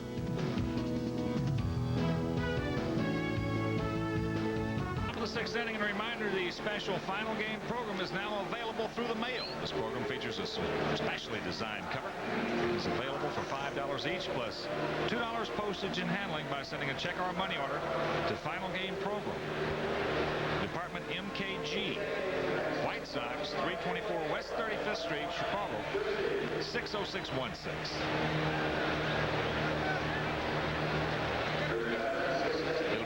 Jr., Davis, and Tino Martinez here in the 6th inning. Kenny had a single to right field in the 1st inning. Pop to Calderon, the 2nd foul.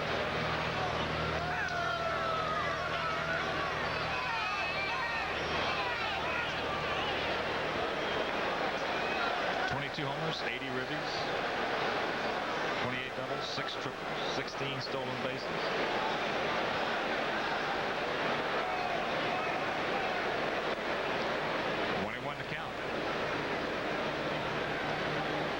You see He's fourth in the league in total bases. Of course, he's 47 behind Cecil. Kelly Group. Oh, what a year Kelly said. Did Doug Stanton add that up for you? As quickly as you got that? 47. 2-1 to count.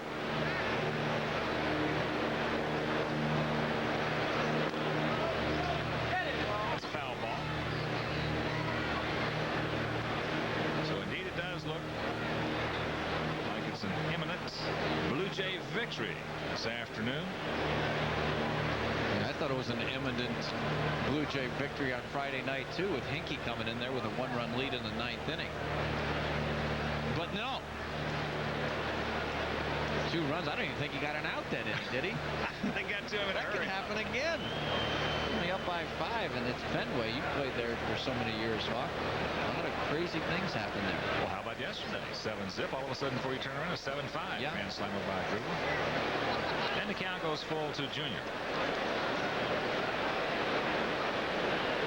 You see hitting just about the same, but more against left-handers. That's a good number right there. 306. My goodness. That's a fair ball. That's a fair ball. That ball went over the back fair. Says, uh-oh, ball gets away from Sammy. Griffey's going to get it at least. Now they'll hold him with nobody out. Give me a triple.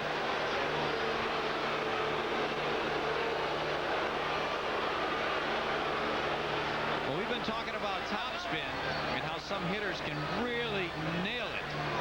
This is what happens right here with Ken Griffey Jr. Look at this. This ball will hit and scoot. Well, he ruled it. It went over the bag fair. That's a good call by Darrell Cousins. Yep. That's a fair ball. Yep. It was fair. It doesn't have to hit behind the bases. But it just illustrates what you're talking about this topspin, to have that ball that fair going over the bag and all of a sudden hook it after he gets by a foul.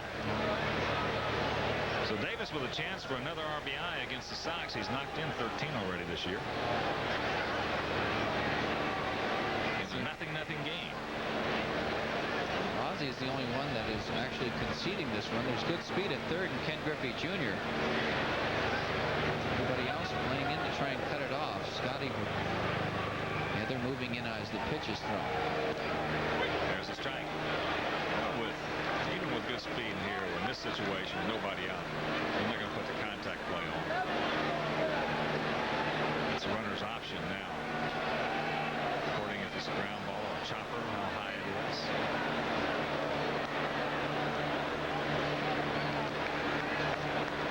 So there, indeed, you have a chance to make a play at home if the contact play is not.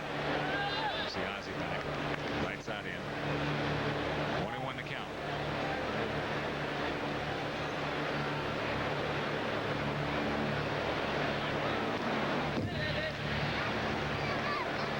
All in 2 strikes to the 30-year-old veteran, Alvin Davis.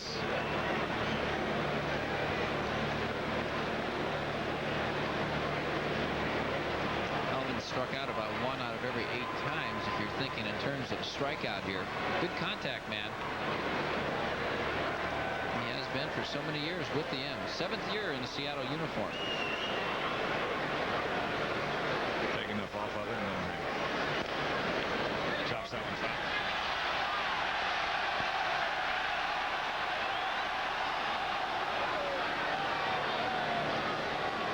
Fans hooting on Cousins. There's Darrell. He's a good umpire.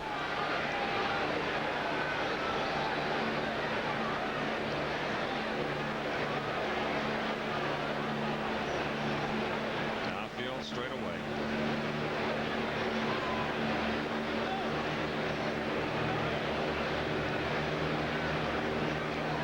Ball gets away from Fisk as Griffey will score, and the Mariners lead it 1-0.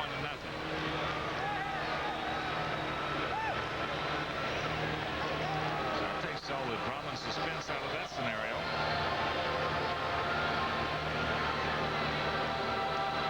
Sure does. Carl Fisk wanted that pitch up and in. And he may have had some trouble picking this pitch up. As you can see, whoa, that one just really got away. Whoa. Slipsies. So the first run of the ball game The infield will go back. And the count 2-2.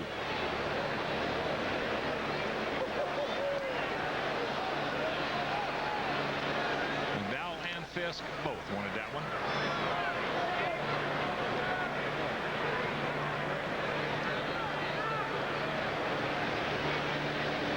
Looked like a good strike, didn't give it to him. Yeah, Alvin Davis is hanging all over the plate, too. That ball looked like it came back over the corner. Not so, says Joe Brinkman.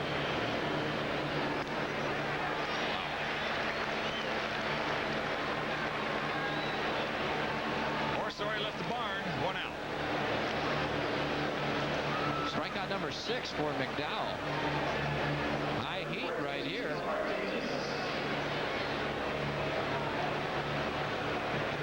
Way out of the zone. So here's Tino. He struck out and bounced to second.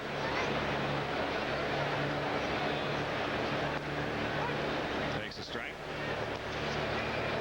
Once again, the pitching matchups for that Red Sox series starting tomorrow. Hibbert against Kicker. Undecided against Bolton. Alex against Mike Monica.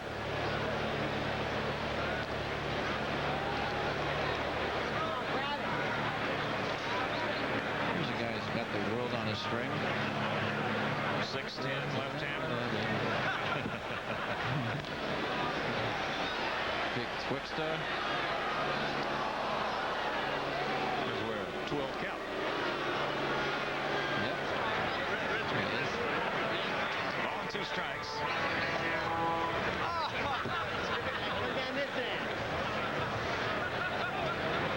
Fisher biting.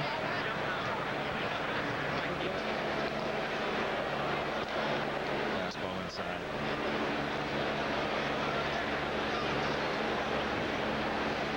You see the numbers. Tino Martinez at Calgary, 319, 17 homers, 92 RBIs.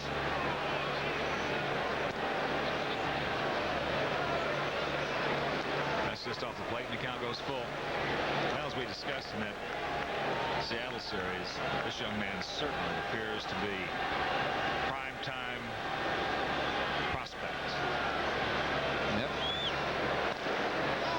Popped up in the left field, Calderon. 2 gone. And that wild pitch really looms large right now because Ken Griffey Jr. would not have scored on either one of those 2 outs. Strike out to Alvin Davis, and of course that ball was not hit deep enough for him to tag up and score. Here's Jay Buhner. Pittsburgh leading the Cardinals 2-0. Bottom of the 8th in St. Louis. Buhner beat a single in the hole between third and short. All that top spin. Breaking ball strike.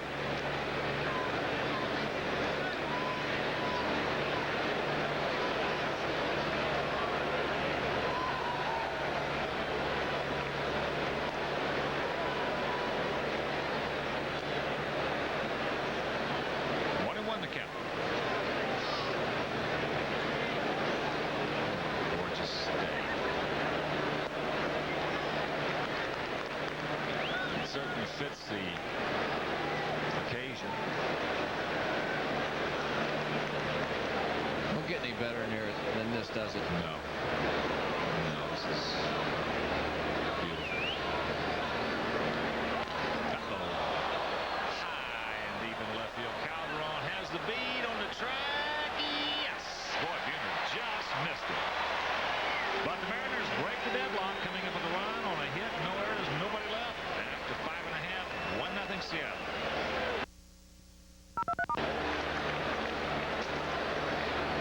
Now we're here in the bottom of the 6th inning. Run on 6 hits, no errors. Sox, no runs, 3 hits, no errors. It'll be Johnson, Fisk, and Thomas against the rookie right-hander Rich DeLucia. You get that right, driver. Man. Here comes Lance. He is 2 for 2. That's 2 of the 3 Sox hits. One by Ozzie. And then interesting stat up there on the scoreboard. The all-time total attendance. That's a Switzerland out of the right field corner. Buhner's not going to be able to get there. This is extra bases. Don't go in the stands. It doesn't. That's a fair ball. That's still going. And they're going to hold Lance at third with a triple. So Lance 3 for 3. Yes. All right, another golden opportunity for the White Sox. Well, they had Lance shifted way around to hit the opposite way, so Buhner had no chance to make the play here. And boy, you're so right, Hawk. Fortunately, the ball did not bounce in the stands. There you see the ball hit the right field, hit hard. Buhner nowhere in sight. Watch this bounce. Takes a friendly bounce right off the top. Unfortunately, the fans stayed away from it. Dead right. That's good fanning right there. Yes. Fanning? Whatever. That's what John Candy would have said. Oh, yeah. Speaking of fannies. John's got one. They got a good one. So here's Pudgley. Pudgley has popped it short and struck out. Mariners with the infield in.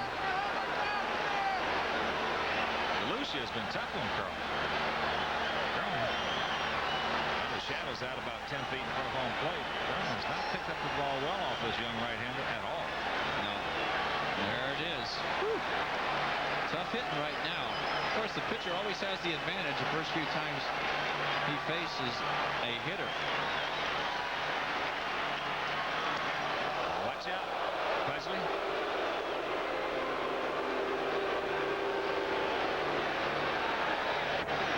Want to know the count?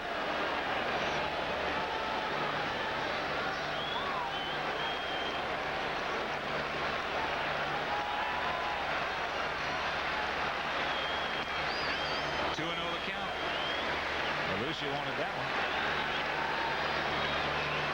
Pudge in pretty good shape. We'll tie this game up.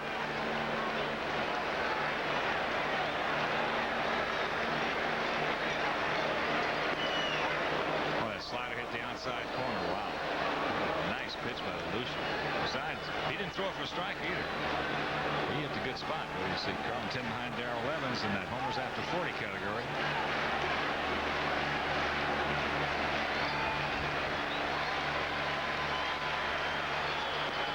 That slider misses, and the count goes 3-1 with Big Frank on deck.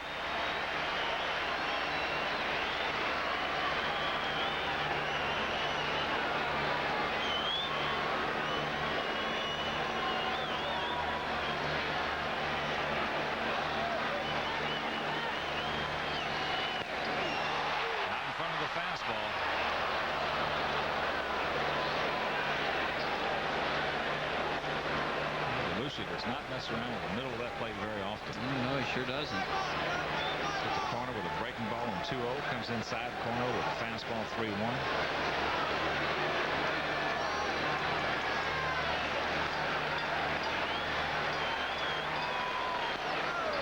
Slider.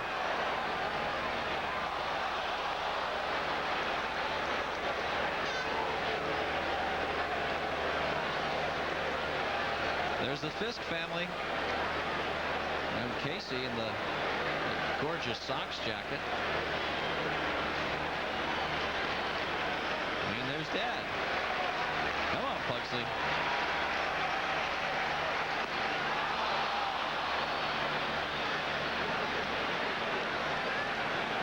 Well, this guy's made some big pitches. Boy, I'll tell you, Carl's just had a tough time picking him up. Look at the locations. I mean, on 2-0, 3-1, and then 3-2. Yeah. Behind in the count, he just battled. Did not give in, certainly, to the hitter. And our congratulations to Jim Leyland and the Pittsburgh Pirates. They just clinched the National League East title. And so they will battle the Cincinnati Reds for the National League pennant. Oh, what a job by Valley. Wow. Boy, the Pirates overcame a lot of things. That's a wonderful job of managing by Jim Leyland. There you see a good job by Valley right there keeping that ball in the area. What did Leland use this year? 27 different starting pitchers? I don't know, but it was a good amount. I think it was 27. Yeah, he's got some real good players to put on the field on a daily basis, but well, that pitching staff is what wins pennants. There, one of the few times that Valley has called for an inside fastball that DeLucia did not get it in there. So here's Big Frank, 2-0.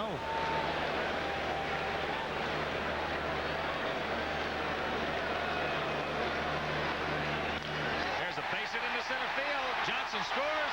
Game is tied at 1. Yes! RBI number 30 for Thomas.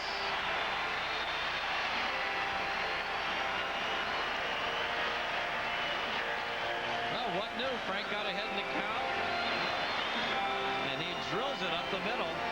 Boy, what an outstanding young player this guy is. He got a fastball over the middle part of the plate, and Frank looked like he was content just to drive that run in. He was trying to go up the middle or the opposite field on that particular swing. Little inside out jobber. So we've got a tie ball game here in the bottom of the 6th. Here's Pasqua. Danny 0 for 2. Twice has gone out to Junior in center. Takes a strike.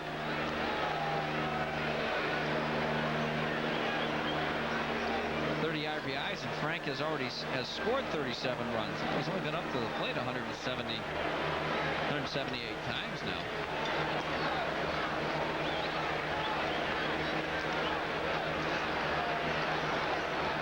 Incredible year for a rookie. Well, he's accounted for 67 runs and 57 ball games. Yeah. That's low. Count 2 balls and a strike to Comiskey. Ventura on deck.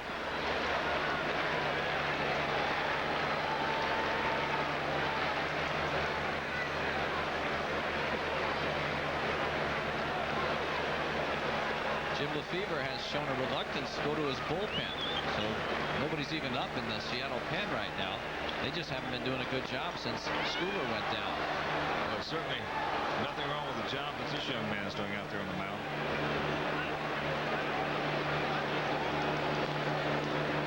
Yeah, this guy might be a keeper next year too. But they've had so many injury problems in their pitching staff. Where you get Brian Holman back, Bankhead. Well, he's probably got the least amount of stuff on that ball club. Sure. But meanwhile, that certainly does not exclude you or preclude you from making the club. You can throw it where you want to with a little something on it. You got the fortitude, as he certainly appears to have. Full count to Pasqua. There goes Big Frank. It's popped up. It'll be back out of play. And just out of reach of the man sitting in the first row upper deck.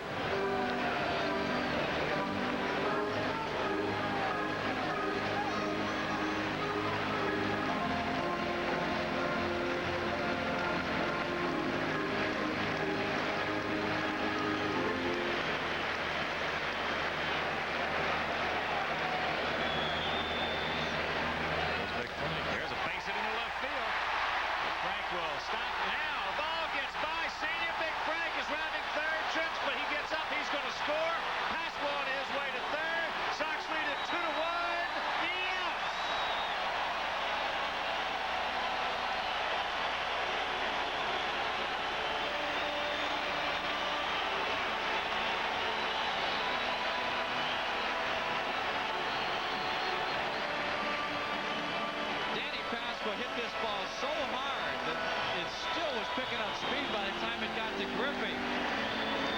May have taken a bad hop on him, but that ball scoots by him. Watch the swing by Pascal. He nails it. Great job on 3-2. Finds that hole. Look at this, the bad hop right there. Yeah. Past Griffey all the way to the wall. And Big Frank. Scores are appealing. No, he tripped over third base, as a matter of fact. With 1 out, Sox with a great opportunity to get some insurance here with Robin Ventura. Oh my, what a break that was. So here's Robin with 1 gone.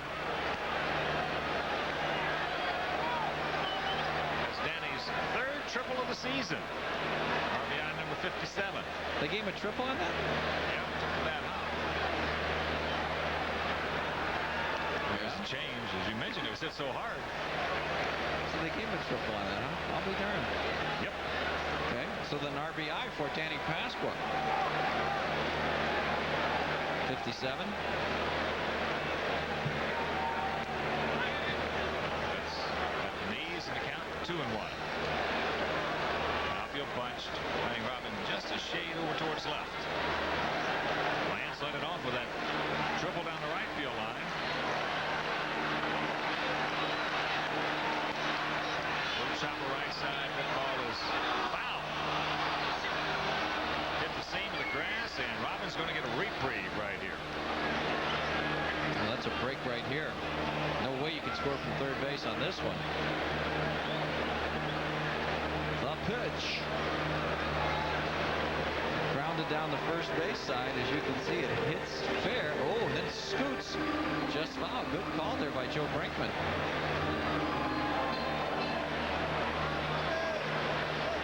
Two balls, 2 strikes, 1 out.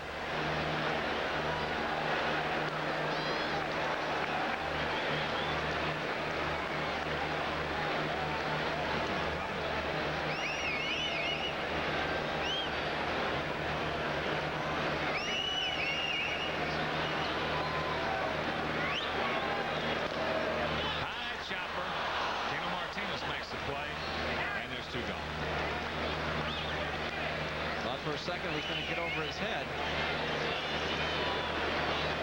But no dice. Let's take a look at the last swing by Robin. They're playing in. The ball hits off that dirt area, and Martinez has to get up off the ground to make the play. So Sammy Sosa, the hitter now. Runner still at third base with 2 out. Sox leading it 2-1. Sammy 0 for 2. Hit totals are even at 6. Sammy takes a curveball down low. The one thing DeLucia is doing very nicely this afternoon, Hawk, is changing speeds on that breaking ball. He throws some very slow like the last one. You call that a curveball. The harder one is a slider. But they both have downward movement. So it's a good pitch for him.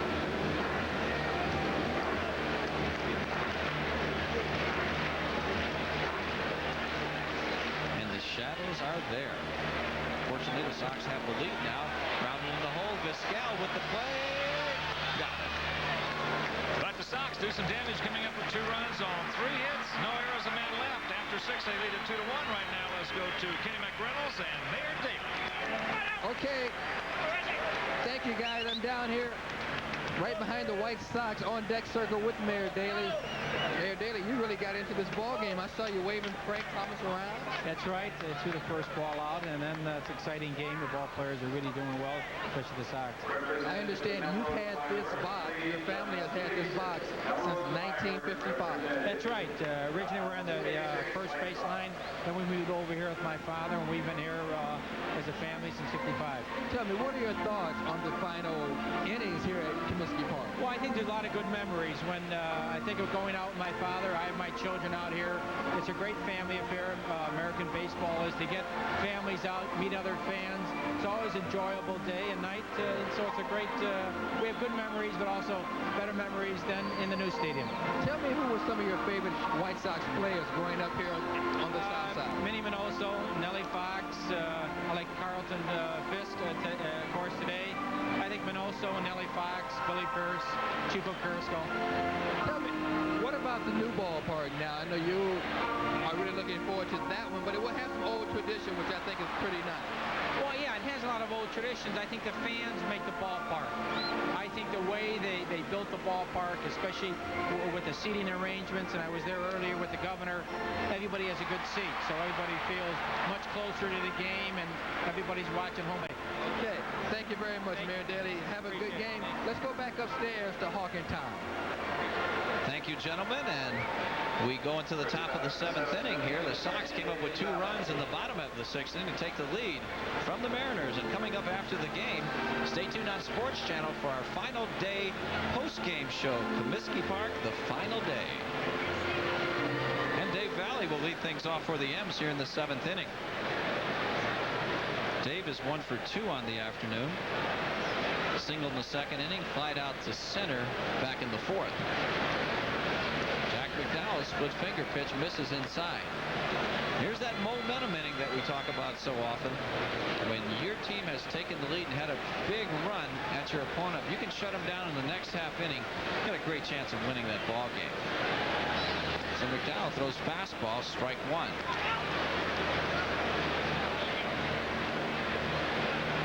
Danny Pasco hit that ball so hard to left field on the ground that it took the bad hop. I think it bounced off Ken Griffey Sr.'s wrist. He got a triple and an RBI.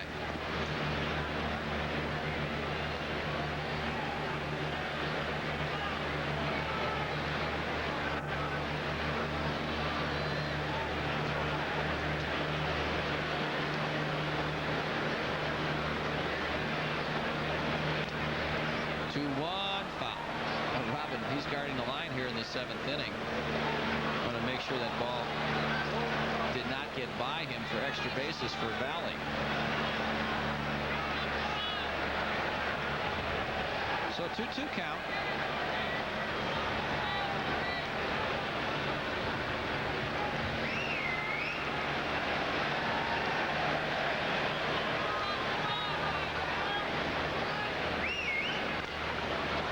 Hitting the air to right field. Sammy on his horse, going back, can't get to it.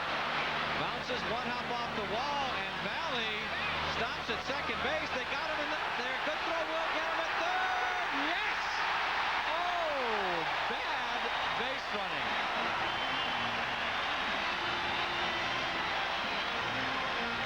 Once you stop, Hawk, you can't pick up like Valley did.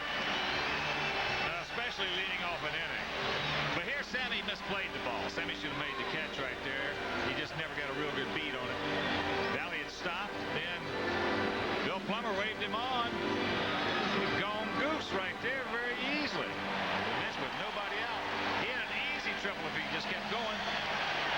But once you stop, as Wimpy mentioned, you have got to stay at second, especially leading that inning off. Or with 2 out. Yeah, there's no doubt about that. That's bad base running. He had a stand-up triple if he didn't just pull up at second base. He knows he doesn't have good speed. That's why he stopped, and then he was waved on by Bill Plummer. Yeah, I think he got scared when he saw Plummer waving him off. I don't know if Dave's ever had a triple.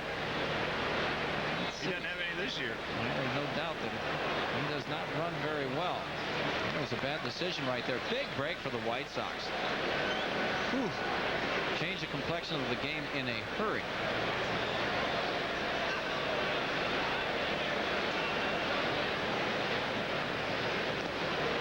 Ball down low. 2-1 to Vizquel.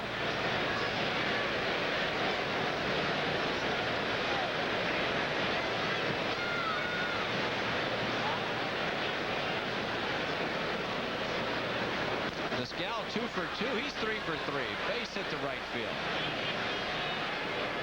And now you really see the importance of the base running mistake by Valley.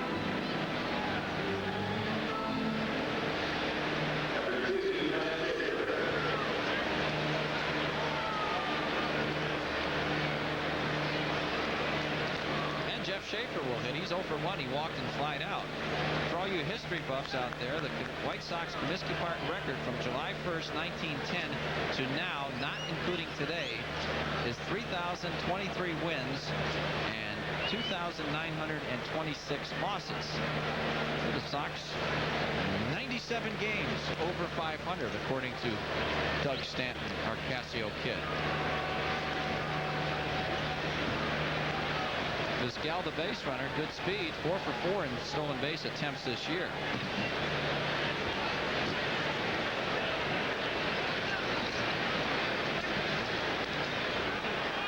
Might as well just fake to third and throw to first, even if there's nobody at third. Raina Edwards, the lefty, and Sean Hilligan, the right-hander, warming up for the Sox in the bullpen.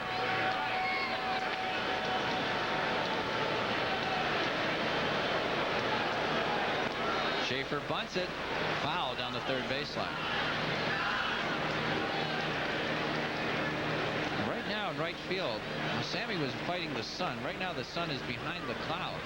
Definitely an advantage for the hitter right now, Hawk, but it appeared to be that Sammy was really fighting the sun when that ball by Valley was hit.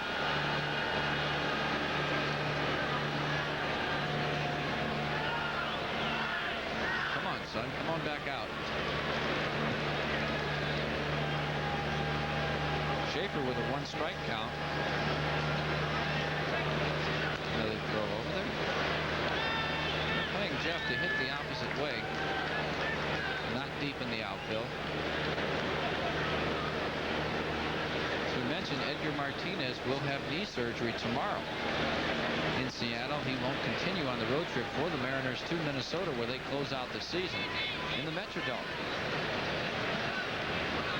So good opportunity now for Schaefer to get some at-bats, try and make an impression, and hopefully make the team in 1991.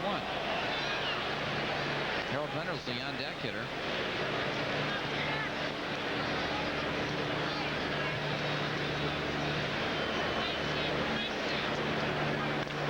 Hit in the air hard to left center. Lance is on his horse, and he closes the gap. Oh, good play by Lance Johnson. He got a jump.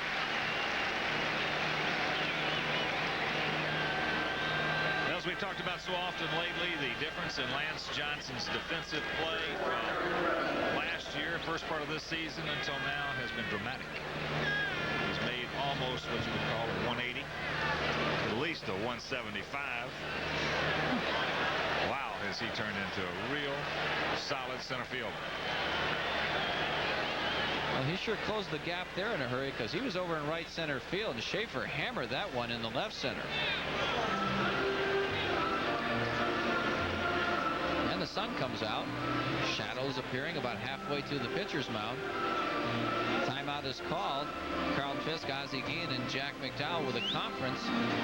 Jeff Torborg speaking with Joe Brinkman and Herm Schneider. Dr. Herm out there to the mound. They're going to check out Jack McDowell.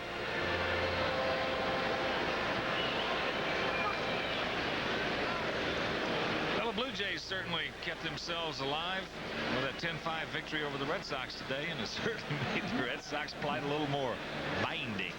Isn't that amazing? But, you know, the one-game differential, well, it could have been 3. Instead of 3, it's 1 for the Blue Jays, so now they're still in it. Yeah, they could have at least clinched a tie with a victory today. Well, that's going to make the games in Fenway that much more fun. Oh, boy. Kicker and Bolton and those guys are going to definitely have some heat. Oh. No Rocket, though. Roger Clemens not slated to pitch. He worked yesterday, 6 strong innings, and got the victory for the Red Sox.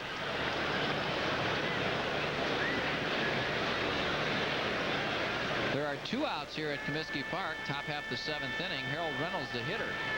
Vizquel, the runner at first.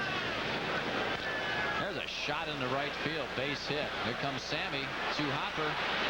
Vizquel will hold at second as the ball got to Sosa in a hurry. So 3 hits this inning for the Mariners and no runs. Those All Sox fans know that's the one area that Sammy is really going to work hard on in right field. Ground ball. Line drive singles out into right field. Sammy has a real tough time with the ground ball, basically because the fact his fanny's up so high, he doesn't get down on it. He loses the angle, and he bobbles a lot of ground balls out there. Yeah, rushing a bit. I think sometimes he just takes his eye off the ball, too, and that is crucial. He can take his time with that great throwing arm. Here's Ken Griffey Sr. Well, you know, when you come in in hard, like Sammy, as quick as he gets there, he has time to more or less gear it down, get that fanny down. And that way, the lower your eyes are, the less you have to take your eye off the ball. Yeah. When you're coming in high, you got to take your eye off the ball to see what's going on. Misses again with the splitter. 2-0.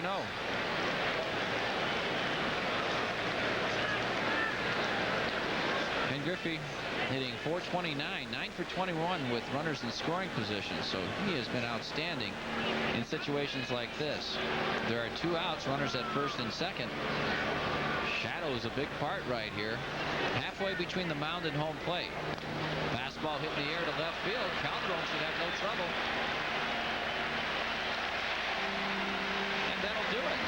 The Mariners surprisingly scored no runs here in the top half of the 7th inning, even though they had a double and 2 singles. Sox will be coming up after the 7th inning stretch, which will be sung by Dennis DeYoung from Styx. So let's go to the PA and enjoy Take Me Out to the Ball Game with Dennis DeYoung.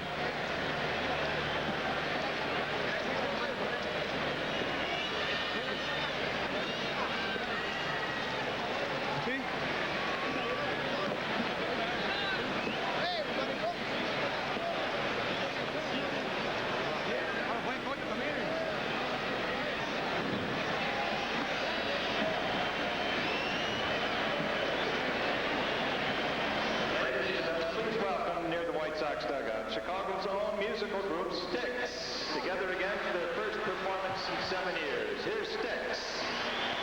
Hey, Chicago, are you ready? For all the great memories this park has given us, let's sing this one from the heart. Nancy!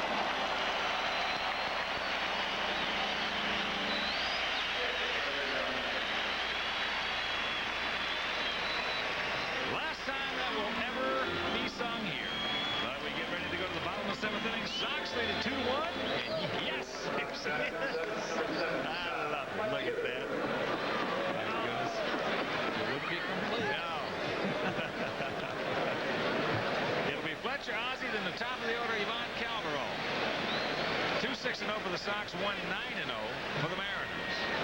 Scooter has walked and he's popped a second. Crowd obviously in a very festive mood. There's the strike over the outside corner.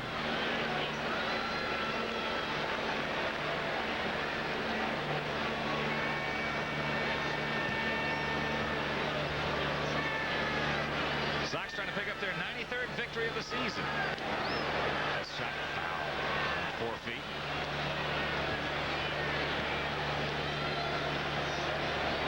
Scotty with an 0-2 count. These balls hit the deck out there on the left.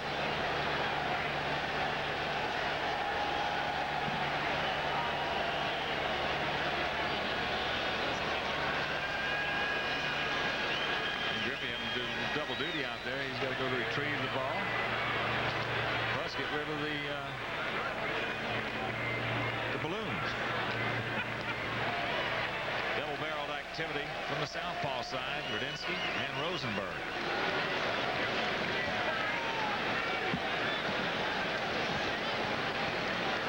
'25-year-old right-hander Rich DeLucia.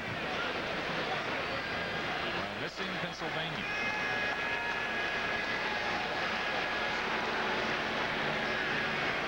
Ball and 2 strikes. Troy shut out Minnesota 1-0. Baltimore beat Cleveland 6-3. First of a doubleheader in Ohio. And of course the big game. 10-5 Toronto. Over the Red Sox. San Diego shutting out Cincinnati 3-0. Bottom of the ninth, but it's too late. Lose a happy camper. Reds got it.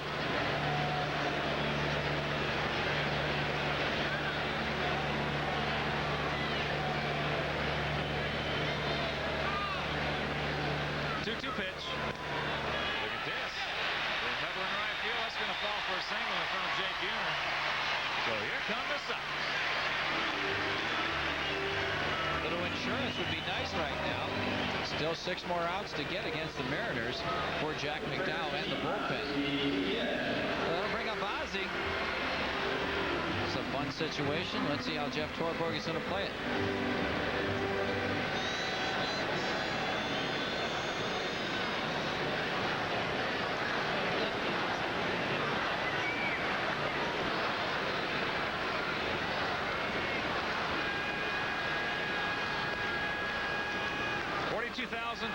In attendance for the final game ever at Old Comiskey Park.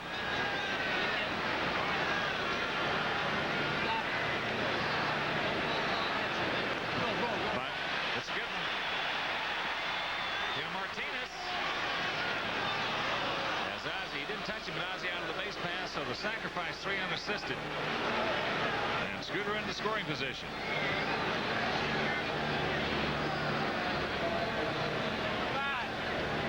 See 2,002,359, and our congratulations to the fans of Chicago and to the ball club for just a sensational season at Comiskey Park this year.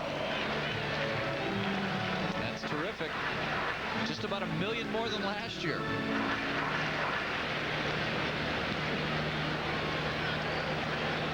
Here's Ivan. He's looking for his first hit. He's walked, popped to third, bounced to second. Outfield bunched a bit straight away.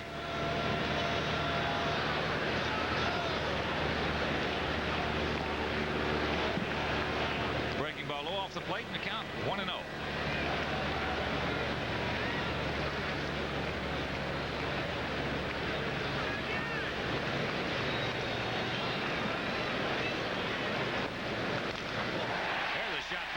Center field as Junior gets to it. Now they're going to hold Scooter at third. And wow, high throw by Griffey. As Griffey coming up lame out there. Well, he let it all hang out on that throw, and he missed last night's ball game because of soreness in his shoulder. Boy, Calderon hammers this one. Fastball out over the plate. He just rakes it. Now look at the effort by Griffey. All the way in the air, do or die. Or so he figures. You don't want to give up that extra insurance run. He hurt that shoulder diving for a ball in Detroit. There's Billy Swift warming up for the M's in their bullpen. And here comes the hitting star so far this afternoon for the Sox, Lance Johnson. 2 singles, a triple, and a run scored. Started off that 2-run 6th.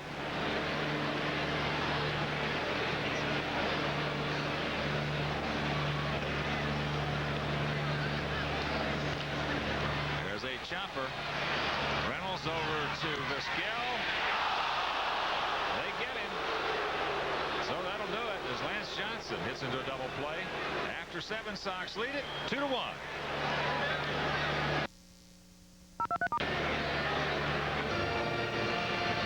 Right now, let's take a look at our Long John Silver's Major League scoreboard. There you see the Orioles over the Indians 6-3 in the first. Cleveland leading 1-0 in the second. Big win for Blue Jays at Fenway, 10-5 Toronto. Detroit shut out Minnesota 1-0.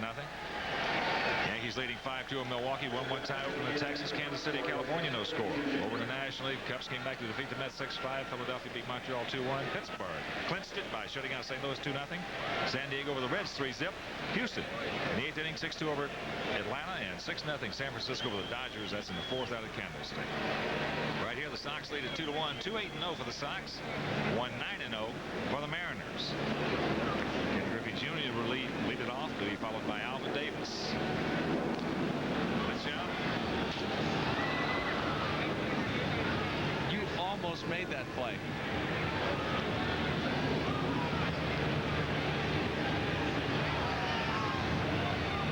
Nothing in 1 to count.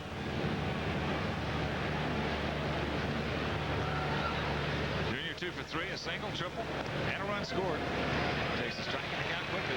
0-2.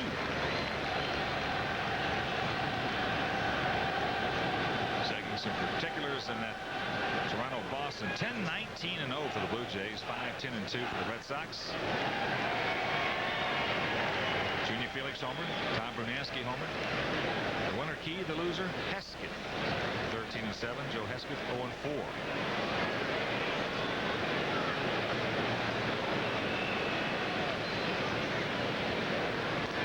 Two pitches just off the plate.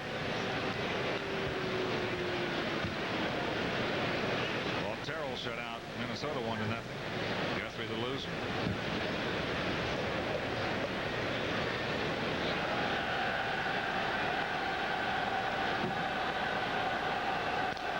That's deep in center field. Lance way back on the track and makes the catch right in front of the fence.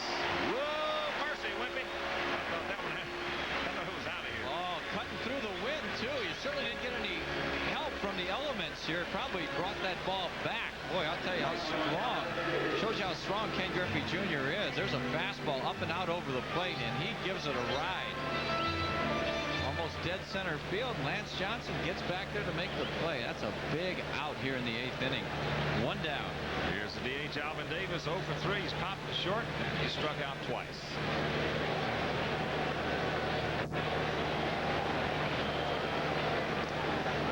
There's a strike from McDowell.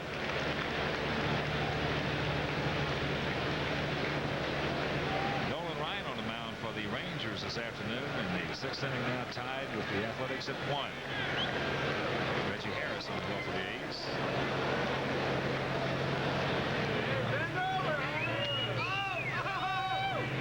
Once again, the crew. Trifecta. Figgy, Edwards, and Hilligus. As Carlton's been having a tough time picking up DeLucia, Alvin Davis been having a tough time picking up McDowell. Yeah, he really has. He's gone down on strikes twice tonight and hit a little pop-up to the shortstop. You don't see that from Alvin Davis very often.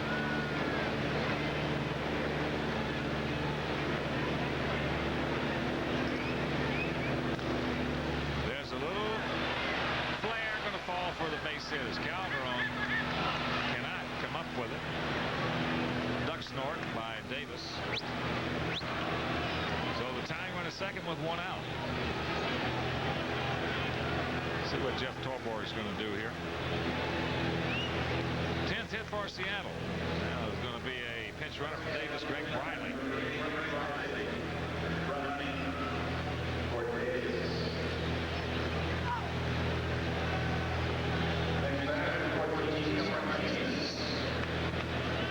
Tina Martinez will step in.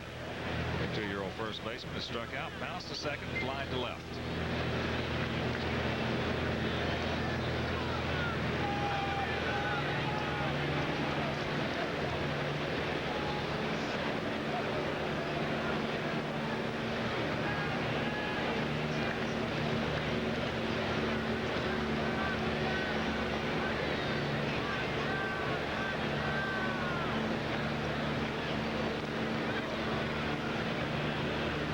That pitch.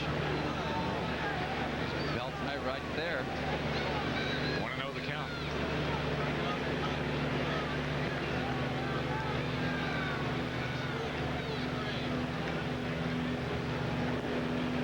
Nothing.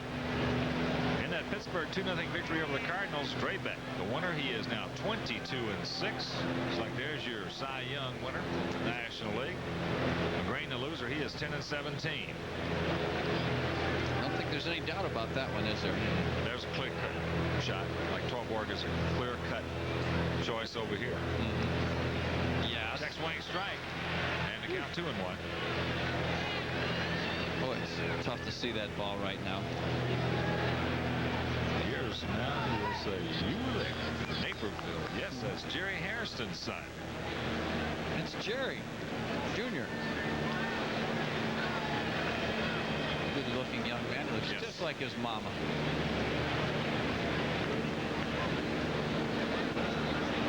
Two-one pitch. Good splitter. Thank goodness.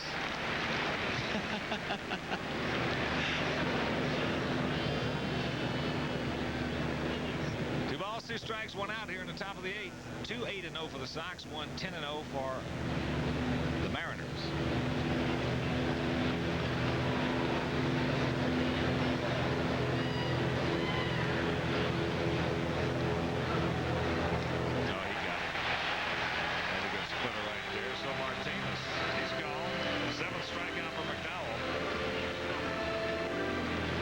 Nasty right here. Oh, I'll tell you, split finger going straight down, a little bit out of the zone. Here's a reminder, don't forget to join me with Jeff Torborg tomorrow night at 6 for White Sox Weekly. We're going to review all the highlights from the Seattle Mariners and Minnesota Twins series, along with the Milwaukee series, Milwaukee game, that is, Coach's Corner, and of course, another goodbye to Comiskey Park right here on Sports Channel. You went Coach's Corner this week, huh? No, I missed this one. I think we missed this. I don't think we're going to have one. Here's Jay Bird. Buhner, 1 for 3. Oh, he just missed one last time. Towering fly ball into left field. Way out in front of the off-speed pitch.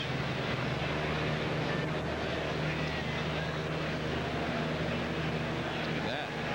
357 with runners in scoring position. That's not too shabby.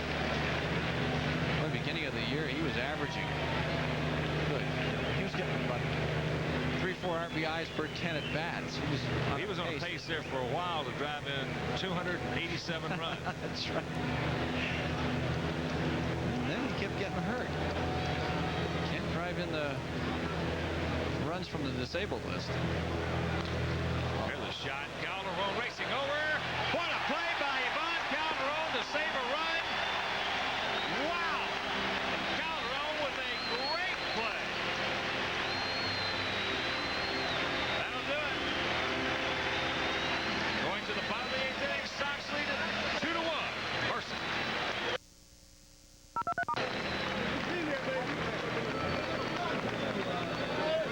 Oh, he made a great catch off a line, wicked line. Shot off the bat of Jay Buhner. Let's take a look at it. He just hammers it. Ivan with a great jump. Quickly over. Backhands it. Saves the run. And the Sox lead it 2-1. You know, too, that ball had some severe topspin on it, Hawk, so the ball was riding away from Calderon and dropping quickly. That was a terrific play. Shows you the defensive positioning, though, how important it was, though, because he was almost guarding the line right there. He would have, if he's in left center field, he's got no chance. The center fielder for the Mariners here in the bottom of the 8th inning. It'll be Henry Cotto. Here we go. Rich DeLucia on the mound. As Fisk, Thomas, and Pasqua, the scheduled hitters. Carlton 0 for 3. He's had a tough time against this rookie. Not picked up the ball well at all.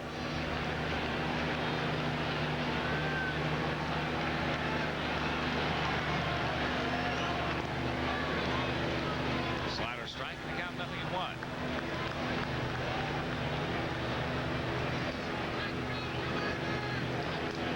Now, this could be Carlton Fisk's last appearance at the plate at Old Comiskey Park. That's right. I'm sure you'd like to make it a good one. Pops it up as playable. Tino Martinez makes a catch. There's one gone.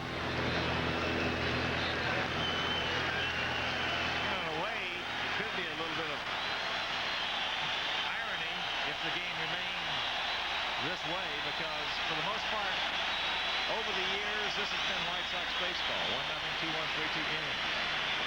No home runs. No. And Carlton Fisk gets a standing ovation.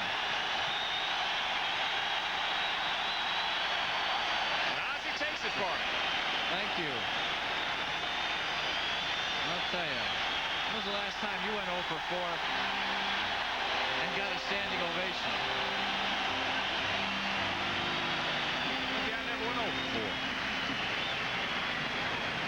There's the Fisk family. You never did, huh? What hurts? You didn't today. Big Frank had an RBI single, scored a run in the 6th.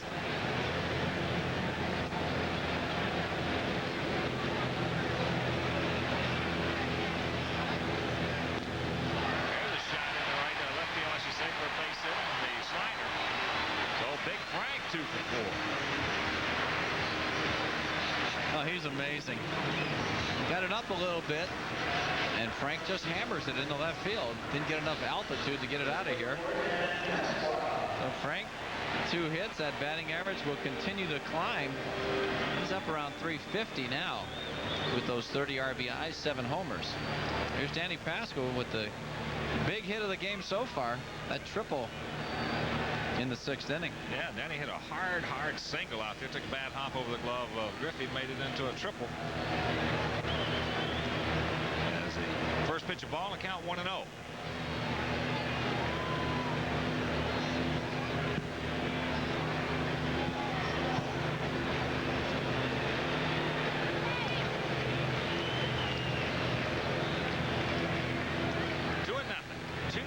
Sox 1-10-0 for the Mariners. Seattle in the ninth. The scheduled hitters lower third of the order. Valley, Vizquel, and Schaefer. Some pinch hitters. Each one. 3 balls, no strikes with Ventura on deck.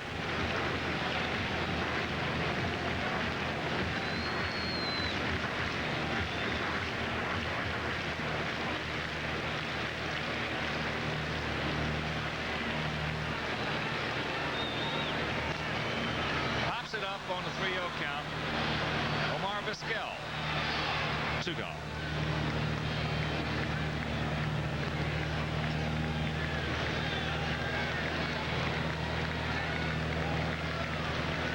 So here comes Robin. Robin's drawn to Collin, fly to left, struck out, and he's bounced to first.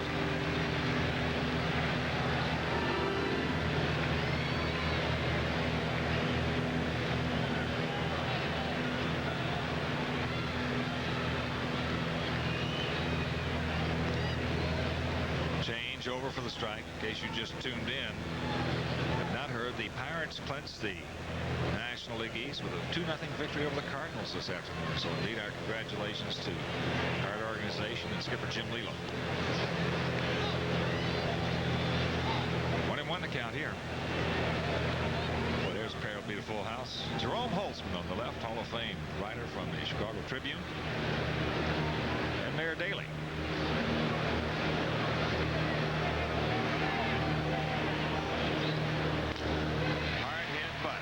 Is there, makes a nice backhanded pickup over to Martinez. That'll do it. They have completed 8 here at Comiskey Park. Final game to be played at the Grand Ole Lady. Sox lead it 2-1. There you see our next televised game coming your way. We're here on Sports Channel tomorrow. First of a big 3-game set at Fenway Park in Boston. Hibbert against Kicker at 6:30 tomorrow night. And you're looking right there at the Baltimore Orioles in town for the final game here at Comiskey Park. And a new pitcher, Wimperoo. If it's the 9th inning, it must be Thiggy time. Bobby Thigpen comes to work for the 76th time. He's 4-6 with a 1.89 earned run average. Tremendous numbers. 56 saves on the year, 10 better than anybody's ever done. 58 hits allowed, 85 2/3 innings. He has walked 30 while striking out 69. Trying to protect a 2-1 lead for Jack McDowell. There you see White Sox saves leader, Major League record of 66. 56 of them for Bobby Thigpen. Radinsky with 4, Paul with 2, Patterson, Jones and Edwards with 1. Wow. Scott Bradley will lead it off. He will hit for Dave Valley. Valley was 2 for 3.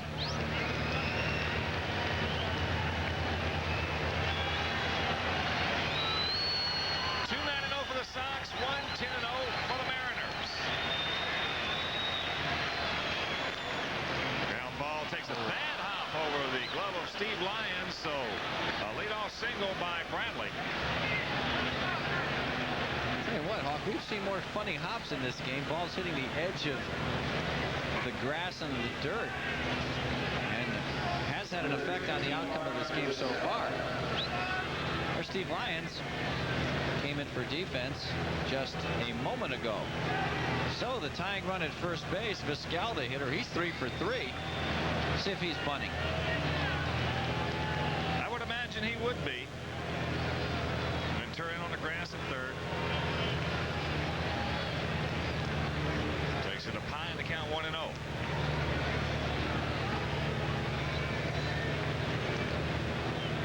On deck hitter Pete O'Brien.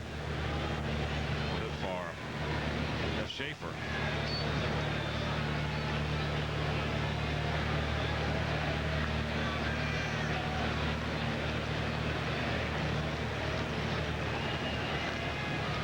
But that's going to go foul. So Thiggy with a count of 1-1 to the Venezuelan shortstop. Once again, 42,849 in attendance for a season's total 2,002,359.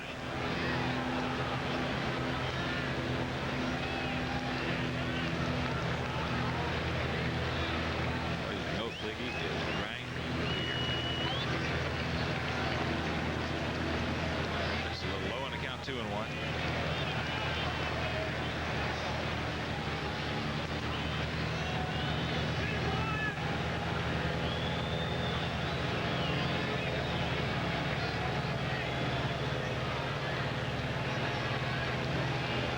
Short swung around to the left. Sammy pretty deep and right.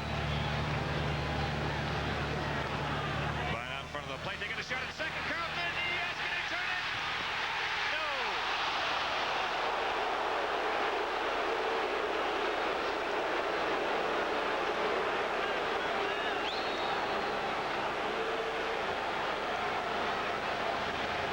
Bunt will show you it's just out in front of home plate. Carlton Fisk pounces on this one and fires a strike to second. Ozzie with the semi-tag at second. The throw. He just beat it at first base. That ball almost took off on Carlton, too. He really fired that. As you can see, Vizquel is past the bag. Yeah, it was a good call by Darrell Cousins. And here's O'Brien.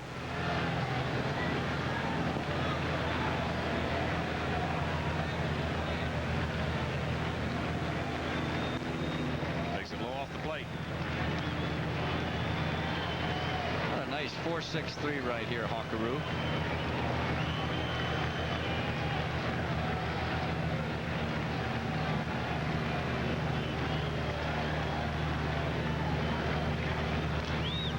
That's in the gap in left center field. Lance on his horse. He's there. 2 gone. It looked like the wind held that one up. Lance Johnson got on his horse, and man, he made the play. Woo. Go ahead, Lance. There's the mayor.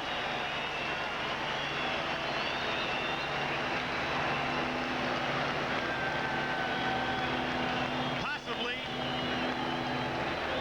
the final out at Comiskey Park. Will indeed be a trivia question. Harold Reynolds.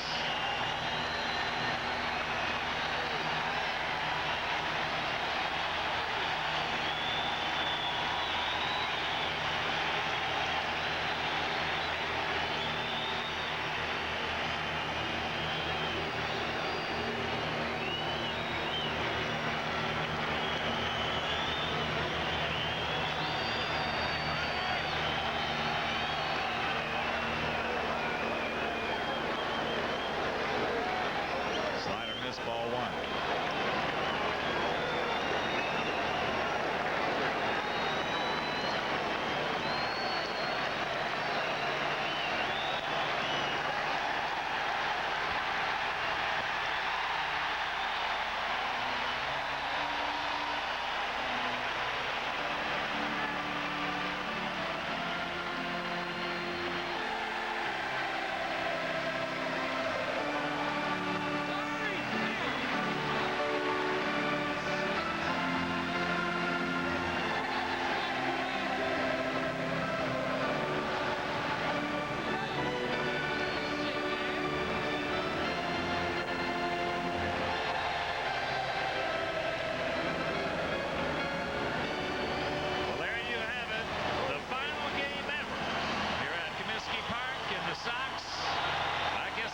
Was written.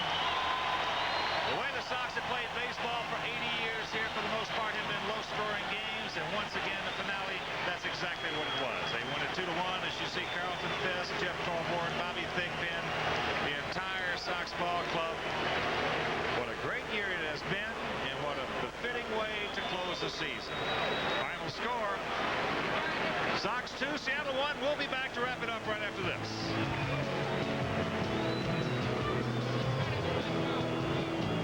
totals for the final game ever out here at Old Comiskey Park for the Sox. 2 runs, 9 hits, no errors. They stranded 7 men. For the Mariners, a run on 11 hits, no errors. They stranded 8.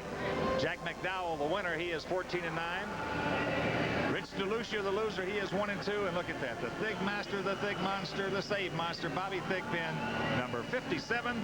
And our Budweiser player of the game goes to Big Frank Thomas. And Budweiser will donate $100 in Frank's name to Bacchus. That's a program for students choosing healthy campus lifestyles. So indeed, for the final time ever here at Comiskey Park, the Sox have played a game, and they came away victorious, picking up their 93rd victory of the season. They are 93 and now 66 in Wimpy. It was, first of all, a very good ball game. McDowell struggling but pitching well. Bobby picking up save number 57. But the big thing is, next year, a brand new lady. Oh, yes. The grand old lady was put to rest this afternoon, Hawk, and in a fitting style, the Sox won that low-scoring game 2-1. How about the play Calderon made in left field, though? That was certainly the play of the game defensively for the White Sox. Lance Johnson roamed center field very well, as he has all season long. Big Frank Thomas once again with a big base hit. What a great fitting to this ballpark, fitting ending to this ballpark. Sox winning it, 93 wins. It's just been a great year here. Well, the only thing that I was a little disappointed in today is that I was hoping sort of that Pudge could hit the home run in this ball game, pulling for that, so indeed he would hit the last home run ever hit here at Comiskey Park. But for the Sox standpoint, I guess that honor will go to Big Frank Thomas. Well, Big Frank is going to hit a lot of home runs. He's going to get a lot of standing ovations at New Comiskey Park starting next season. It's going to be so exciting.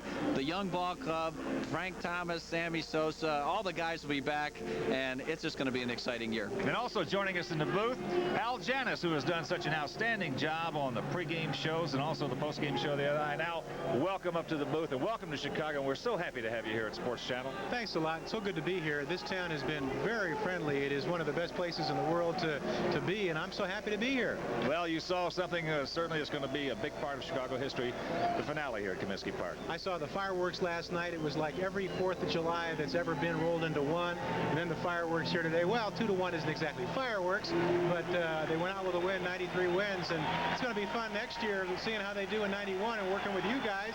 And as I'll be in here from the ground floor to the end next year, it's going to be very exciting. I'm looking forward to it over in the new park.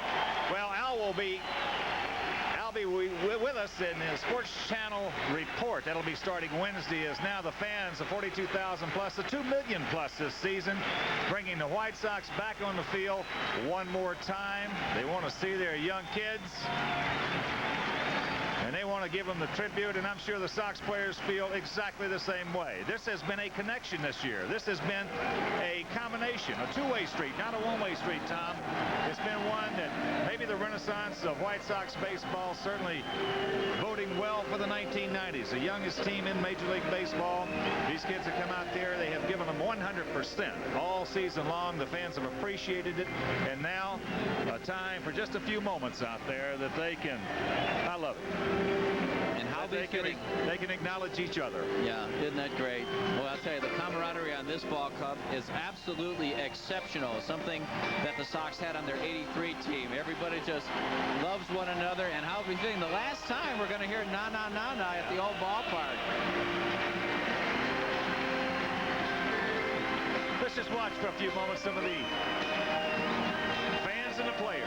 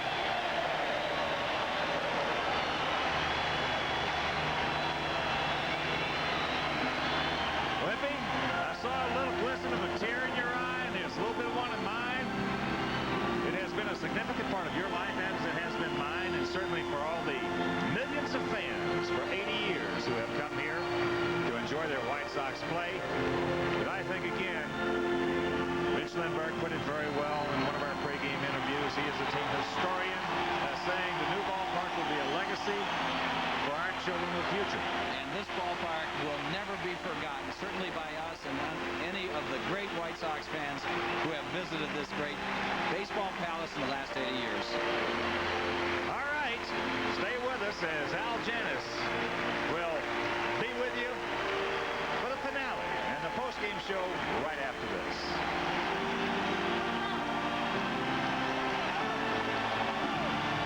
As Carlton Fisk walked around waving his hat, and the fans, every one of them, just about still in their seats as the White Sox wrap it up there. There's Carlton Fisk. Pudge, number 72, of course, wore 72 because when he came over from the Boston Red Sox, 27 was gone. So wearing 72, he goes down into the dugout. And hello once again, live from Comiskey Park, I'm Al Janis with a post-game show as we wrap up our extended weekend coverage here on Sports Channel. And we have been here throughout the entire weekend for the final weekend, the final night game, and today the final game here at the old ball yard. We'll have all kinds of interviews, special features. We'll have highlights of today's game, won by the White Sox over the Mariners 2-1. And by the way, the Sox went over the 2 million mark in attendance today. They doubled what they did last season. They had a crowd of 42,849. That put them over the 2 million mark, and that's certainly one of the big highlights for 1990 as we look forward to the Sox and continuing their winning ways in 1991. Now let's take a look at some of the highlights of today's game. It was a scoreless game up until the 6th inning, and in the 6th inning, Ken Griffey Jr. opened with a triple down the line. It's just inside the line, down to the first base line. It went into the corner, and he was at third base. And then Jack McDowell, you'll see him uncork this wild pitch way up there into the backstop, and in comes Ken Griffey Jr., and it is 1-0 Seattle. Now, bottom of the 6th, Lance Johnson will dunk one down the line, and it bounces, rattles around in the corner, and Johnson was into third with a triple, and then Frank Thomas, he singles to center, and that scores Johnson, and it's a 1-1 ball game. But the White Sox were not done. Still the bottom of the 6th. Dan Pascal will rip one to left. I mean, he hit a screamer. Watch this. And it'll jump right over the glove of Ken Griffey Sr. right there. Well, he went right past him there. Didn't give him an error. Too hot to handle, they said. Triple for Pascal, his third of the season, 2-1. And then Bobby Thigpen came in to save it in the 9th. His 57th save of the year. And the Sox had won their 93rd ball game. And here's the final out. And the Sox play their final game here at Comiskey with a win. I mean, you can't script it any better than that. You know, the 1990 season has seen the White Sox pretty much take baseball by storm, climbing to the elite group of standout teams in the majors. It's featured plenty of big and timely hits, dramatic plays in the field, and outstanding work on the pitching mound. Sergio Lozano of the White Sox scoreboard staff has put together a super video look at the 1990 season to music by David Barrett, and their combined effort is called One Shining Moment.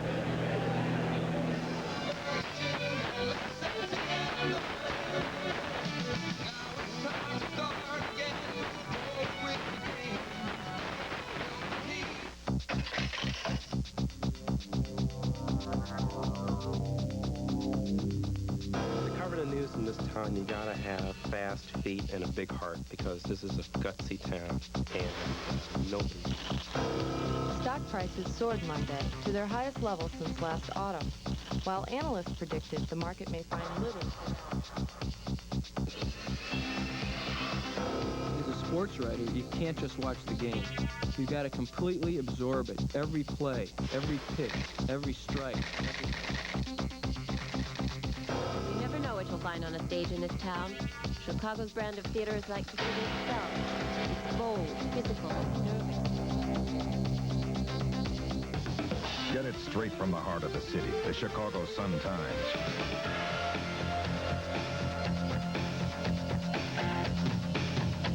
Chicago's #1 selling newspaper.